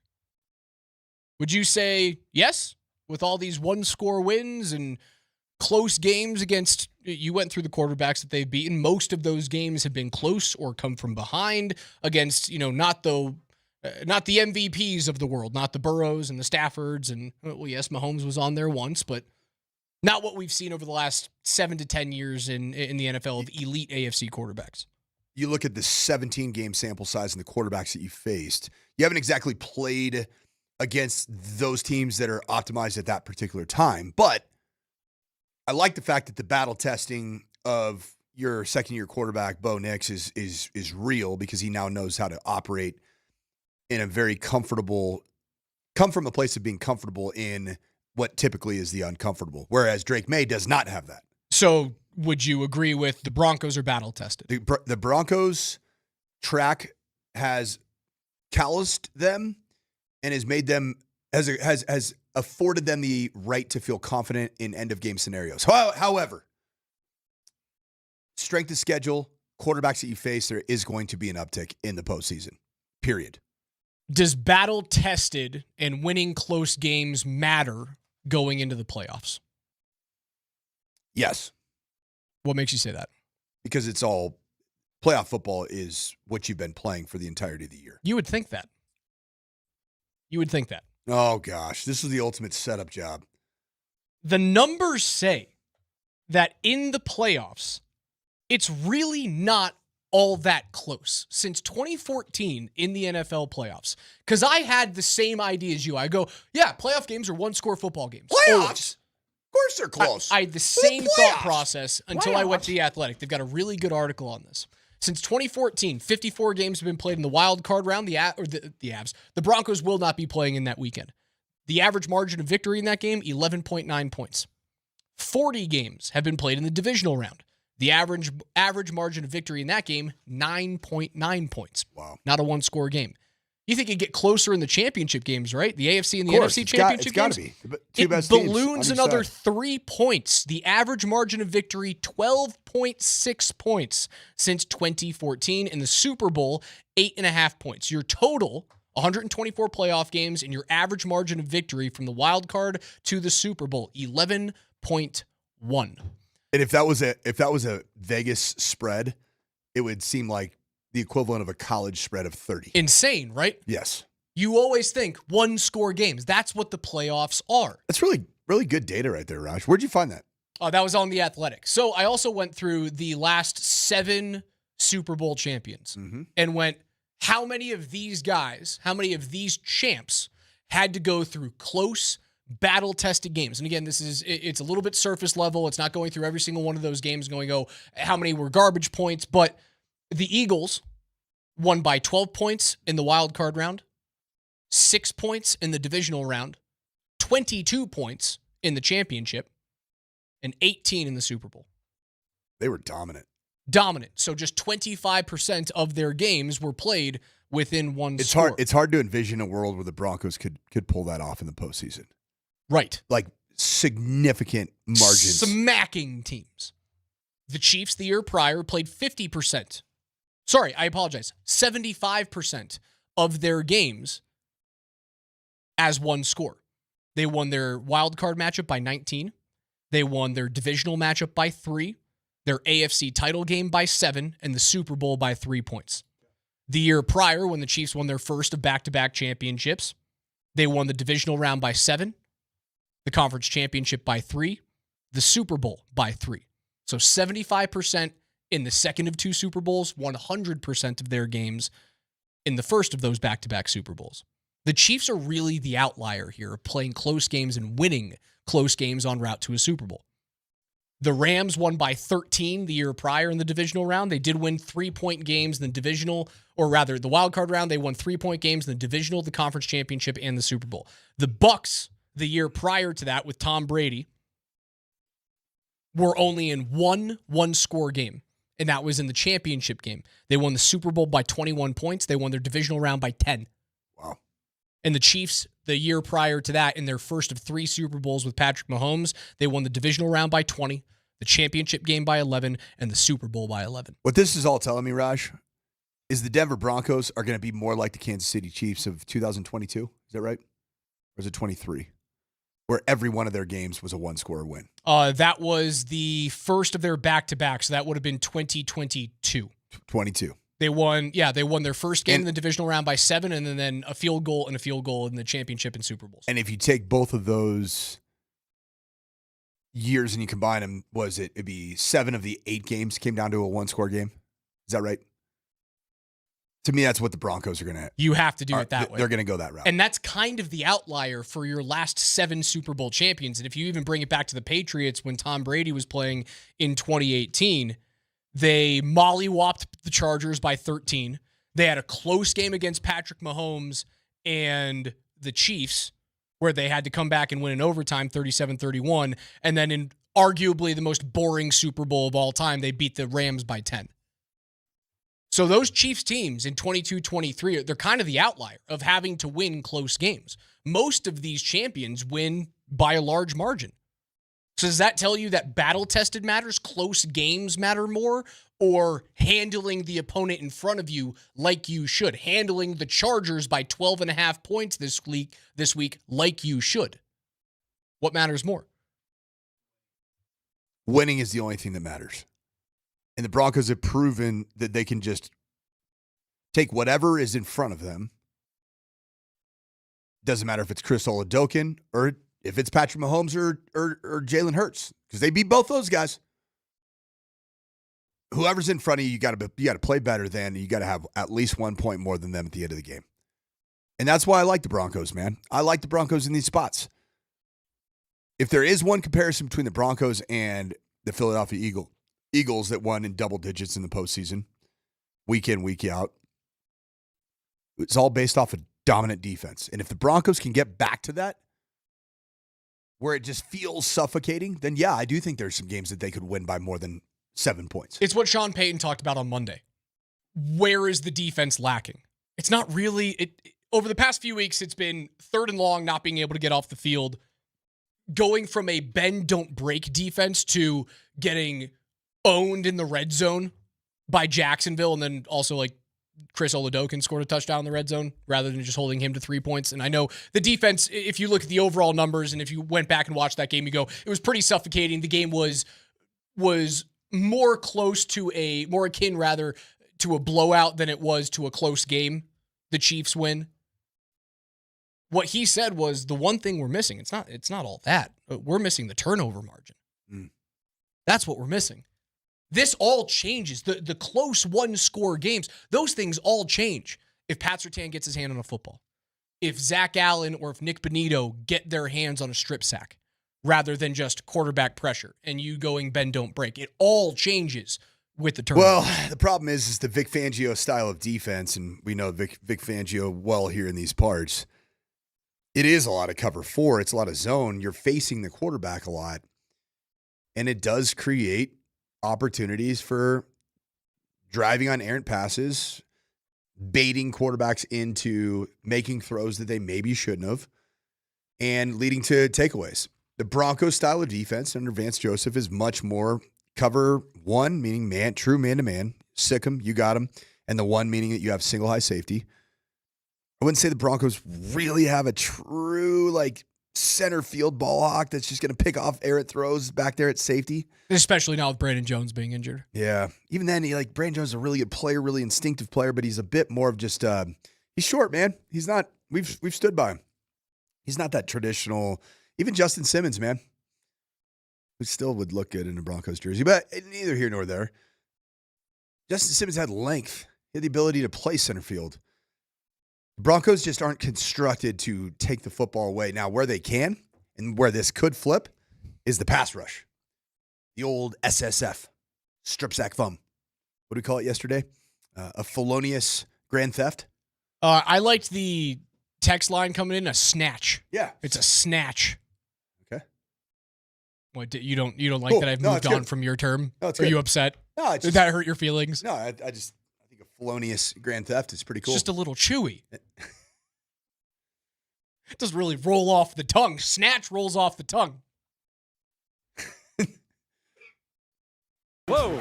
Can't say those things. Brock Heward's next. Don't go anywhere.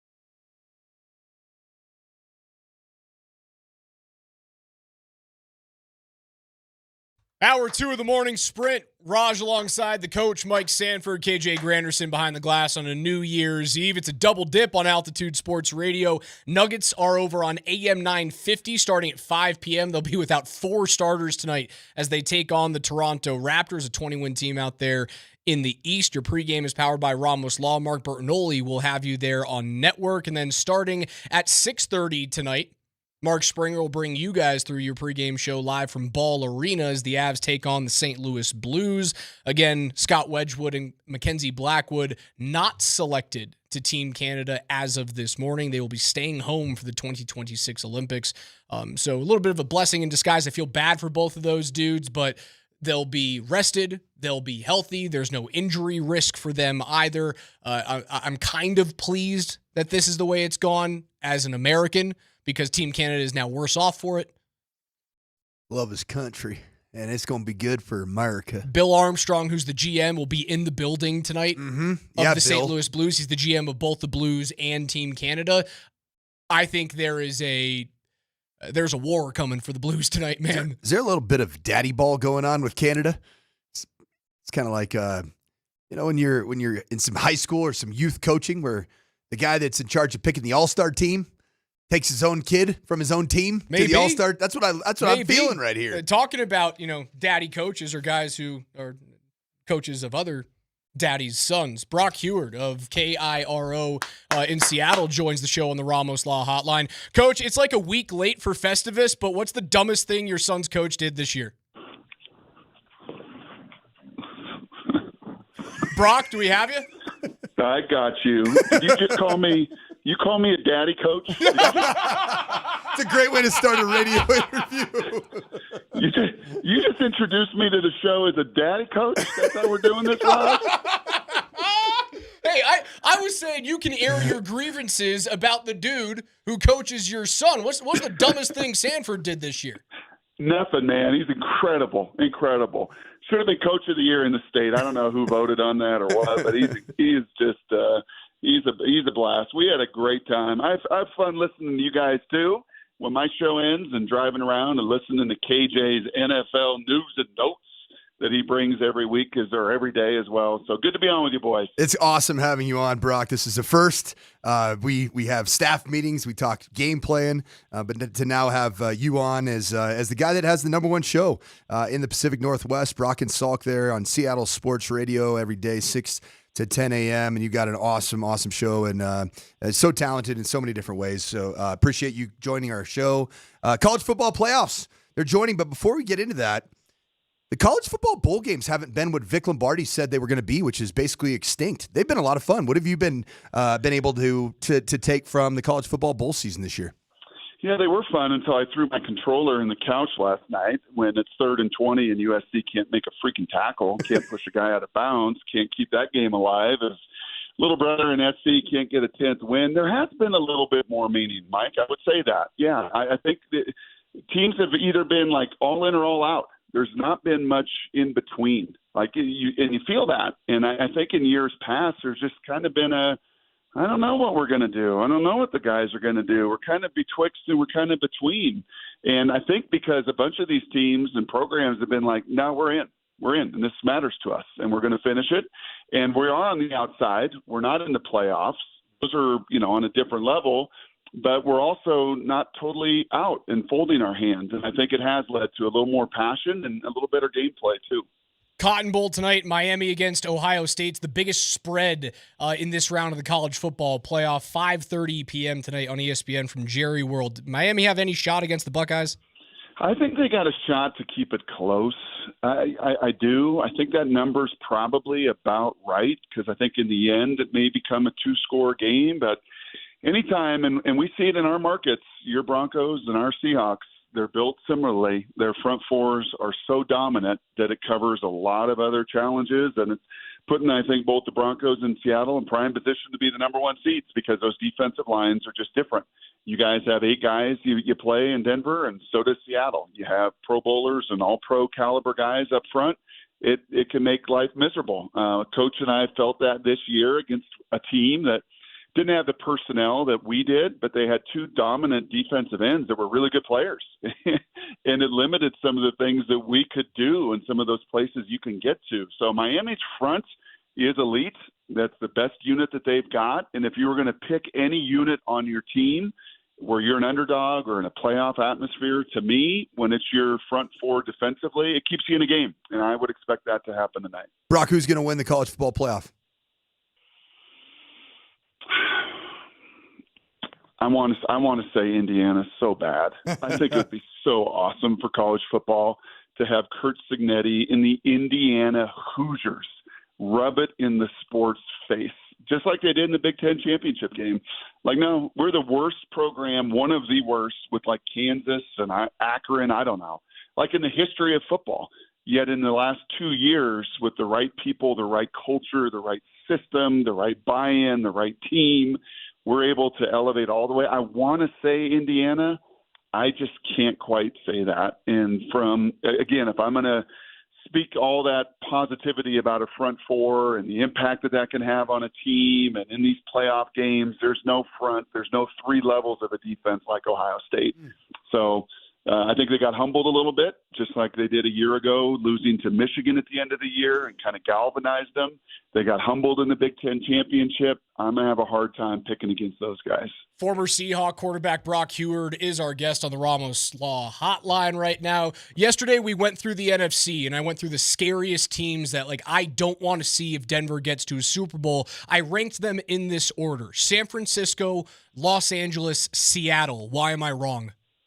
Yeah, because I've listened to you a lot, Raj, and you really tick me off, man. Not only do you introduce me as Daddy Ball, but you give Sam Darnold short shrift every time the Seahawks come about on your show, because you're just like, I don't buy into Sam Darnold. I don't buy Sam Darnold. I don't buy Sam Darnold. And it's the same narrative that everybody, when it came to the Seahawks this offseason, I don't buy the Seahawks.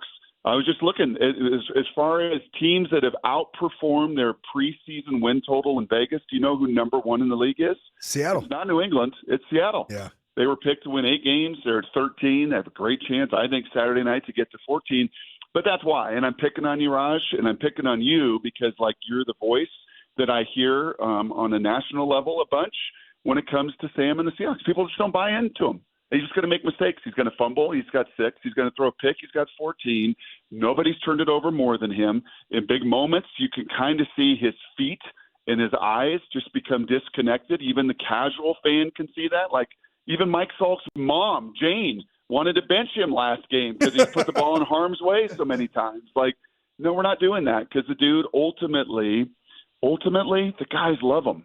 And they follow him, and they believe in him. And they did in Minnesota, and they put him on their shoulders at the end of the year, and unfortunately kind of fell apart at the end. So I get it, but that's why. That's why you don't think they're scary, because you think Sam's going to make mistakes and ultimately cost them, even if their defense is the most elite unit in the NFL. Brock, do you see some parallels between what you just described of Sam Darnold and maybe some deficiencies he might have physically and or decision-making at times with some of the deficiencies that people put on Bo Nix and some of the advanced analytics of completion percentage over expected not being good, tight window throwing percentage not being good, but yet similarly, all he does is continue to find ways to win football games. Do you have two of the most unlikely potential starting quarterbacks for a Super Bowl? Is there a chance that this is going to be a collision course between Sam Darnold and Bo Nix that ends up meeting up in Santa Clara, California? Is that something you can see? Yeah, wouldn't that just be incredible, honestly? Because there is a great argument whose defense is better, Denver's or Seattle's. Both of them at all 3 levels. Don't have many weaknesses. They cover well. They combine the rush with coverage very well. They do a lot of different things. They don't just line up and show you their car. They do a ton of things very, very well, and ultimately hit the quarterback and harass the quarterback as well as anybody in the league. So in that regard, yes. And then I think at quarterback, honestly, as you bring that up with Bo, the difference is Bo's still young, right? There's still an excuse. There's still an explanation. Sam Darnold's 9 years in and played a ton of ball in a ton of different places, and has got the very popular Seeing Ghosts that still is out there and has not disappeared from the narrative about Sam. I would also say what Bo does better than Sam, and Sam has to do Saturday, and I'd love for him to do, is run. I heard from a great coach one time, Raj. This esteemed coach said to his young quarterback, I need you to make at least three first downs with your legs. Like, if you study it, like your legs in big games and big moments, they got to show up on 3 occasions. And when Bo does that, they win. When he does it, win. And I would love to see Sam do more of that. I think he's capable. He's reticent. He just wants to play on time, on rhythm so much, which is great. But his ability to extend plays, because Brock Purdy does it, Bo Nix does it when he's at his best, and that, I think, is maybe the one card he has more so than Sam. Wild that you bring that up. When I was wild that he brings up the esteemed head coach. No. Sam Darnold as an athlete. So when I was at Stanford, the San Clemente Triton High School football program had a scholarship quarterback that nobody would know his name today, but it was a very legitimate collegiate prospect. And Sam Darnold was the backup, but he played receiver. I don't know if you knew that. Did you know that, Brock? Yeah. He was a pretty good receiver. And it's funny because a lot of people don't really give Sam Darnold the credit athletically that I think he deserves. Bo Nix, I think, has earned that moniker as a guy that is truly a dual threat type quarterback. But it does make a huge difference when your quarterback can extend plays, and it's something of note. So, the athleticism not necessarily on full display. You had a chance to get around training camp a bunch up in Seattle. What were the traits that you noticed? Just like the unique nature of who Sam Darnold is as a quarterback, and try to break that down for all of us because he's a bit of an enigma. It's on time and on rhythm. I mean, that's what it is. Like when you watch him at practice, and Drew Lock was there. Remember, they drafted Jalen Milroe, and Salk was all excited about that. This guy could be the future because he can really run, and he is an unbelievable athlete. But you watched him even in camp, and you're like, oh, okay, yeah, that's the pro. That's the guy that back foot's in the planted. There's no wasted motion. The ball is out. I think Sean Payton, he would hate the turnovers, but he would love the on time and on rhythm aspect of Sam. Seth Wickersham's book was pretty good. I don't know if you guys have read that, American Kings, and there was that whole chapter that Sean did on the recruitment of Bo Nix and when he fell in love with him and his formula about not taking sacks and negative plays. And, that's a lot of Sam too. Those sack numbers have gone up the last month or so, which again is why Raj isn't fearful of the Seahawks at all and thinks Sam stinks and everything else. But he and Bo were right there neck and neck through the first 12 weeks of the season. They don't take sacks. Get rid of the ball, man. Find your outlet, get rid of the ball, avoid the negative plays. So that's what really jumps out about Sam. And again, like Bo, I think guys want to follow him. He's genuine. He's real. Bo's got a little more Bo-bot, but so does Sam.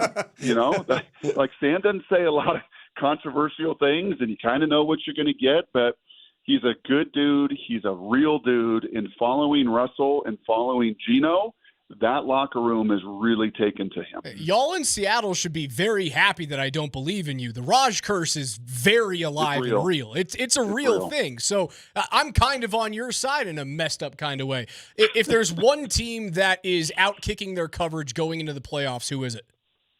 It's New England for me. I did not see this with New England. Coach and I were chatting the other day about Drake May coming out. I love Drake's traits. He's obviously a terrific athlete, big size. I didn't know he could be this good. I mean, his numbers and his next level numbers and his efficiency, it's off the charts in year number 2. Now, they've not had to play anybody. They've not gone through the gauntlet that is the NFC West in some ways. Pre-Patrick's injury was the AFC West as well. So they've not had to do that, but I would have never imagined that they would be fighting for the number 1 seed. Not hard with Denver. Again, a parallel to the Seahawks. Last year, you all were 10 wins. Seahawks were 10 wins. Seahawks just missed the playoffs. So you just fell into the playoffs. So I think there was expectations. A step could be taken with Denver. The step that New England has taken, I certainly did not see coming in any way. Brock Heward joining us here to wrap up 2025. Happy New Year to you, Brock. And 26 is going to be a really fun year in Colorado sports and Seattle sports, and hopefully for a particular high school football team. So with that being said, I have a final question for you. Mm-hmm. Which NFL scheme right now do you like the most? We talked about that schemers right now in the NFL it's kind of at an all-time high. And if you don't have one, then you're probably going to be left at the altar. What's your favorite scheme? Because I need to study it for 2026 to get us to where we need to get. being in person, watching Matthew Stafford run 88 plays and put up 580 on a Seahawk defense, and nobody has even sniffed anywhere near that. Baker did early in the year, but there were some guys injured in Seattle's defense. And watching Sean and Kyle and what they do, and like Juszczyk, what they do with him Saturday night, right? The Rams have done it with 3 tight ends and motions and shifts and movements and matchups and dictating personnel on the other side. I think what Kyle has done this year, without George Kittle, without Purdy for 8 weeks, without Ayuk, I mean, it's awesome. And you kind of look at it, Mike, and it's not like revolutionary, because I think if you and I read the play sheet, we'd be like, oh, okay, yeah, I kind of know that West Coast stuff. Oh, I kind of know that concept. Oh, yeah, I've done that before, and you've done it all. But the way that he sequences, the way he puts it together, the way there's just that unique little orbit motion with Kyle Juszczyk. Like, where does that come from? Well, other teams are going to do it after he's done it and maximized it. So those, to me, are still the guys that are at the top of the food chain and awfully fun to watch. That is Brock Huard, half of Brock and Salk, Seattle's #1 sports show in the morning, 6 to 10. You can listen to him there. You can find him on the field next to that man, Coach Mike Sanford. Follow him on Twitter at Brock Huard. Brock, we appreciate your time, man. Always fun, boys. Even if you do introduce me as Daddy Ball. Hey, you know what? If I had a 6'6", 210-pound son too, I would coach him. Raj, you guys are great. Raj, have a blast. Gonna be a fun one. Raj, I don't think it's looking too good for you to have a 6'6", 210-pound that's not in the son. gene pool, brother. Yeah, you don't look like Dolph Lundgren in Rocky IV like Brock does. That's why you guys know my rule here, KJ and Coach. I don't know if you do, Brock. I will punch up at people as long as there are 2 arm lengths between me and that person. And a good door to exit. Well, yeah, I've got miles between me and Brock right now. I'm punching. I love it. You guys keep having a blast. Fun to listen to you guys every day. Too. Later, Brock. Well. Thank you, man. KJ's NFL notes are coming up on the other side. Don't go anywhere.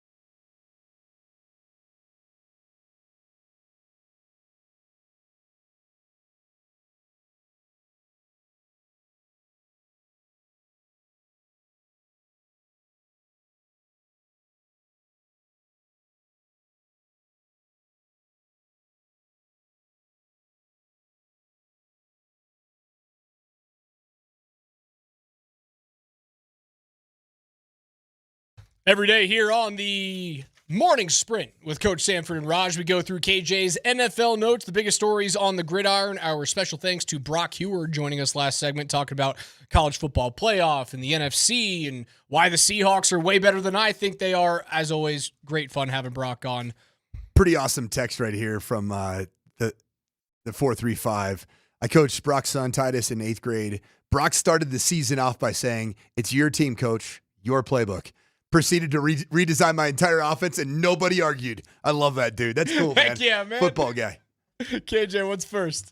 Well, let's start off first here with going through some of Sean Payton's playoff numbers and just kind of take a look down, excuse me, memory lane there for a second. You good, bro? I'm good, man. I don't know what's going on. That was like when I almost died. Who was it Rob Stone that we had on at the Army-Navy game? Yeah. I introduced Rob Stone and aspirated something, almost died on air.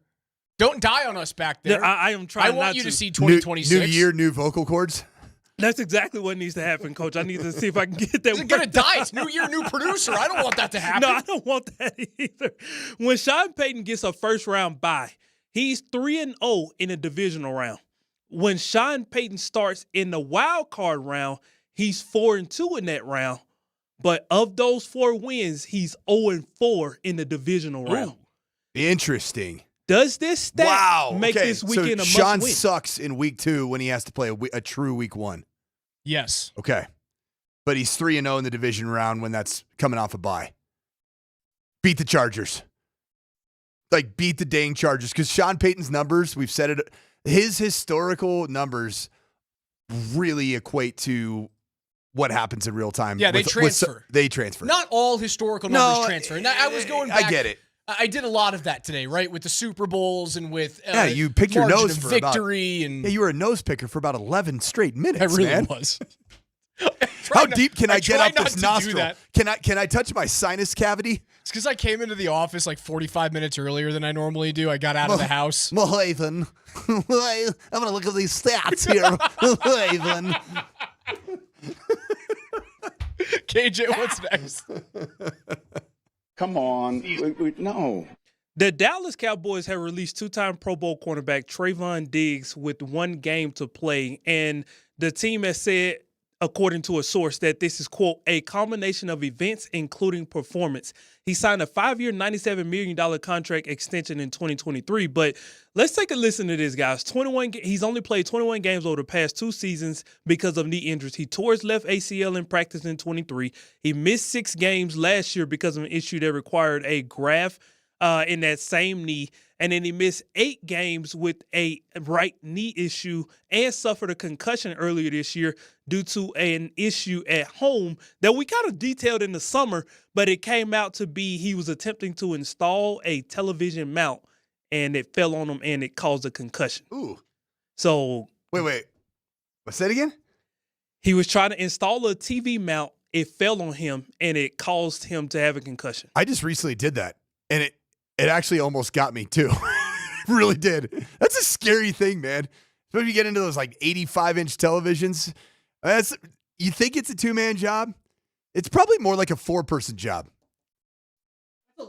It's a large television. Yeah, it's my basement television, man. I understand why you are doing that by yourself. Yeah, I FaceTimed you yesterday. You inspired me. I was on air with Spring. I'm sorry. Well, you got to answer it. I thought we were best friends, man. I thought it was BSSF, man. You can show me today. Okay. We'll have show and tell after the show. I was so excited when I got my little it's a 24-inch TV. Oh, in the kitchen? Yeah. I'm proud of you. It's so good, man. And my daughter came in. I was like, "Isn't this awesome?" She goes, "Is that it? Is that the whole TV?" She's like, "I've never seen a TV so small." I'm like, but it's perfect. It's 3 times the size of my phone screen, I get to watch my favorite people in the morning. Corey Rose and Jordan Chavez tell me all about what's going on in Denver. If I'm Trayvon Diggs and I've made $100 million back to football, the show. Kind of back to football, football adjacent. If I'm Trayvon Diggs and I've made $100 million in the league, probably paying somebody to do that. Probably paying someone to do those things for me. Paying 10 people to do that. Yep. You know when I'm gone for 2 or 3 weeks in the regular season and road game, I leave house without TV on wall. I come back to house with TV on. I love when you go caveman. The Raj caveman mode. Would you pick him up Is he worth it as a Bronco? No, for because he's corner going to have depth? to move again, and he's got to mount another television, and it's going to end up taking him out. I don't think you need him. The If he Broncos was a are fine. safety, I'd say yes. You don't need him. Did they not draft with the first-round pick another defensive back that played corner at some, and probably will end up playing corner at some point in his career? Although I will say this. Text line. Have you seen enough from Jade Barron, just in terms of the sample size of on-field work, that you'd say corner? Even body type that you'd say corner? No, not yet. Dude, he's a nickel, man. Or a dime backer or whatever. He is. It just doesn't seem to be a corner to me. KJ, keep it rolling. Come on. No. I lost sight of my drop there. Goodness gracious. I tell you, man, this is... Hey, man. Something's going on. No. They're working on the door. Did they cut off the air circulation? They sure did. I know what it is, man. They sure did. You know what it is? You know what today is, right? It's New Year's Eve. Yeah, my man having a cocktail back there. Oh, don't put that on. Oh, man, my man back there having some margaritas. Well, listen, that's why I got my water bottle down in my bag. I don't pull it out anymore, in 30 minutes and 10 seconds. Quarterback update out of Green Bay. The Green Bay Packers have signed Desmond Ridder to their practice squad this morning. And there are several sources who believe out of Green Bay that he could not only be elevated this Sunday, but he could potentially see playing time. Head coach Matt LaFleur in his pre-practice presser this morning said Jordan Love will enter this week still in the concussion protocol, but he'll practice today with the attempt to get out of protocol by Saturday morning. Knowing the Packers are locked into the 7th seed in the NFC, how much does rest versus rust come into the conversation if Love can't go this week? No, it's you don't want to play. There's no reason for Jordan Love to play in week 7. No reason. Week 18, excuse me. You're the 7th seed. You improve nothing. You know who you're playing. And you are so banged up. The Packers got to do everything in their power to just get to the dance, meaning the first round of the playoffs was with as many healthy bodies as they possibly can, because they are a train wreck. Chicago are they locked into the 2 seed, or are they still alive for the 1 seed if San Francisco beats Seattle? I thought San Francisco or Seattle, the winner is the NFC West division champ. And oh yeah, the Bears only have 11 wins. Yeah. So yeah, they're locked into the 2 seed. Right. Who else? What are the Eagles at? The Eagles are 11-5. So I suppose if you lose this week, the Eagles can jump from 3 to 2. Would you rather play LA or Green Bay? The answer is Green Bay right now, for sure. So, I don't know. Maybe that's the thing. 2 teams trying to tank. Are the Bears and the the head-to-head will be interesting, right? I still want Green Bay and Chicago round 1. I want to guarantee that rivalry. I want happen. That to happen. It's going to happen. KJ, keep it going. Come on. No. According to Colts head coach Shane Steichen this morning on his press conference, Riley Leonard will start at quarterback for the Colts. And obviously that brings Phillip Rivers' run to pretty much an end, as he also reported Seth Hennigan will be the backup quarterback, but Rivers will kind of stick around through week 18 just in case they need anything. This will be Leonard's first start this year, even though he's played in 4 games, completing 18 of 33 passes for 145 yards with 2 interceptions. Additionally, the quarterback we haven't heard much from all season, Anthony Richardson, will not be activated off injured reserve, which obviously will officially bring his season to an end. Where do the Colts go from here, knowing they are a roster that's a quarterback away? I think you re-sign Daniel Jones. I do too. You deal with whatever Anthony Richardson can give you for the first few weeks, or if you like more, who's the kid from Notre Dame who's playing? Riley Leonard. Leonard. See what one of those 2 guys can do, and hope that Jones comes back between weeks 4 and 6. I think you try to develop Anthony Richardson into a Taysom Hill type figure. Sure. Why not have him as a true dynamic wildcat quarterback in the red zone, short yardage, be able to direct snap to him and utilize some of his big body, big frame giftedness, and then try to see if you can incorporate him a little bit in some other, whether it's some H-back type stuff, like using him in a use chick type role. I mean, he might not be leading on power and lead blocker on wide zone insert. But maybe is it worth it? Because he is a big, unique body type. There aren't many that have what he could offer. Phillip Rivers coming back for 3 games, 3 losses. Was it worth pushing off the Hall of Fame for another, 5 years? Was it worth it? It was worth it because he got that health insurance, right, man? It sure is with all those kids. That's when you got with all those dependents. When you've got 2 5-on-5 basketball teams and children, you want that health insurance to get right. 4 touchdowns, 3 interceptions, 544 yards, 63% completion rate for Rivers. Better or worse than you thought he was Way gonna better. do? Way better. I thought he was going to pop an Achilles in the second quarter of the first game. I agree. Pretty solid. And I love the fact that he showed me, he was an inspiration to me. Well, I'm not quite to the point of having the big tire around my midsection that Phillip Rivers does. I'm on my way. And there's times where I wake up and I'm a little discouraged. I'm like, I don't know, man. You did walk on the field in Baltimore going, I think I'm the most talented thrower of the football in this stadium. Army Navy. That was my favorite comment you made all weekend. His toes touch grass and he goes, I think I'm the best thrower anywhere here. And I went, I also think you're right. I watched all the warm-ups too, and I was sizing up these 18 to 22-year-olds, and I'm 43. Kids are going to be going into battle a couple of years and I'm from sitting right there now. like, I could rip the field out right now. None of these cats can. None of these 5'8" to 6 foot, just running quarterbacks that are basically built like fullbacks. My favorite thing, like this twitch just started happening with Coach. He's like, I just need to find a football. Never found one until after the game when a 7-year-old and his 10-year-old brother were throwing a ball. Don't make this up. This was on the field after. It was Navy, after the game. Navy had sang second, right? Yep. They sang their alma mater second. This is what, 7 minutes after that? Uh-huh. And we're on the field at Army Navy, and I'm looking. I'm searching. Scratching for a football. And I beeline, didn't I? You went after a ball, and something in the back of your head grabbed you and went, I probably shouldn't take it away from the children. It was because Anne-Marie was with us. If Anne-Marie wasn't there, I would have. it's your ball. It would have been.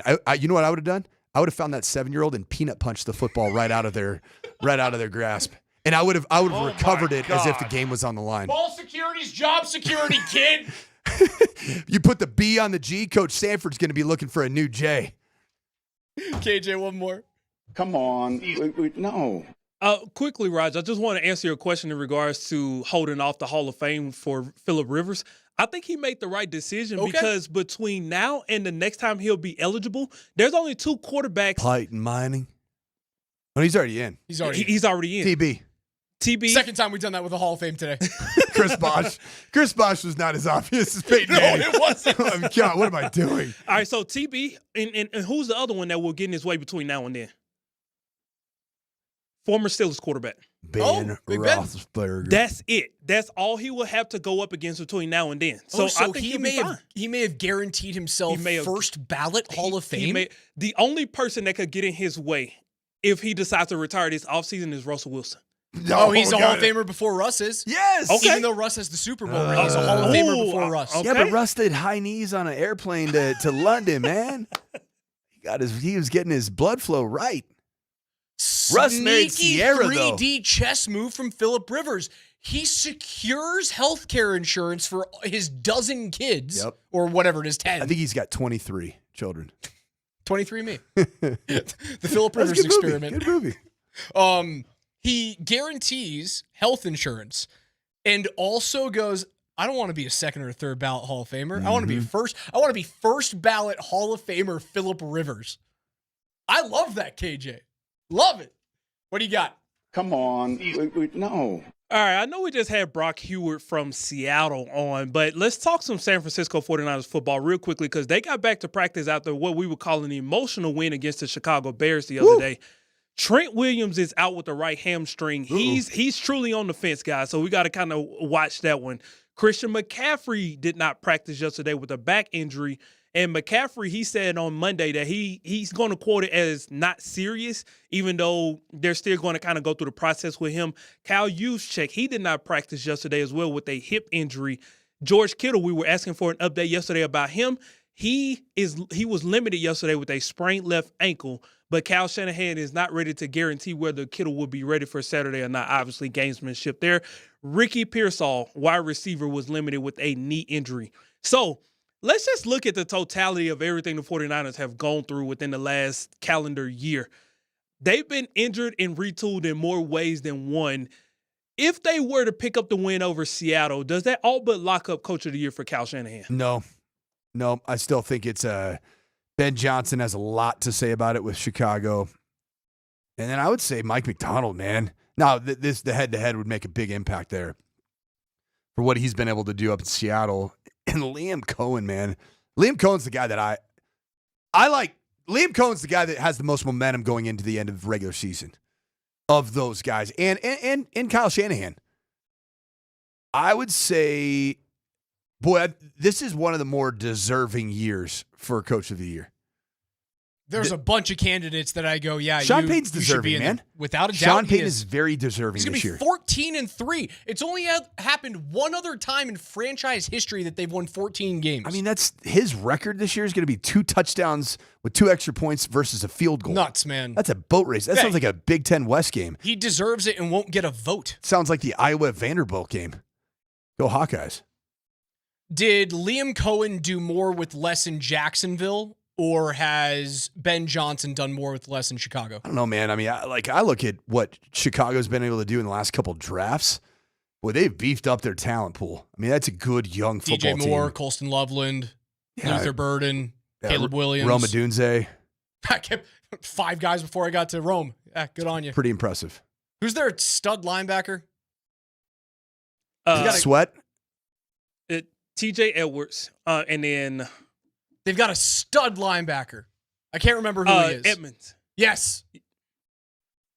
I don't know. I think I agree with you. It's probably Johnson, Coach of the Year. There's so many deserving candidates, but typically what Coach of the Year comes down to is who did more with either less talent or the lowest expectations going into the city right now, or the season. Right. Oh gosh, we didn't even mention the guy that's the odds-on favorite to win it. Mike Vrabel. No. I still don't think Vrabel's done more than Johnson has. So here's how it goes right now. Mike Vrabel right now at BetMGM #1 at a -145. Kyle Shanahan +185 second. Big drop off +750 is Mike McDonald at 750. Huge drop off +1700 is Liam Cohen, which I don't fully agree with. Ben Johnson at +3000. So they're saying that loss against the 49ers really meant something. And then Sean Payton's at +6,600 to win NFL Coach of the Year as the 6th odds-on favorite to win it. Interesting. KJ's NFL Notes are brought to you by Mountain High Appliance, Colorado's most complete local appliance store. They have locations in Denver, Louisville, Littleton, Colorado Springs, and Glenwood Springs. They offer every major appliance line and brand, and you can find them at mountainhighappliance.com. Double dip tonight on Altitude Sports Radio. AM 950 has the Nuggets and the Raptors. 92.5 starting at 6:30 has the Avs and the Blues. It'll be Bennington versus Blackwood tonight at Ball Arena.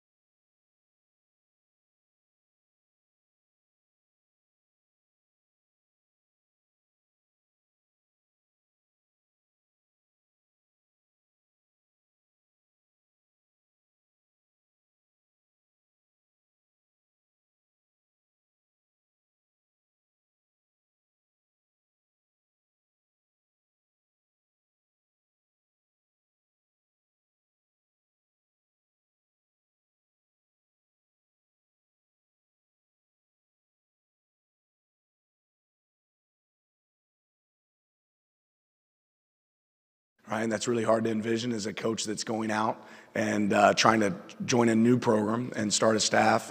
It's hard for players to understand what continuity looks like and where they're going to be at, and to manage that with visits, the portal, everything else that exists. I think the clear indicator and the clear way to do that is to bump the season up, right, and make sure these playoff games happen a lot faster. You know, and I've got a ton of respect for the NFL, but we're a prep league for the NFL. We do a lot of favors for the NFL, right? We're the minor league in a lot of ways, but there's no money paid from the NFL to take care of college football, right? And in that sense, we've given up some of our days, right, to the NFL. We said, oh, you guys get to have this day, you get to have this day, you get to have this day. Saturday should be sacred for college football, right? And every Saturday through the month of December should belong to to college football, in my opinion. Dan Lanning ahead of the next round of the college football playoff. His Oregon Ducks will take on Texas Tech coming up on New Year's Day. That's the first of 3 New Year's Day games. Oregon, Texas Tech, Alabama, Indiana. Is that the Cotton Bowl? That is the Orange Bowl. Orange Bowl, that's right. It's a real neutral site. The Cotton Bowl is tonight. Oh, that's right. And that's going to be Miami, Ohio State. Yep. That's interesting when you say Miami, Ohio State, because I just called the game for Miami of Ohio. Yeah, very interesting. Miami, Ohio State. Okay. I'm like, well, what state? Which state is playing against Miami of Ohio? Mississippi and Georgia will close out New Year's Day festivities, 6 p.m. on ESPN. Raj, have you seen the slate of college football games today? Today? Oh, my gosh. I'm just excited about the one at 5:30. I know, but gosh, there's some good ones, man. There's some good football teams that were involved in some, I would say, some really consequential football contests throughout the year. Iowa and Vandy are playing right now. And guess what the score is? 14-3, as it should be. It's the exact same score as Sean Payton's record most likely is going to be after Week 17. All right, what are the other games that you're excited about? Arizona State, Duke. No thanks. Tony the Tiger Sun Bowl? You don't love El Paso, Texas? Get out of here, man. I don't have anything against El Paso, Texas, nor Tony the Tiger. I have things against Duke and ASU. Michigan and Biff Poggi taking on the Texas Longhorns, an 18-13 matchup. Heck yeah. And the Cheez-It Citrus Bowl. I'll watch that game. Do you know how many Cheez-Its I've consumed from our vending machine here? Not a Cheez-It guy. Oh, they're the best. If I'm going to do a cheese-flavored cracker, I am a Goldfish man through and through. And it's always a good day to see the Corn, Nebraska, lose a football game. They play Utah in the Las Vegas Bowl. Interesting. Matt Rule versus Morgan Scalley in his first game as the full-time head coach after departed head coach Kyle Whittingham takes on the job at Michigan. And then, of course, Miami, Ohio State. There's some Blue Bloods.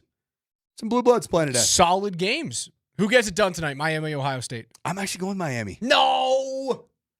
ACC team's going to get it done over OSU. They always show up in the playoff. Miami. It doesn't matter how bad they can look or how sketchy as a number one they seem to be during the season. Miami's For done some the portal. reason, they get it done. Miami's done the portal very well. Very, very well. And their NIL piggy bank looks a lot like Ohio State's piggy bank. So you're looking at, those guys are even in terms of their rosters. 10-3 didn't inspire much confidence in the offense to me, but going into Texas A&M and winning that game, Dude, that's a hard place to play. One of my daughter's good friends, she was at the A&M game against Miami, said it was the windiest thing she's ever, like the windiest day of her life at any place that she's been at. It was insane. You couldn't even throw a forward pass. Ball was like blowing like. I always find that odd for these massive, nearly 100,000 people at Texas A&M? It's got to be close like 110. Okay, even more. These monster stadiums. How Field. How does it not just like cut the wind down? It does, but then it creates like a really weird like a down swirling and effect, swoop and swirl, like and you're in Amen Corner at Augusta. It does some strange thing. I guess Texas A&M is 102,000. Holy, 733. So many people. It's a big. What does Folsom hold? 58. And it doesn't look small. Like when you're in Folsom, you don't say, "Oh, it's a tiny stadium." 50,183. Dang, man, 2 times the size of Folsom. More than double. And then you got like Tennessee, so Neyland Stadium. And the SEC is different. Yeah, that is but like different. Yeah, Death Valley. So Neyland Stadium holds just 101,915. What's the craziest stadium you coached in? From both a mass of human being standpoint and environment, loudness, chaos. What was the craziest place you coached? Clemson, when they were rolling. Yeah. Deshaun Watson coming. Like, was it a night game? It was a night game. Oh, no. And there was we played through an actual like hurricane. It was college game day. It was Notre Dame at Clemson, Deshaun Watson versus Deshaun Kaiser. Really good football game. Came down to overtime. And the student section was full 2 hours before kickoff. And it was the first time I'd been a part of like where there was a legit DJ, and it was a dang nightclub. Just happening. Like when you do for 82,000 people going nuts. So awesome. That's a really cool venue. And then when they do the like sprint down after they touch Howard's Rock and they sprint down the hill, they load like, so I was up in the press box. You can see them driving all the way around everything with their team. So they in the locker room, they load Get up dressed, the bus, go into the bus, and then they come out of the bus and you just see it and you're like, oh, that was awesome. And they're really good. Did it terrify you as a coach? Because it terrifies me as just a fan watching. Like if I was a Clemson Tiger fan, I would kill that tradition immediately. Oh, it looks like an ACL is going to be blown up. How That's the has scariest someone thing ever. not ruined their career running down that hill? I mean, you want to talk about the definition of setup for the old NCI, the non-contact injury? I mean, that is sprinting, jumping. Guys are like jumping up and doing 180s as they're running down this hill. And then it goes from, a 20% pitch to dead flat, which is how you hyperextend knees and tear ligaments. Not to mention they have like a banner too that they're all running and jumping and touching while they're going downhill. Like, this is dumb. I don't know how Dabo Swinney hasn't gone. Maybe we don't do this thing anymore. Have you guys. seen him? He's like 58 years old or whatever he is. He sprints it, man. Insane to me. He just hasn't popped an Achilles or a hamstring. It is wild. What I would tell you this though, when you're a coach and like it's the first time you experience that type of magnitude of pomp and circumstance, you want to know what my reaction was? Get out my phone like a little fanboy and be like, oh my gosh, this is the coolest thing I've ever seen. This is so awesome. Gosh, I love this. I love to do this for a living. We're double dipping tonight on Altitude Sports Radio. Nuggets will be on AM 950 with Kaz. Your pregame show from Toronto starts at 5 p.m. McGahee will have you guys with the Blues and the Avs. Mackenzie Blackwood getting the start tonight against Jordan Binnington, who gets the call to Team Canada before either of the Avalanche goaltenders. Your game starts at 7, pregame at 6:30, powered by Ramos Law. For Coach Sanford, KJ, I'm Alex Ryan-Emmy. Thank you guys so much for listening to the Morning Sprint. From all of us here at Altitude Sports Radio, we wish you a very safe and happy new year. We'll be off tomorrow. Bunch of college football games and bowl games. We'll be back on Friday. Are you sure you're going to give me the day off, Raj? I'll give you the day off. Thanks, Raj. Happy New Year, bud.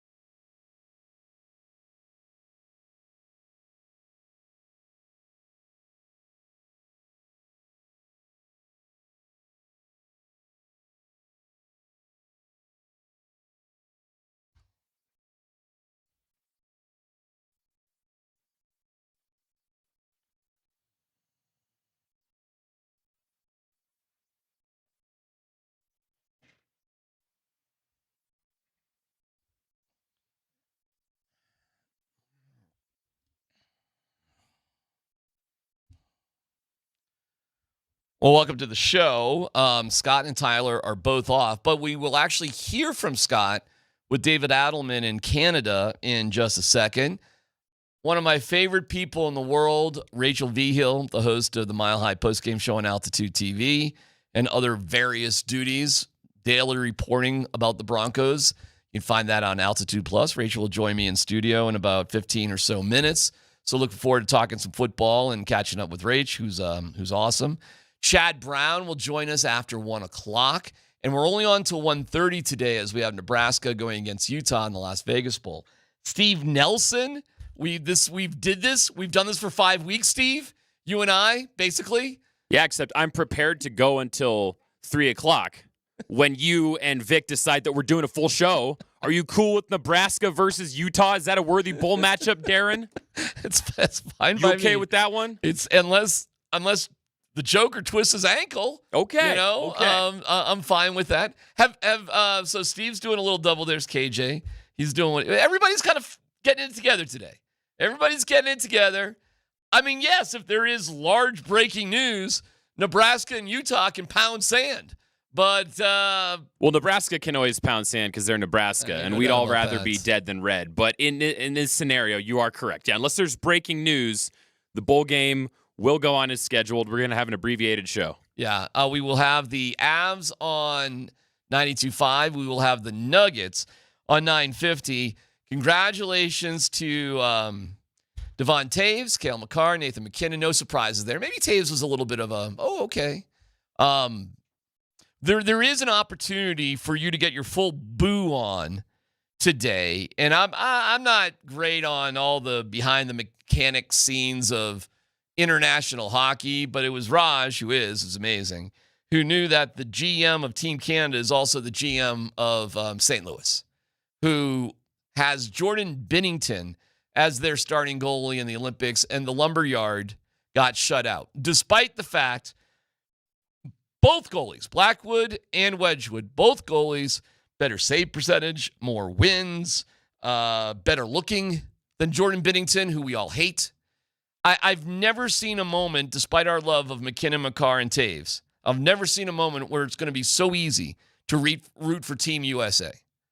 And let's hope when we find out, and according to Raj, it's going to be in a couple days, Brock Nelson on Team USA, I hope. And I'm very curious what other players for the Avs will be there. But for Blackwood and Wedgwood to not be named to the team, one of them, if not both, is ridiculous. I'm happy for Darcy Kemper, but I think it's ridiculous that kind of bias happens. I think this fall should have been a tryout for that team, in my opinion. And I think Blackwood and Wedgwood both passed that test, and Binnington didn't, but I guess it doesn't matter because it's who you know, Canadian daddy ball. That's what you have right there. So that is that.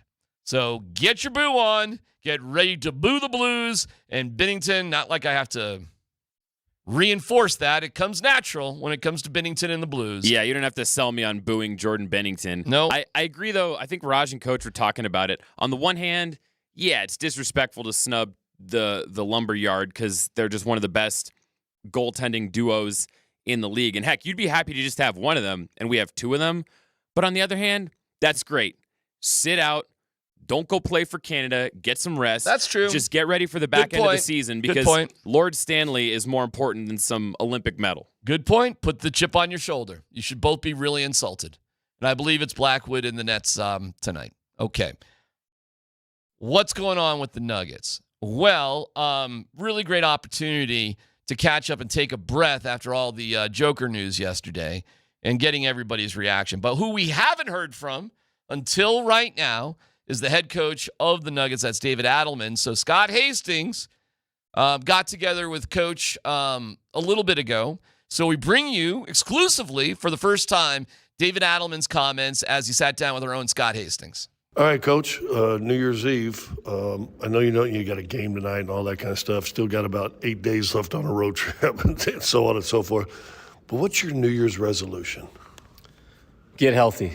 No, I'd say for me, probably just be more present at home. That'd be my resolution. As you know, with this job, it's all-encompassing. And to your point, we're on the road for 2 weeks here, right after the holidays. So excited to get home and be more present throughout the year. Isn't that strange? I've talked to so many head coaches, and the longer they do it, it feels like it changes them a little bit. There's always a guilt thing, especially when you have kids at home. How do you find the balance of coaching a high-level team, championship aspirations, and, oh, by the way, you're still a dad?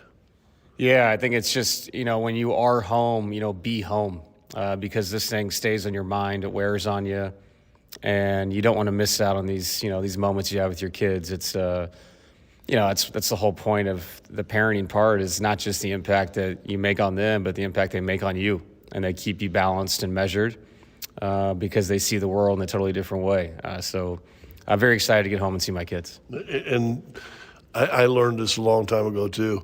There's a lady back at home that does a lot more work than we realize, do those 41 road games and road trips we take. Yeah, I mean, you're basically putting people in a single parent situation. I have 2 kids, and they got to get around, and they got to play in sports and, all those things. So it's this job. There's so many perks to it, but there's definitely some major sacrifices everybody makes for this thing to happen. All right, so now you are a student of the game. I could ask you about dribble handoffs and side out of bounds and under out of bounds and zone defenses and motion offenses and all these different things. But now what can you tell me about high ankle sprains, hamstrings, and bone bruises that maybe you didn't know even a month or so ago? Yeah, I mean, it's just so many unfortunate injuries with our guys, with the 4 starters, obviously Nicola now.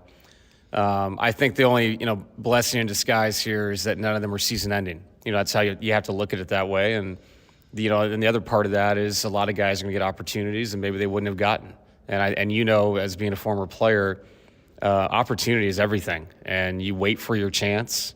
Sometimes your chance is given to you earlier. I'm excited to see these guys take advantage of the opportunity. Obviously, we're in a tough spot. You don't want to lose players, especially the caliber of players that we've lost. But yeah, it's just been a really tough stretch with some really, I guess tough luck if you want to call it that. But a lot of teams go through this stuff. Unfortunately for us, it's all happening at the same time. At the same time, and 4 of your 5 starters. I mean, if you're a football team, you've lost your quarterback, your best running back, your best wide receiver, your edge rusher, maybe your left tackle, all in this one group. But there's a challenge to that, to not only for you and your coaching staff to devise something that works, but to devise a belief strategy, if you will, those guys that haven't played tons of minutes. Yeah, and I would say that's the biggest thing. I think the strategic part is going to take time with more days. We had shoot around this morning, which basically was a practice, and we'll work our way through that, reinventing ourselves. But I do think, like you said, it's about belief and confidence, and it's about belief in the group that you're playing with, because a lot of these guys have not been on the court together since training camp, whether that's a script session or defensive drills or whatever it is. Now it's live game play. So it's going to take time in that sense, but I think playing hard and believing in yourself, those are things that you don't teach, you just talk about, but you got to go out and do it. So I'm very excited to see these guys compete, see what they can do. Yeah, Big Val's been a starter for a lot of years in this league. He's been a 2010 guy in this league, so we know that he's capable. That wasn't his role coming in here when you guys signed him and traded for him, obviously. That being said, will you guys have to adjust a little bit of what you do maybe in the half court now, not having Joker around? Absolutely. I think we can run the same stuff. It's just going to be in a different way. JV's more of a dribble handoff to get to the post-ups, snap the ball back inside. More catch and shoot action where he's more of a low-level screener to try to loosen guys up like Jamal and Tim. I think it's just just like I talked about newer guys playing and finding confidence, I have to find the best way possible to reinvent this group in the short term. And that's putting Jonas and other guys in positions that they're best at. And Jonas has been in the league for a long time. And, I think we can put him in situations where he'll be successful. He's gone through a lot lately, too. He's been really sick. So I'm hoping he's bouncing back. And he's bouncing back at the right time because his responsibilities just went way up. I'm going to ask you the dumbest question you've ever asked. Do you think this moment right now having to reinvent and figure out what you got to do and all this stuff.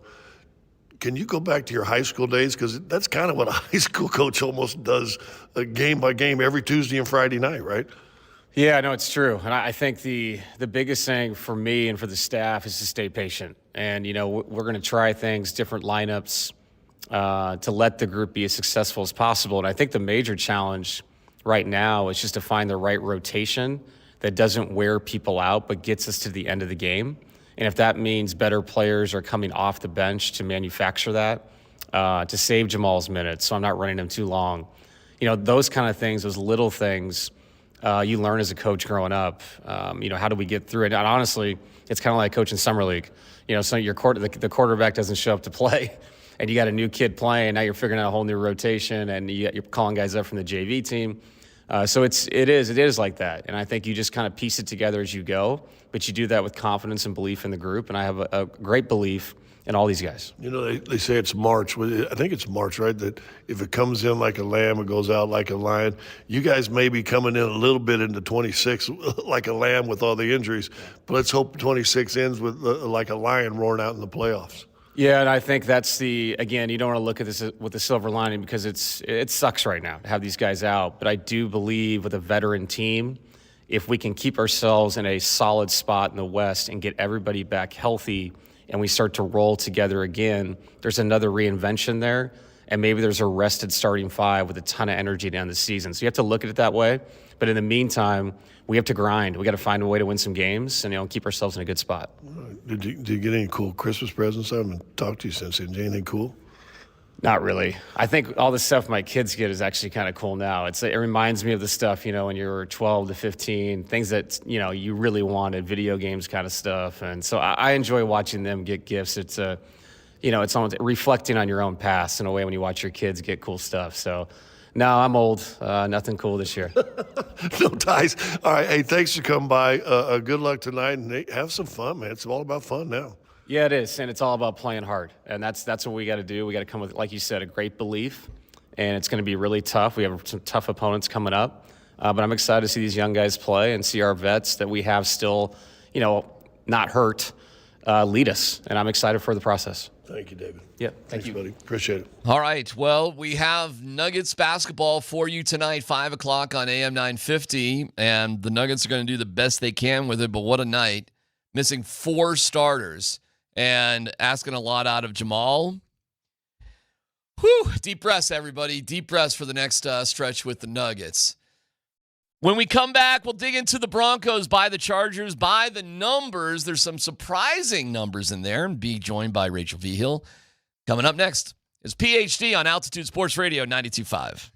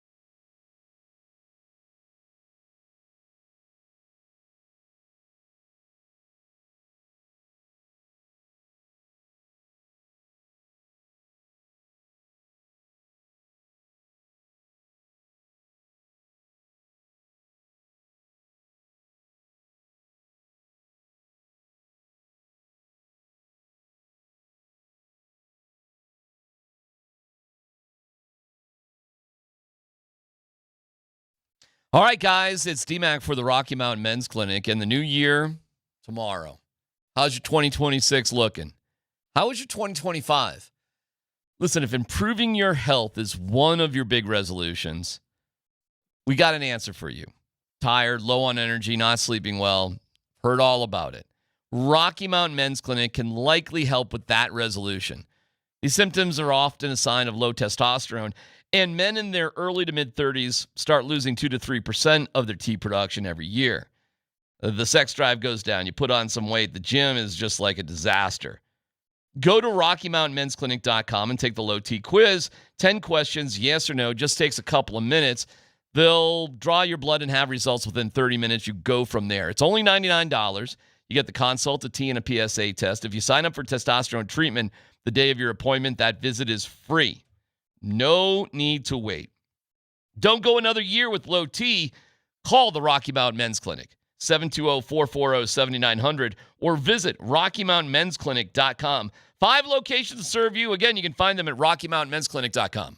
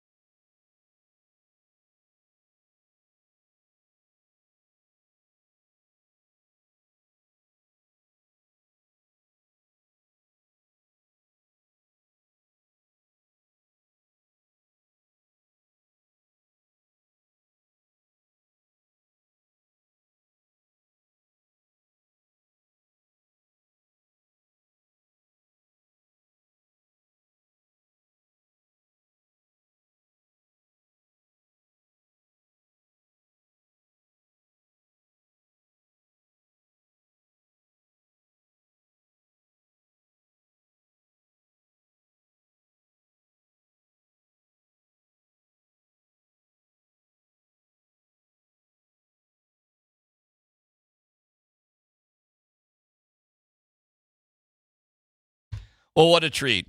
With Scott and Tyler both off, one of my best friends in the world, Rachael Vigil, is here. Hello, how are you? Oh Happy my holidays. Gosh. We have done this before on the old radio. It was a while ago, though.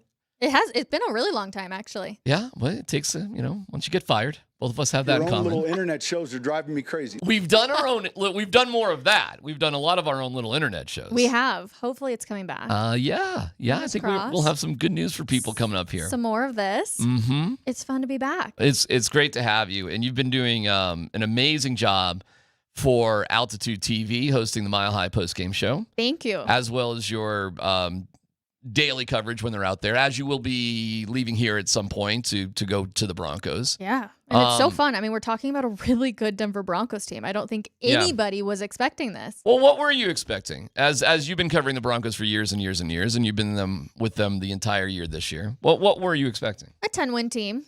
A team that was going to just squeak into the playoffs. Not a team that was going to be chasing the number 1 seed, and actually have a good chance at securing it this weekend. That's what I was expecting. I was not expecting this ride that we've been on, an 11-game win streak at some point during the season. Right. Sean Payton changing the culture and actually having a team that's, very confident but not cocky. And I think that's what's been most fun of being out in the locker room. That's how my role has changed this year. Is I've been in the locker room every single day. This team is not cocky at all. And I've been around some cocky locker rooms. Who do you think sets that tone? I think Sean does. Sean does. Sean puts that out there that you haven't won anything yet. You have no right to sit there and talk about anything. You haven't done anything yet, which is funny because of the championship, the AFC West shirts, right? It was like been there, won that. And all the guys were like, today. What? None of us have won Did that, you know? That will be funny today because this is the first day the locker room's going to be open. Correct. So it would be funny to see how the guys treated their hats and T-shirts.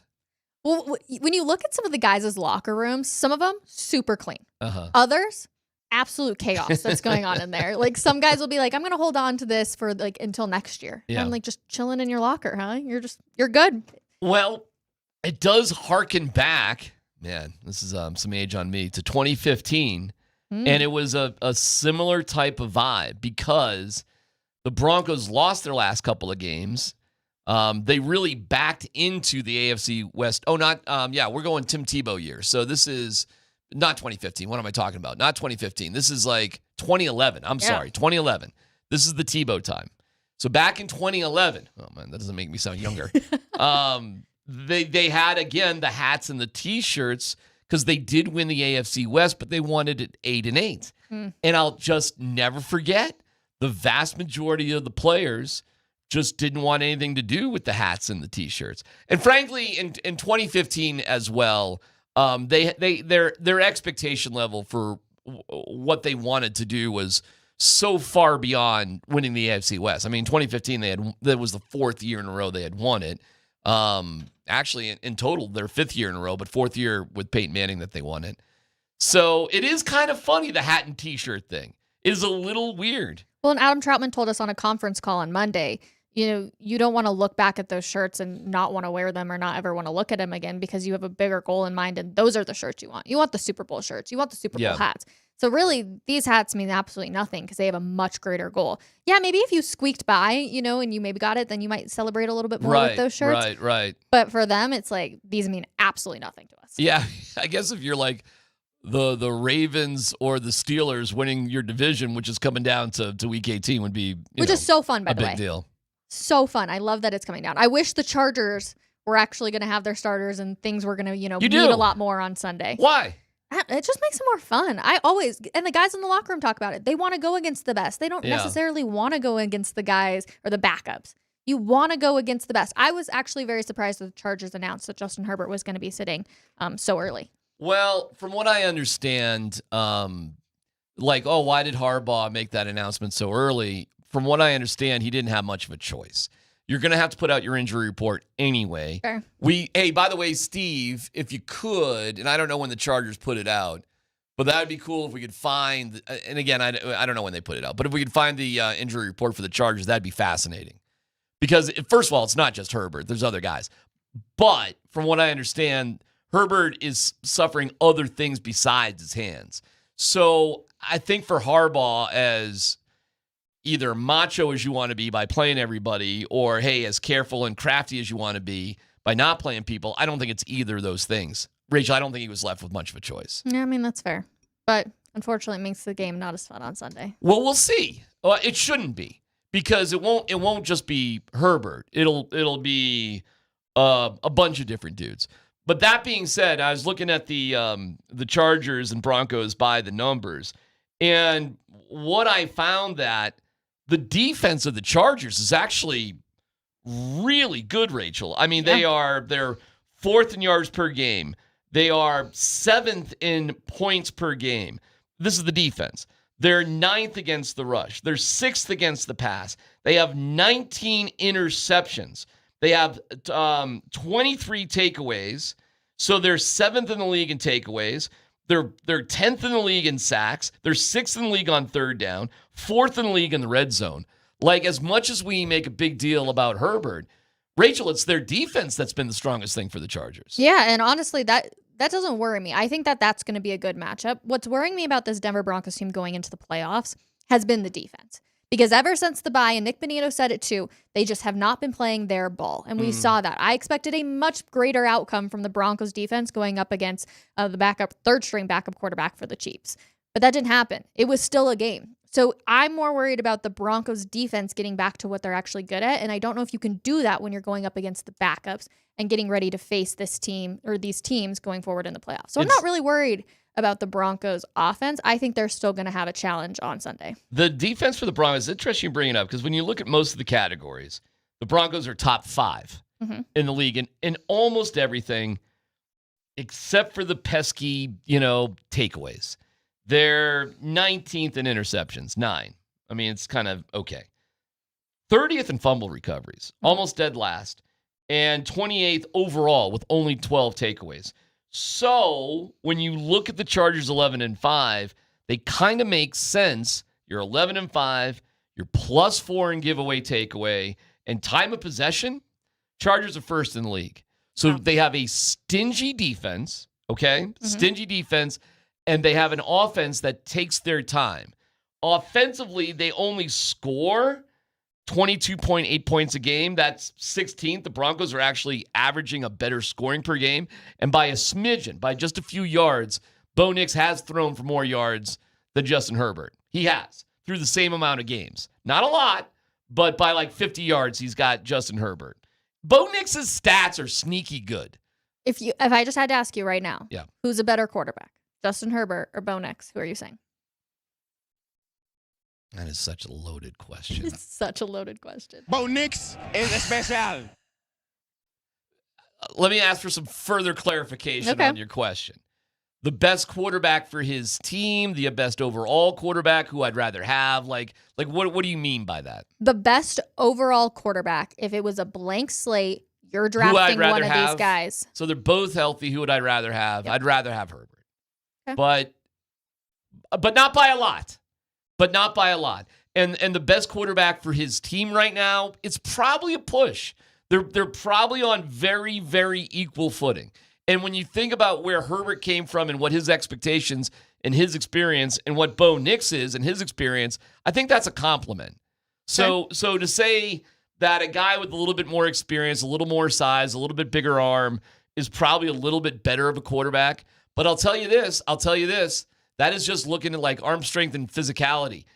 Let's talk about being part of the team. Let's talk about leadership. Let's talk about being able to come back and coming through. The expression the Chargers will always Charger has been an earned moniker for the reasons that they just can't quite get over that hump when they really need to. Yep. And despite a good record and all sorts of ability and a good coach in Jim Harbaugh, I don't think that Chargers team has changed all that much. And by the way, the Chargers got killed by Jacksonville. I mean, the Broncos did lose to Jacksonville, but the Chargers got destroyed by Jacksonville. I think you may see a scenario where Jim Harbaugh would actually I think he may rather face the Patriots in New England rather than coming back here to Denver. Now, that being said, I don't think for a second they are going to try less hard with whoever they have playing to win. And that is not always the case in Week 18. A lot of teams, it just doesn't benefit them at all to win in Week 18. For Harbaugh, if he were to win, first of all, oh my God. Well, can you even imagine? No, the disappointment in this town would be it would be crazy. Devastating. But Sean Payton does not have a good record against Jim Harbaugh and the Chargers. Is that right? They do not. He has not beat Jim Harbaugh and the Chargers. Think about that. Yeah. If you can't, first of all, there are going to be fans out there. They're going to want major style points in this game. They are going to want the Broncos to not just beat the Chargers, but to throttle them like the Broncos did the Chiefs last year. And like they should have done last week against a beat-up Chiefs team. Yeah, but here's what's going to happen, okay? It's going to come down to a one-score game. Well, by the way, the spread did go up today. What is it? It's now 12.5. Wow. Yeah, so I would take the under if I was anybody. I don't know what the over-under is too, actually. Hold on, I can look that up. That actually is a good point. So we were on the air the other day, and we're talking about the game, and Bob, and what will we do? And halfway through, while we're on the air, like right around this time or so, it came out that Herbert wasn't going to play. Mm-hmm. The line goes like that from 7.5 to 11.5. Wow. And now it's jumped up even another point to 12.5. Let me see the over-under. The over-under is 37.5 with a 12.5 point spread. So Vegas is predicting, how's my math skills? Like 37, you said? 37.5. So like a 20-17 game. Don't start counting. Yeah, but it's a 12.5 point spread. So, No, don't start counting. So give me, this is a little quiz there, CSU. Give me a 12-point difference that adds up to 37 points. So 25 to 12. Yeah. Okay. Yep. So Vegas has it 25, like something like it's not going to happen. 25 to 12. So do you think it's more likely that the game is 23-13 or that the game is 27-10? That's more or less what Vegas is telling you. Like, what do you think it's going to be more like? 23-13 23-13 or 27-10? 23-13. 23-13. Because I think if the Broncos get ahead anyways, it's going to just be celebration on the sidelines. Like, there's going to be some garbage points at the end of that game. There absolutely could be. Like, if they do what they should do, like the Patriots did last week. Say the Broncos just get up, Rachael, seriously, like 21-0 in the first quarter. Mm-hmm. Well, I mean, what happens the rest of the game? Celebration. Yeah, kind of. I mean, you're not going to shove it in anybody's face. You're going to run the ball a lot. Yep. You're going to get Jared. As much clock as you can. Yeah, I mean, Stiddy will get out there maybe for the fourth quarter. And that's what happened in the Patriots-Jets game. They went up it was like 35-3, something like that. And then they just kind of plowed through the second half. But what the Denver Broncos has taught us all season long is that they play to the level of their competition. Correct. And by the way, in order for it to be 21-0 in the first quarter or something like that, you're going to have to get a takeaway. Yeah. And the Broncos can't do that. Yeah, and Sean Payton talked about that on his Monday conference call, too, about how Yes. the Rams have been the only team to have a -2 takeaway in the that have won in the Super Bowl. And it's true. The Broncos have to be able to figure out a way to do that. Yeah, this is what Sean said. And then improving, the one area that has to improve is that turnover margin. And that can happen. We did a collective the last 25 years, Super Bowl winners, it's something like 114 in the plus.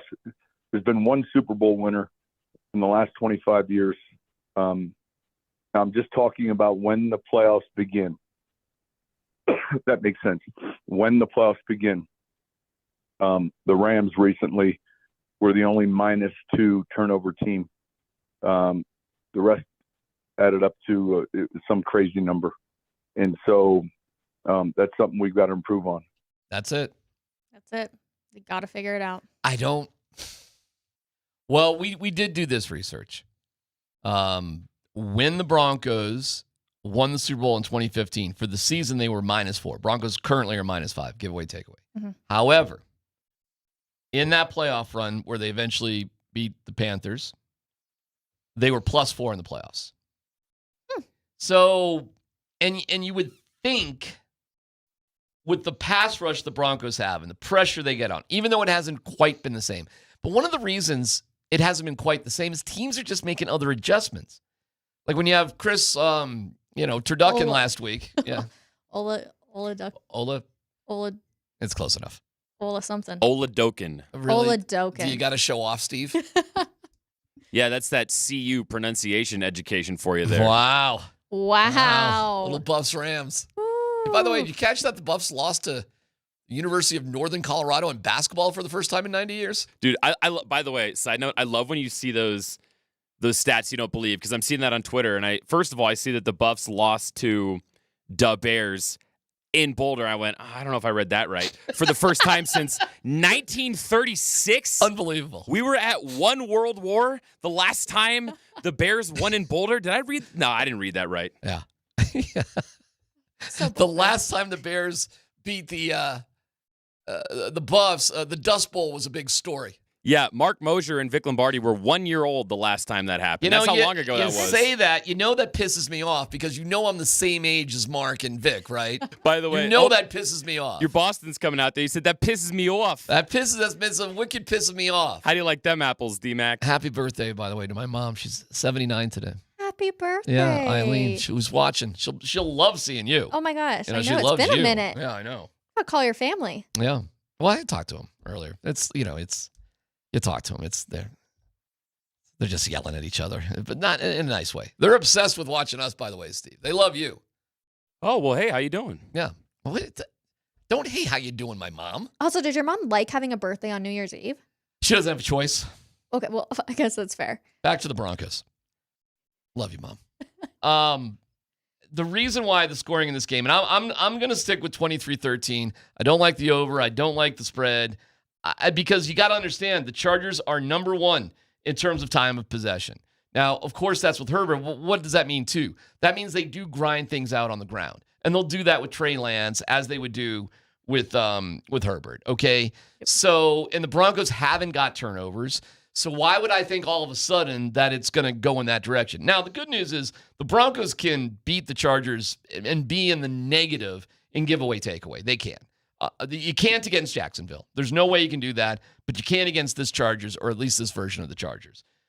So it was interesting to me to see how mediocre the Chargers offense has been. This is with Herbert. Their points per game, 16th.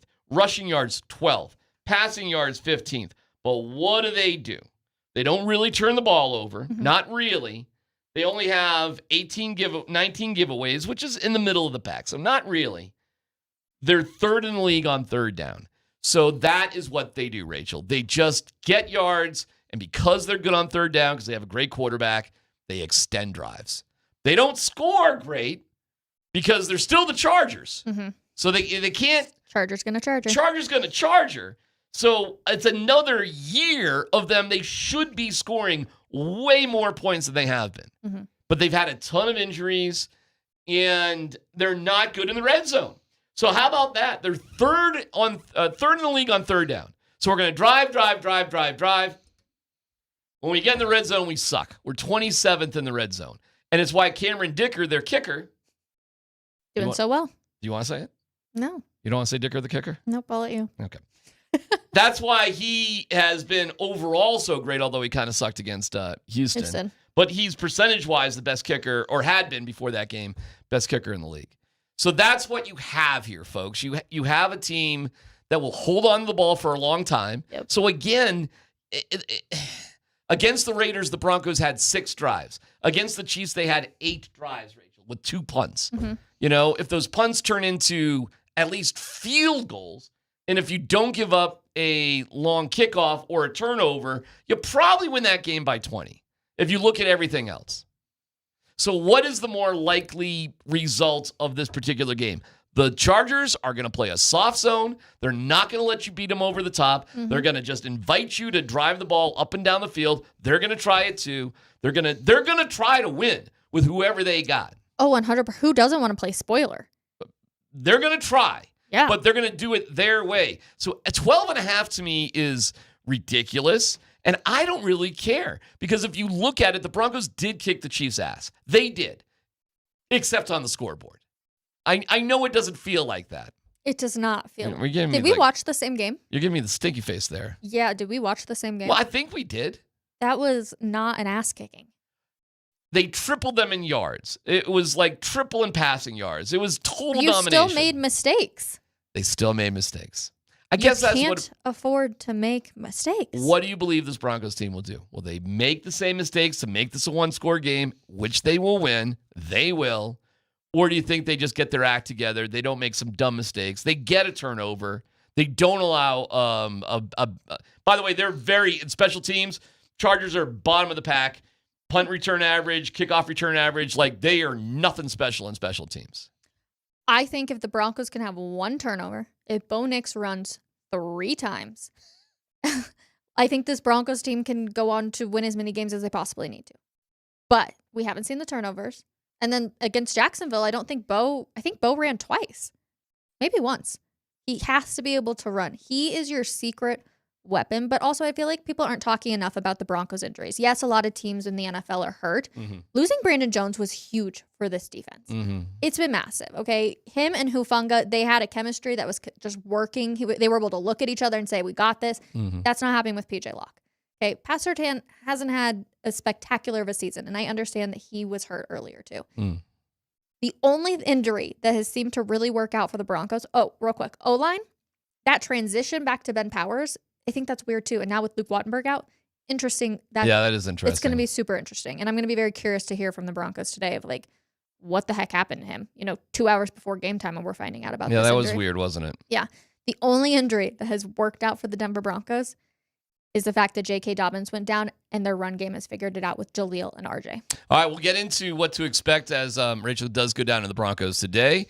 Chad Brown will join us after 1 o'clock. Also, if you missed Scott Hastings with David Adelman live from Toronto, we'll replay that around 1:20 or so. And at 1:30, it's the Las Vegas Bowl, Nebraska against Utah. It's PhD on 92.5.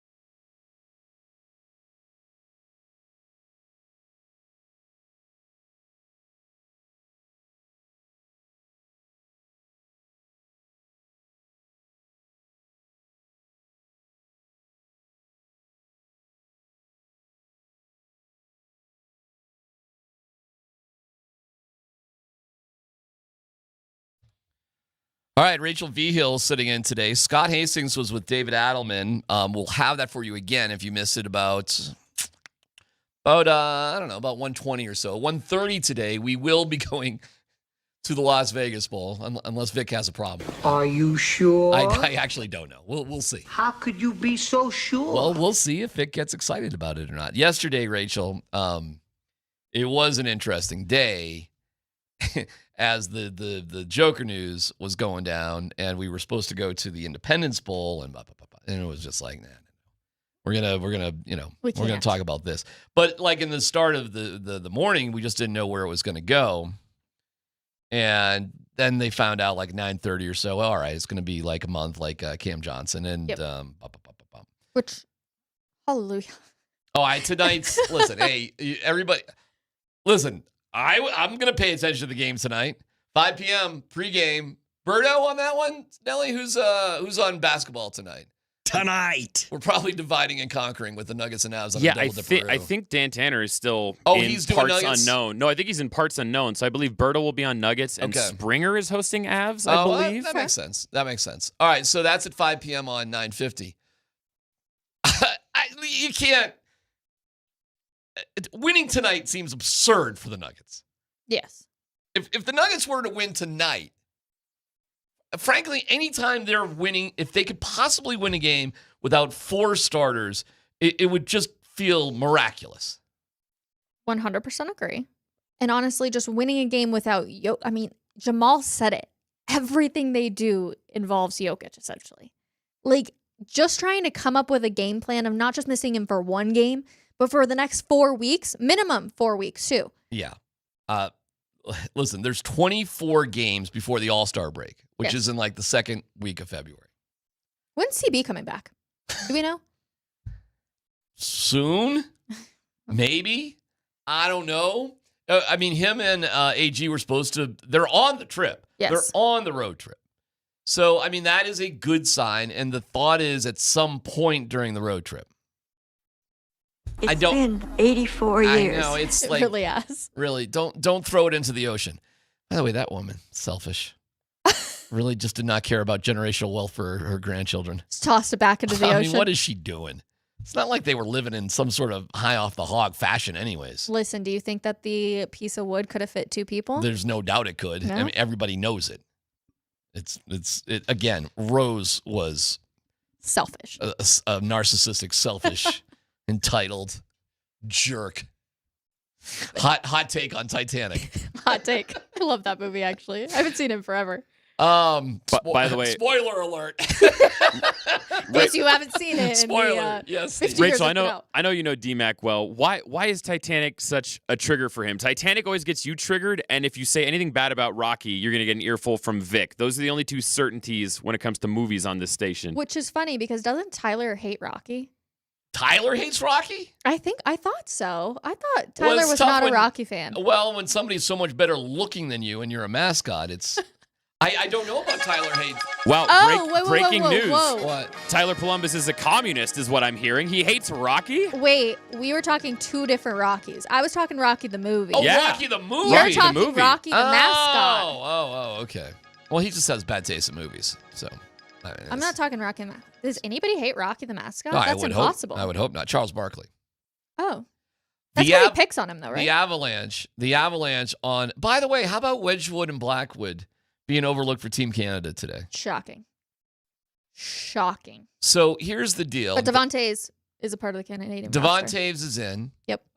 So is Makar McKinnon, of course. But both the Lumberyard, as it said, Blackwood and Wedgwood, nope. Darcy Kemper in, which is, hey, okay, that's cool. Darcy's a nice guy and everything. But the starting goaltender will be Jordan Binnington for Team Canada, who is playing tonight. Heck yeah. Let's go. I assume he's playing tonight. I mean, unless they're going with their backup goalkeeper, but I hope he's playing tonight. Avs faithful already doesn't like him. Now the level of disrespect, Dude, I can't wait for tonight. Tonight would be amazing on a night where Blackwood and Wedgwood, and it's Blackwood who's going between the pipes tonight for the Avs. Wouldn't it be wonderful if the Avs would just unleash on Jordan Binnington for so many reasons? So many. But it would be such a sweet game ideally Blackwood could get a shutout, which would be incredible. Yeah. But any kind of absolute humiliation of Jordan Binnington tonight and the Blues would be phenomenal. Amazing. The best way to ring in the new year. I think hockey's the one sport. If it was the NBA or even the NFL for any of those other things, I'm like, okay, I don't think the players really care that much about it. Mm-hmm. Hockey? Yeah. Hockey's a big deal. We saw that in the Four Nations. That was so much fun. It's a level of disrespect, and I hope they bring it tonight. I hope their teammates go out there and say, all right, let's absolutely light it up. 6:30 pregame here on 92.5, and then Connor McGahee on the call. We're into Kim's coming. My wife is coming tonight. No way. Yeah. So Do you have actual seats? We have ways to get into the arena. I love that for you. So, and we got a couple of friends. That was cute. Todd and Amy, and you got a little double date night. We got a little double date thing going on. Will you stay up till midnight? Oh God, no. You get so Are you close kidding? every night. Oh my God. You get home from the arena at what, 11:15? That's a fair point. Well, it's 7 o'clock because Kim's in. First of all, her love for Eric Johnson is Is he on the broadcast tonight? I hope not. Have you? Colorado Social is amazing. Well, that's where I was going. She's obsessed with all of that. Yeah, you need to go up there. What? Try to drag her away from there. Perfect. I mean, so I'll be doing the locker room and doing all, working. Oh, so you're that still sort working. Of thing. Yeah, well, yeah. Okay. I'll do that. So no beer for you. It's New Year's. I mean, but can you add? Hey, Betsy, I know you guys are great, but this power play is ridiculous. The guy is drunk. I heard Betsy with the morning show today, and they were asking him, how do you deal with people asking you? It is a funny thing. Like, their power play does suck, which is so weird because they're so good in everything else. Everything. And Betsy was like, well, you have 20 things on your list, and you do 19 of the 20 great. Everybody's going to point out the one. There's some nerd asking you about the one thing that you don't do well. Like, I'm working on it. So he said today on the morning show they are going to try something new. Might as well. Tonight. Well, they got nothing to lose. Yeah, I was going to say, you might as well try a bunch of new things. It is scary to think if the Avs could get their power play going, what actually would happen. They're such a dominant force already. Yeah. It's so fun to watch them. I tell people all the time that aren't into hockey, I'm like, just watch the Colorado Avalanche, how they're able to come back and get into games. And if you are lucky enough to get overtime hockey, how intense it is. It's so fun. And I feel like I've converted a lot of people into Avalanche fans. Well, primarily because is popcorn on point or not on point these days? Oh, yeah. Popcorn at Ball Arena. It's on point. Yeah. Although I will say. Powerfield has gotten terrible popcorn nowadays. It is disappointing at its finest. You know who has the best at-home popcorn, though? I don't actually know. Costco. Okay. The best at-home popcorn. If you did not know, I am a popcorn enthusiast. Yes. Thank you. When things get a little rough for any of our sports teams here in Colorado, we bring out the popcorn. Typically, good things tend to happen. All right, we will be joined by Chad Brown. Chad is down there in Arizona, but he'll join us and we can talk about the Broncos and what to expect for this playoff run for the Broncos. Also, you'll hear David Adelman with Scott Hastings. That's coming up at about 1:20. It's PhD on 92.5.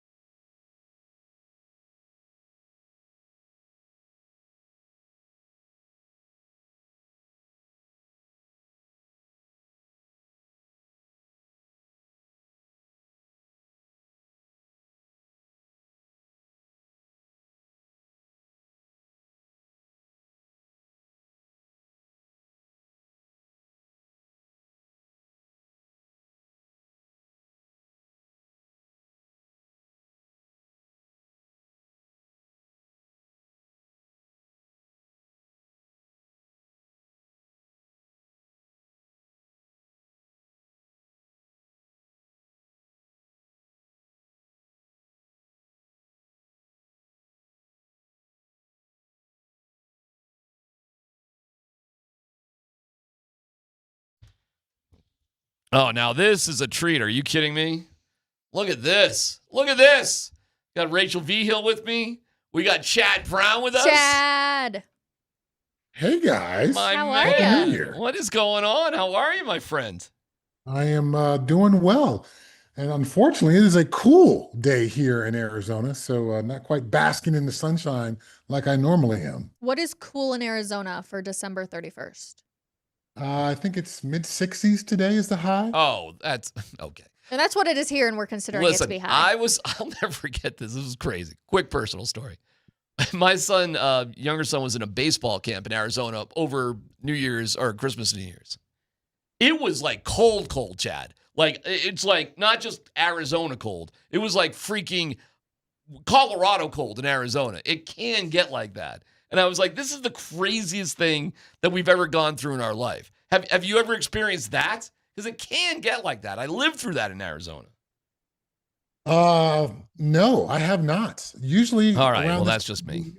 We got the double doors opened, embracing the outside temperature. Today's a cool day. The fireplace is actually on. we got 62 here today. Yeah.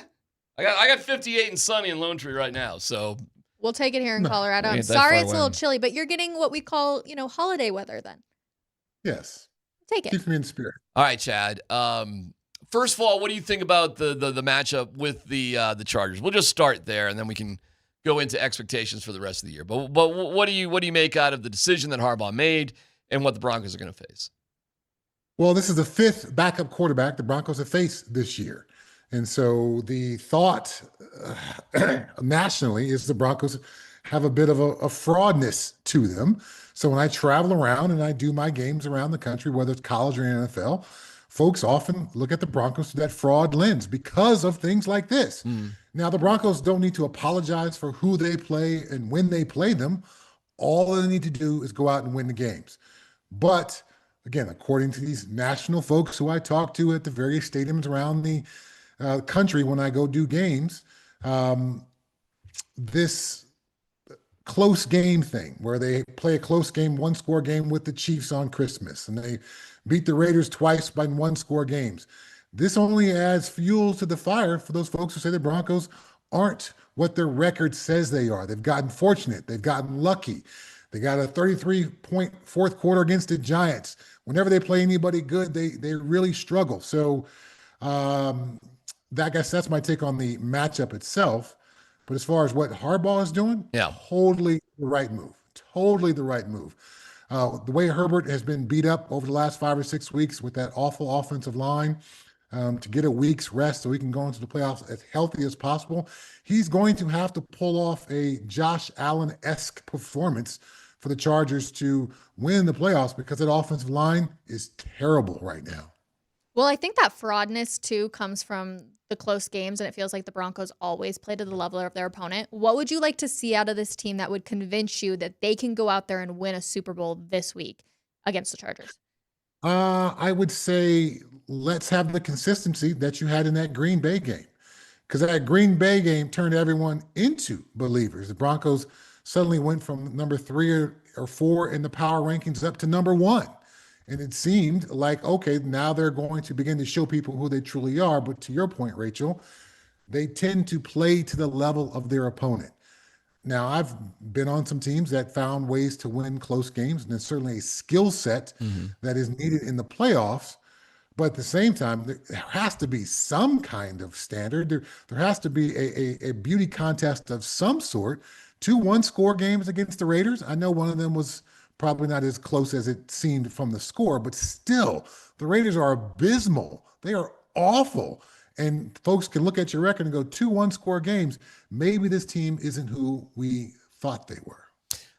Well, who are the Denver Broncos? See, I can't get over the giveaway takeaway stuff, Chad. I'm kind of obsessed with it, and I think Sean Payton is too. The Chargers make a lot more sense, okay? The Chargers are +5. They're 11-5. I get it. And it's funny, when you look at the Chargers, their offense, not really that great with Herbert. Just kind of okay.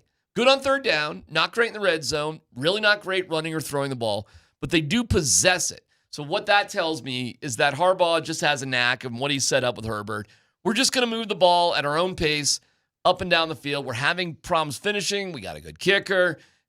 So we're a little disappointing. Defensively, though, the Chargers are actually extraordinary. I mean, they're fabulous at all this stuff. But the giveaway takeaway at least makes sense, right? Like if you have somewhat of a mediocre offense, you can really get away with things if you can take the ball away. How have the Broncos really been able to do this, Chad? How have they been so bad at taking the ball away, but yet they sit here with 13 wins? When I was a Patriot, Bill Belichick would say, this game is going to be a shootout. And then the next week, this game is going to be a 13-10 game. And every week, he would predict how the game was supposed to go. And so certainly in that 2007 season with Randy Moss and Tom Brady setting scoring records, that was a bit of a different year. But the previous 2 years, he dialed up the game plan during the week, and he would say what it was going to be. And our goal was just to find a way to make enough plays to win the game. So I think that's where Sean Payton is right now. He knows that his defense is not going to win the turnover battle week in and week out. They're going to pressure the quarterback. They're going to hit the other team's quarterback. They're going to sack the other team's quarterback. But we saw Jacksonville be okay with that. Yeah, you can hit Trevor Lawrence. You're going to sack him. But we're going to be aggressive down the field. We're not going to back away from our offensive style of play because you're going to hit our quarterback. We'll give you that. But we're also going to, while we give up 5 sacks, the Jacksonville Jaguars had 6 explosive pass plays down the field of 20 yards or more.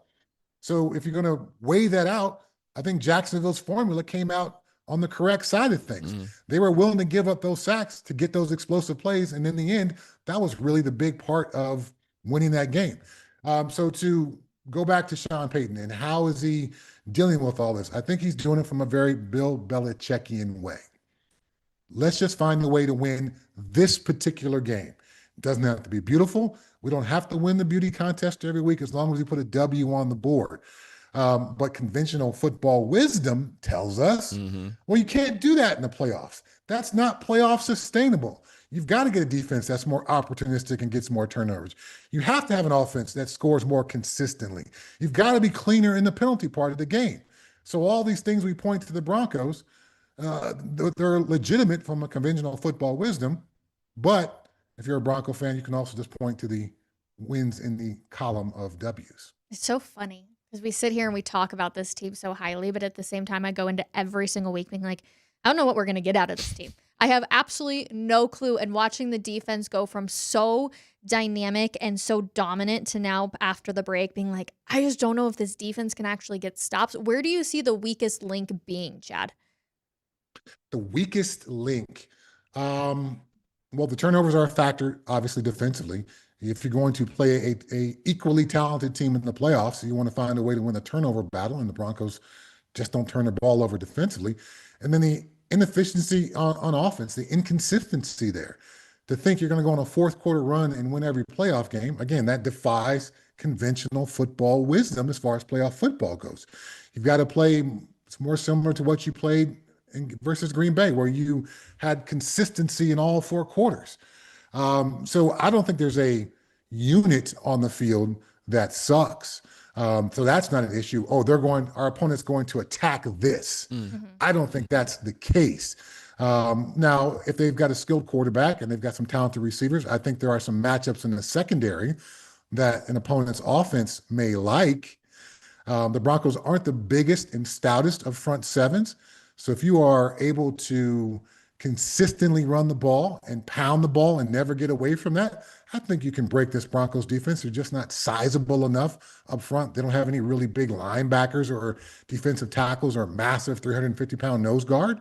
So there are some ways to manufacture a win, but certainly Sean Payton has manufactured wins all season despite some of the seeming deficiencies of this football team. All right, quickly before we say goodbye to you, wish you a happy new year. Fernando Lovo at CU, athletic director, is charged with doing one thing and one thing only, and that is to raise money. And we know that because he's got incentives and bonuses and a huge salary and a young family. So we kind of get what it's all about. I hope he gets along well with Prime, but whatever, Chad. It's about raising money. Pretty clear. Your comments about your new athletic director there at CU. I think Rick George has done a tremendous job bringing Colorado Buffalo athletics back to the national conversation. The hiring of Coach Prime did that, making sure there was the money to pay Coach Prime, seeing the Champion Center through to completion. All those things have been tremendous. So tip of the cap to Rick George. And now Fernando Lovo's got a tall task in front of him, and a place where money is the issue. How do I find more of it when the money is the fuel that now powers your athletic program and particularly your football team? How do the Buffs find a way to compete in a place that hasn't traditionally had that kind of resources available? He's going to have to be quite creative, because I know Rick George certainly was, and they came into this year or coming up this next year facing a $20+ million deficit. How's he going to make up that gap? How does he keep this momentum possibly going? All right, Chad, we'll prediction for the game, for the Chargers game. Give us a number. I got the Broncos winning this. Of course, it's going to be close. Let's go 24-17. Oh, Broncos. man. Close. New Year's resolution, Chad? New Year's resolution. Gosh. Wow, Rachel, you put me on the spot. I'm not a New Year's resolution guy. Gosh, I guess from an ego standpoint, I want to be a better broadcaster. I want to be like my boy DMac. Oh, my God. Calm Who down. doesn't want to be like DMac? Broncos, People love him. Broncos, Seahawks, Super Bowl. Who are you pulling for? Come on, man.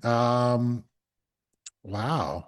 Weren't you ringing a bell or dangling a 12 or hitting a drum? What were you doing up there in Seattle the other day? I raised the 12th man flag. You raised a flag. Listen, Okay. if you got the opportunity, you would do it too. I don't even want to hear it. Oh, but me? Yeah. Yeah, I would never betray my hometown. Oh, sure. There's no way I Yeah. would be such a traitor to Ipswich. Your hometown is Ipswich. I know this. Easy. Oh, shh. That's my hometown is Lone Tree. See you guys. It's funny to say that. All right, Chad, we'll see you later. Thanks, Chad. Happy New Year, guys. Thanks, See ya. buddy. All right, before I say goodbye to you, we'll have David Adelman with Scott Hastings coming up here in a few minutes. Your prediction for the game. Now you put me on the spot. 24-20.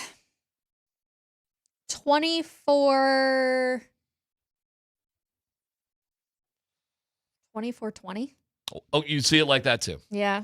Okay. What close. you're about to go down in the Broncos. That's why we're saying hasta la vista. Biggest question you have for everybody, biggest issue today you think down there at Dove Valley when you go into the locker room? Well, I'm definitely gonna be asking Jonathan Cooper about his tweets. Oh, how for about sure. that? So Yeah. funny. Yeah. I need to know. We know he likes eggnog, so it's gonna be like, hey, We Coop, know that, yeah. are we having a little bit of eggnog? Biggest question though. Honestly, this has been such a weird time in the locker room because it feels like we all have like the same storylines, right? Like every single time we go into the locker room, it feels like it's kind of died off a little bit.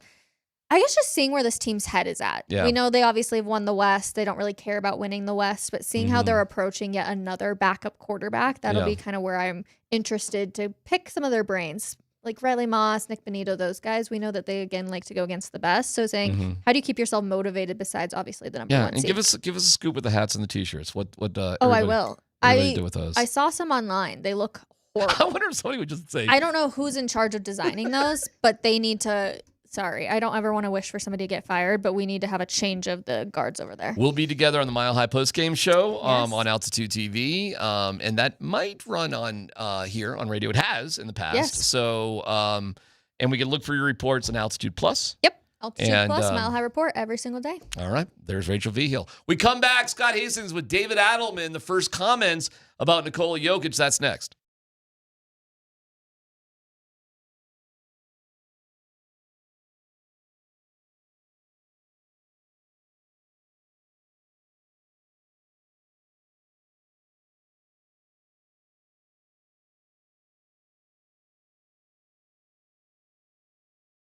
Hey, it's DMac for the Rocky Mountain Men's Clinic. Okay, guys, the new year is here and improving your health. That may be one of your big resolutions. And if so, if you're tired, low on energy, not sleeping all that great, not seeing the progress, well, the Rocky Mountain Men's Clinic can help with that resolution. These symptoms are often a sign of just low testosterone. If you're having other men's issues, perhaps it's ED or whatever you're dealing with, to get that man machine going in the right direction, you got to check out my friends at the Rocky Mountain Men's Clinic. Go to RockyMountainMen'sClinic.com and take their low T quiz. Just takes a couple minutes, and you'll figure things out. Draw your blood. You'll have results in 30 minutes. Talk about your options. And for $99, you get the consult, the T, and a PSA test. If you sign up for testosterone treatment, you get that worked in for free with everything else that you're going with the Rocky Mountain Men's Clinic. They're the best. So don't go another year with low T.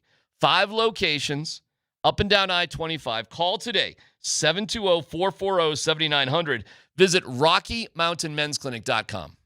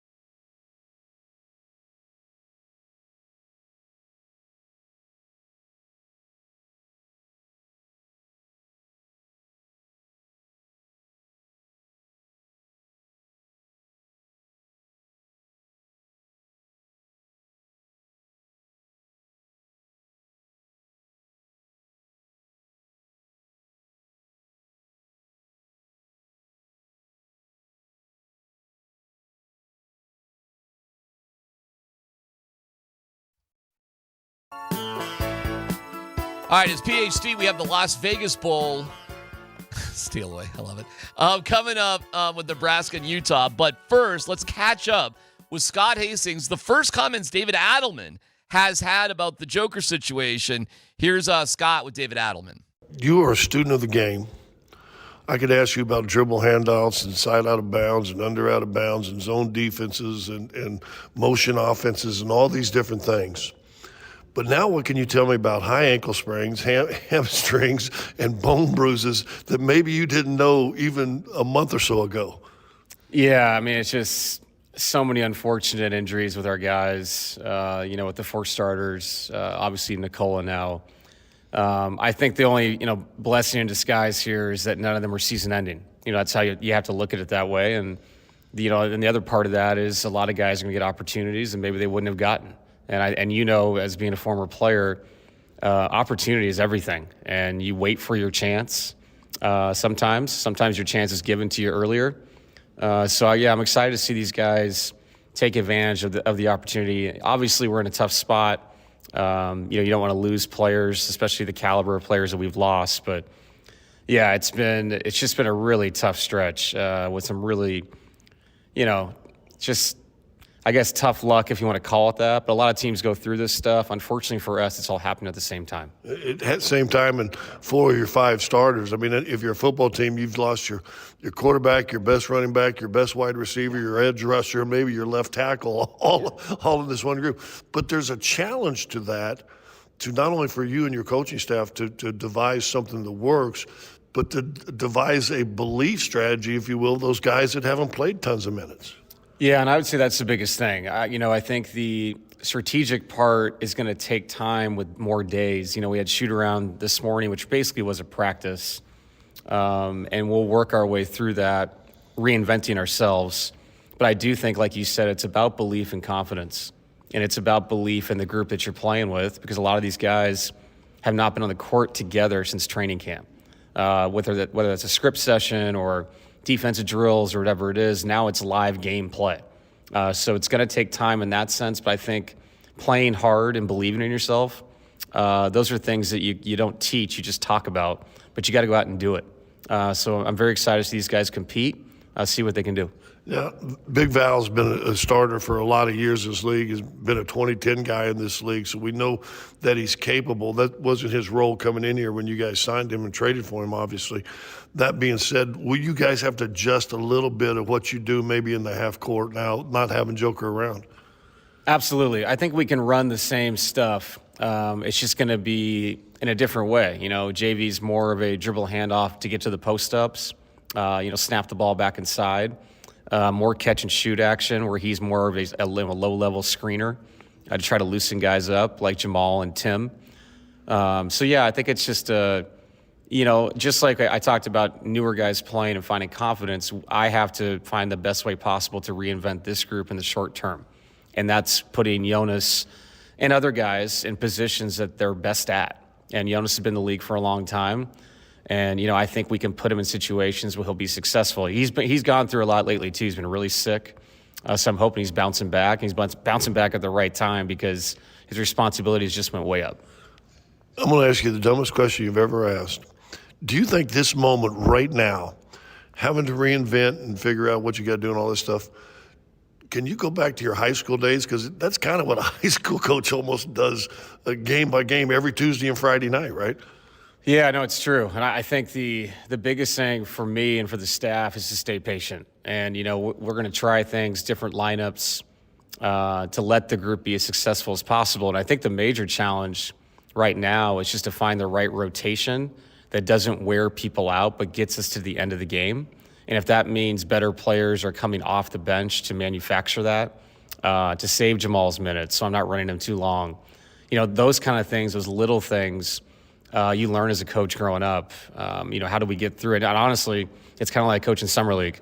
So the quarterback doesn't show up to play, and you got a new kid playing. Now you're figuring out a whole new rotation, and you're calling guys up from the JV team.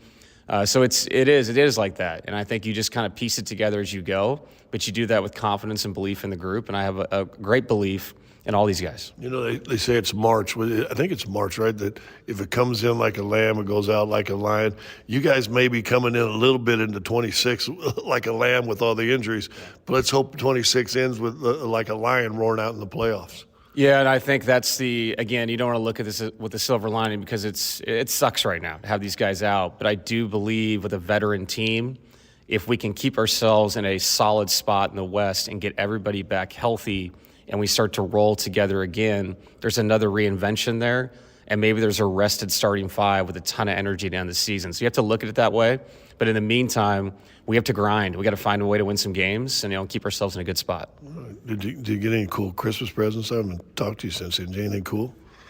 Not really. I think all the stuff my kids get is actually kind of cool now. It reminds me of the stuff, when you were 12 to 15, things that, you really wanted, video games kind of stuff. And so I enjoy watching them get gifts. It's it's almost reflecting on your own past in a way when you watch your kids get cool stuff. So No, I'm old. Nothing cool this year. No ties. All right. Hey, thanks for coming by. Good luck tonight. And hey, have some fun, man. It's all about fun now. Yeah, it is, and it's all about playing hard, and that's what we got to do. We got to come with, like you said, a great belief, and it's going to be really tough. We have some tough opponents coming up, but I'm excited to see these young guys play and see our vets that we have still, not hurt, lead us, and I'm excited for the process. Thank you, David. Yeah, thanks, buddy. Appreciate it. All right, you take a deep breath and you understand the hesitation about what's laying ahead of them, and you say, well, we're looking forward to it. It's like, well, I know I got to go to the dentist, so I guess I'm looking forward to the teeth cleaning, but it's still going to suck. I guess it'll be good when it's over. And when this stretch of it is stunning to think 4 starters missing tonight. 4 starters. And by the way, apparently Julian Strawther has the sniffles. But we'll get the pregame going at 5 o'clock. Nuggets and Raptors on AM 950. In terms of what is looking at us at New Year's, little tucks and pucks. Tuxedos and pucks down there at Ball Arena. Just know the lumberyard was neglected by Canada. Blame Canada, okay? Take that L on the way out. Yeah, blame Canada. But Jordan Binnington, whose GM is the GM of Team Canada, made that decision. So make sure you boo the hell out of Jordan Binnington, and let's hope the Avs put it on the Blues. 6:30 pregame at 92.5. Steve Nelson, excellent job. Thank you to Chad Brown and Rachael Vigil. We'll see you in the new year. It's Altitude Sports Radio 92.5. Paint my reindeer and call me a goblin.